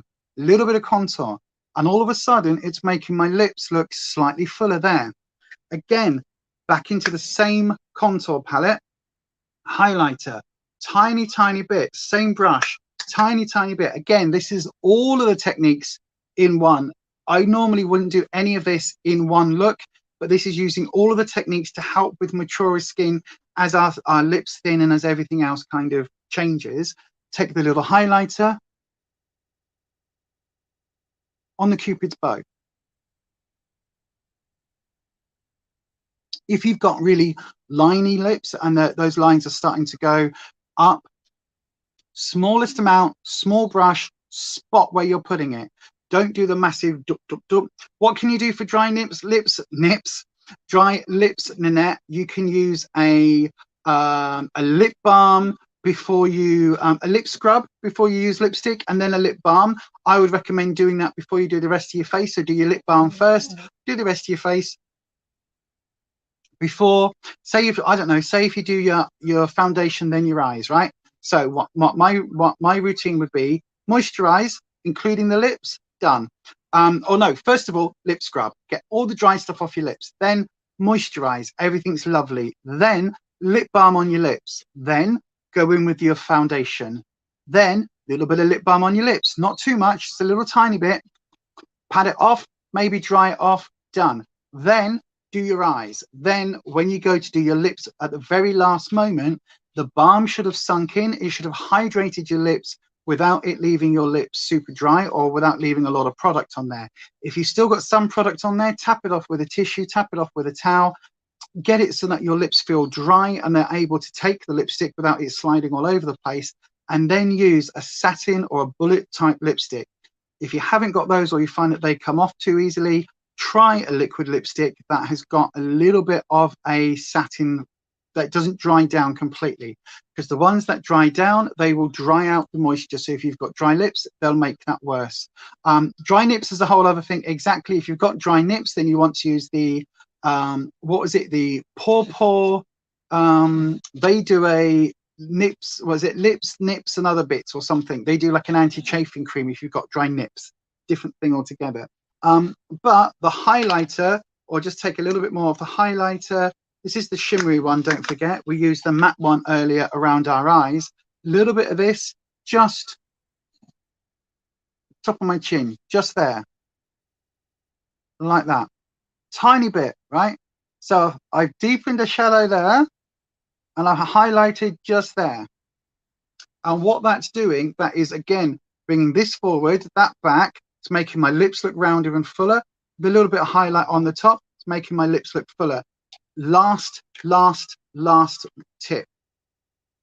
Flat brush, same flat brush as before. Lay your brush fairly flat on the highlighter, so you're picking up a small amount, but on, if you notice, right, so that's the brush, a small amount on the side of the brush, not on the tip, on the side, right?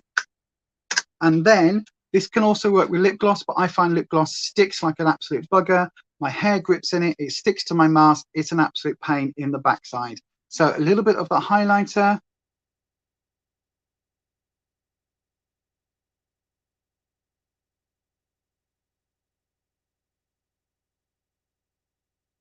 Just in the center, and then a tiny bit of that highlighter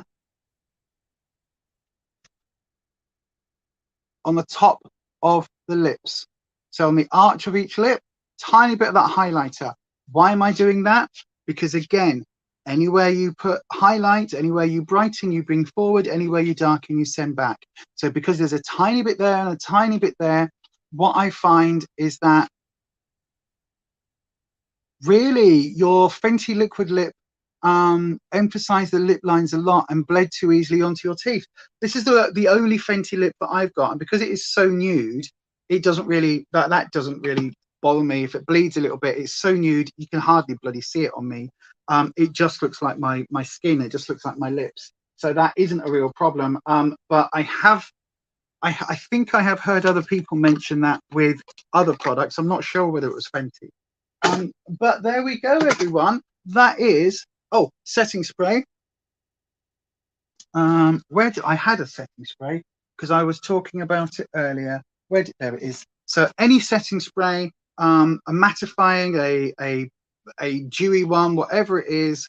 And then again, this one, nice formula. The Lacura ones that Neat sent me as my little care package for coming out of hospital, very, very, very splodgy spray, like a proper moment. This one, very fine spray. So what I'm going to do when this is nearly empty, once this is empty, I'm transferring that powder or that setting spray into this bottle. Again, little tip. And then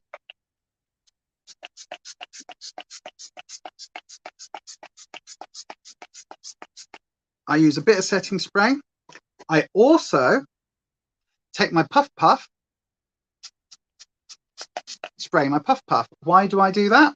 Because with my setting spray, I allow it to just blend the makeup in, but where I need a little bit of extra, I just place it on my forehead to help the makeup stay in place with those forehead lines. Again, normally I wouldn't be 4 hours into a makeup session. And again, on the cheeks, just to help blend all of that together. And then with a quick zhoosh of the hair, bring the hair back and forward. That is today's finished look. So there you go. Oh no, I haven't done any mascara. Oh my God. Oh my God. As if. Right. Bang, bang, lash. Bad girl bang. Whatever it's called. Bad girl bang. Oh my God. Wowza. Wowza, wowza, wowza, wowza, wowza. Any mister you've got that is really nice, use one of those. Any mister you've got. If you like a nice mist, just basically use that. But yeah, Bad Girl Bang. I would show you the MAC one, but I've misplaced it at the moment. But that is by far my favorite. Interestingly, that you managed to order the mini one. When I tried to order the mini one, it was out of stock. So it could be that you ordered the last one. But I'm going to, because we live in Leeds, we've got a MAC stall, a MAC stand in Harvey Nick. So I think I'm just going to go in and basically go, hello, could I please have either a freebie sample or have I got any MAC empties at the moment? I think I've only got 4 empties. I haven't got enough yet. But then I'm going to go in and get the thingy one. Yeah, so I am. You got it on ASOS when they had 20% off. That's annoying. I didn't know about that. Well, not that I shop on ASOS anyway, but yeah, you keep an old that one, Creed of Hungry Mist for when the mister is crap. But your best mister, I know, right? No, the best mister is Rufus. That is the best mister anybody can have. To be honest with you, like my mister is the best mister, and I will fight you all for it. Ooh, sorry, I can't talk while I'm doing my mascara.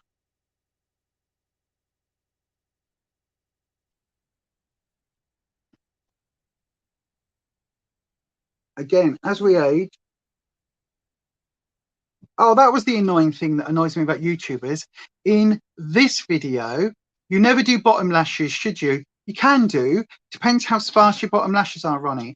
I will show you. I'm going to do my bottom lashes in just a second, because what I find is when I do that, I go click. I get a little bit of the mascara that fits. It's because I've just read Ed's comment that basically transfers onto my lower lash line anyway. So I always tend to do my lower lash line now. But what in Wayne Goss's video, where he basically did this technique for the first time, he then does this paid advertising where he's talking about this individual lash kind of process, and he says he's never going to use false lashes, banned false lashes ever again. And it was just this whole kind of thing where it was like, this video is really great, and then you're saying that if you are in your 40s, 50s, 60s, and 70s, you need to have these lash inserts. And I was like, no, you don't. Like, yes, our lashes do thin and they do get finer, but a good quality volumizing mascara can work absolutely amazing. It can absolutely work amazing. Kelly's just said it just there. Look, you always do the bottoms with the remainder from the top. Absolutely, absolutely. That is exactly what I'm going to do now. So basically, I dipped in for my second coat. So if you notice, I did this eye first, then this eye. So I'm going to go back to this eye for the second coat first. Again, just running it through the lashes. There's a little clump just there, which I will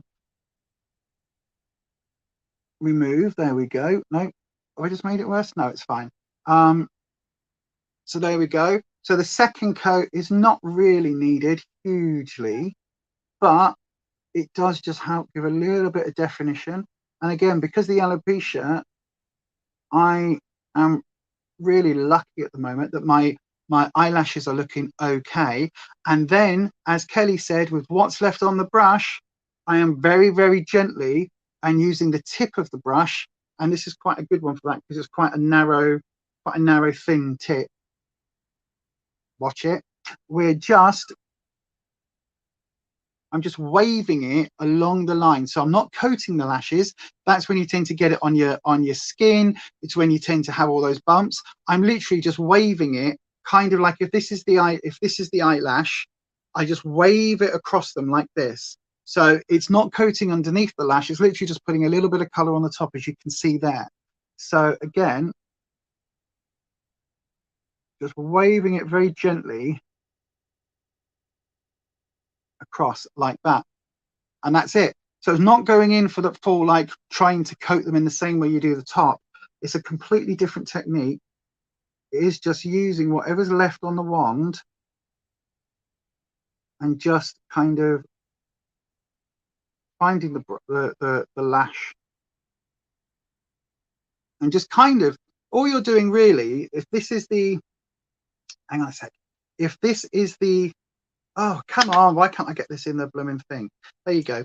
If these are the lash hairs, all you're doing is basically wiggling it across the top of the lash hairs like that, right? You're not coating them. You're not trying to coat them this way. You're not trying to apply it in the same way you do normal mascara. This is your lash hair. You're literally just running it across the top to give you enough of a definition so you've got it there, but you haven't gone full on, like, massively coated. Now, if you look on this eye here, this one here has clumped. So all I do is go in with my thumbnail underneath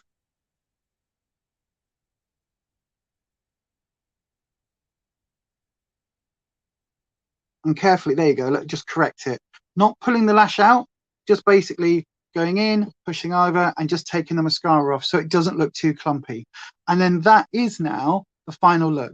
So that is today's finished makeup using as many techniques as I could find across the internet for mature beauty, for older skin, anything that I could find that was absolutely targeted at people in their 40s, 50s, 60s and 70s plus, anything that I could find from quality YouTubers that when I've tested it on myself didn't make me look A, washed out, or B, completely stupid, and also wasn't in the thing that annoys me the most about mature beauty YouTubers, it didn't make me look like a carbon copy of everyone else, like a bloody Stepford wife. And that is probably my number one thing that I find most annoying about mature beauty YouTubers. And that will definitely be in the first video for that series. And in fact, I am going to be doing a maybe a character where I use all of the techniques in all of the ways that all of those other beauty YouTubers do, and I do it as if I'm one of them. So yeah, that'll be coming up soon. You just Betty boop it on the bottom, neat. Boop boop badoop, boop boop badoop. That's another way. Yeah, so you just leave boop boop badoop, strook strook strook strook tap tap tap. But there you go, everyone. That is the finished look today. Hopefully you agree that, you know, it still looks quite put together. There are lots of different techniques going on. It's a full-on look, isn't it, just for nipping out to the shots. But also, like when I smile, I've still got the crinkles and wrinkles, but that highlighter isn't getting into them because it's a matte highlighter on the outside. The eyes are looking quite good, that little brightness. Again, if you like your color, you can add color on here like I've done the red. If you like more avant-garde colors, you can use like a neon, not a neon, like a lilac or some of those brighter color tones on the mobile lid, as long as you've got that shimmer there. So there you go, 4 hours, 20 minutes. What did I say about this being a 2-hour stream? It's because we got talking and because we used as many techniques as possible. But there you are, everyone. I am back.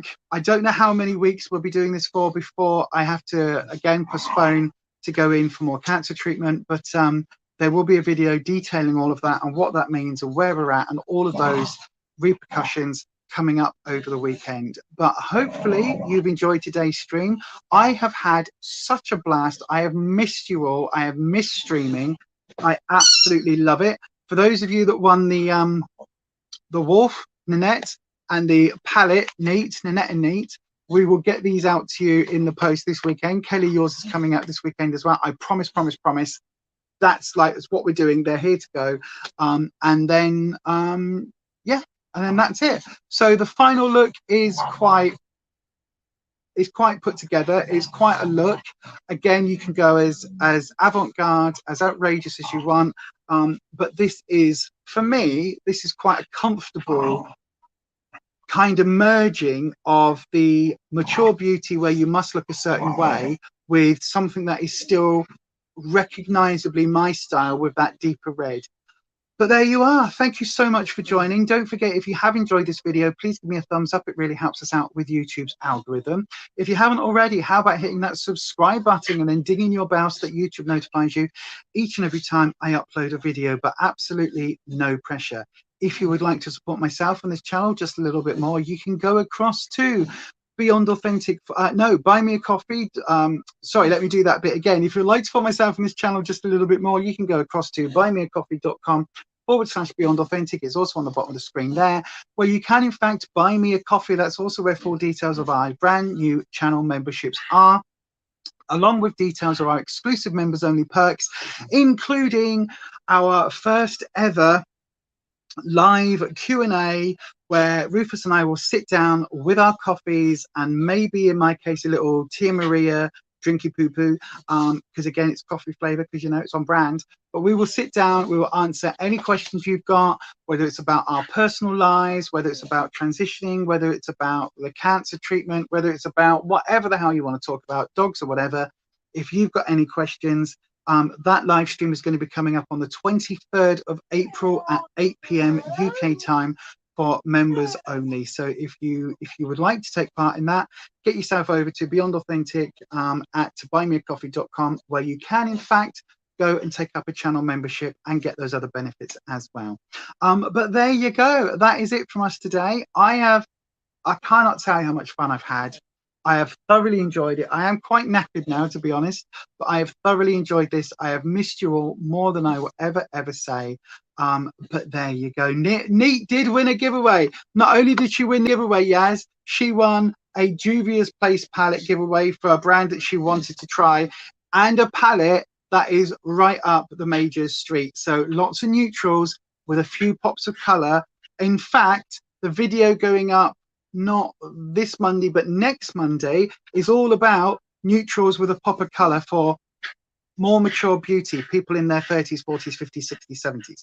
So it's about introducing that. So it'll be a perfect palette to use for that one, Neat. So I'll make sure it all goes out to you way before then. But there you are, everyone. Don't forget to join us on that there Instagram if you haven't already. The details are on the bottom of the screen just there. I have had so much fun, and I will see you all very, very soon. And as we always say now, our slightly revised version is stay you, stay true, because you know people generally these days are not worried about that there COVID, but stay you, stay true, stay authentic, and we will definitely see you on a stream very, very soon. And as we always say, take care. I will see you very, very soon. Bye bye.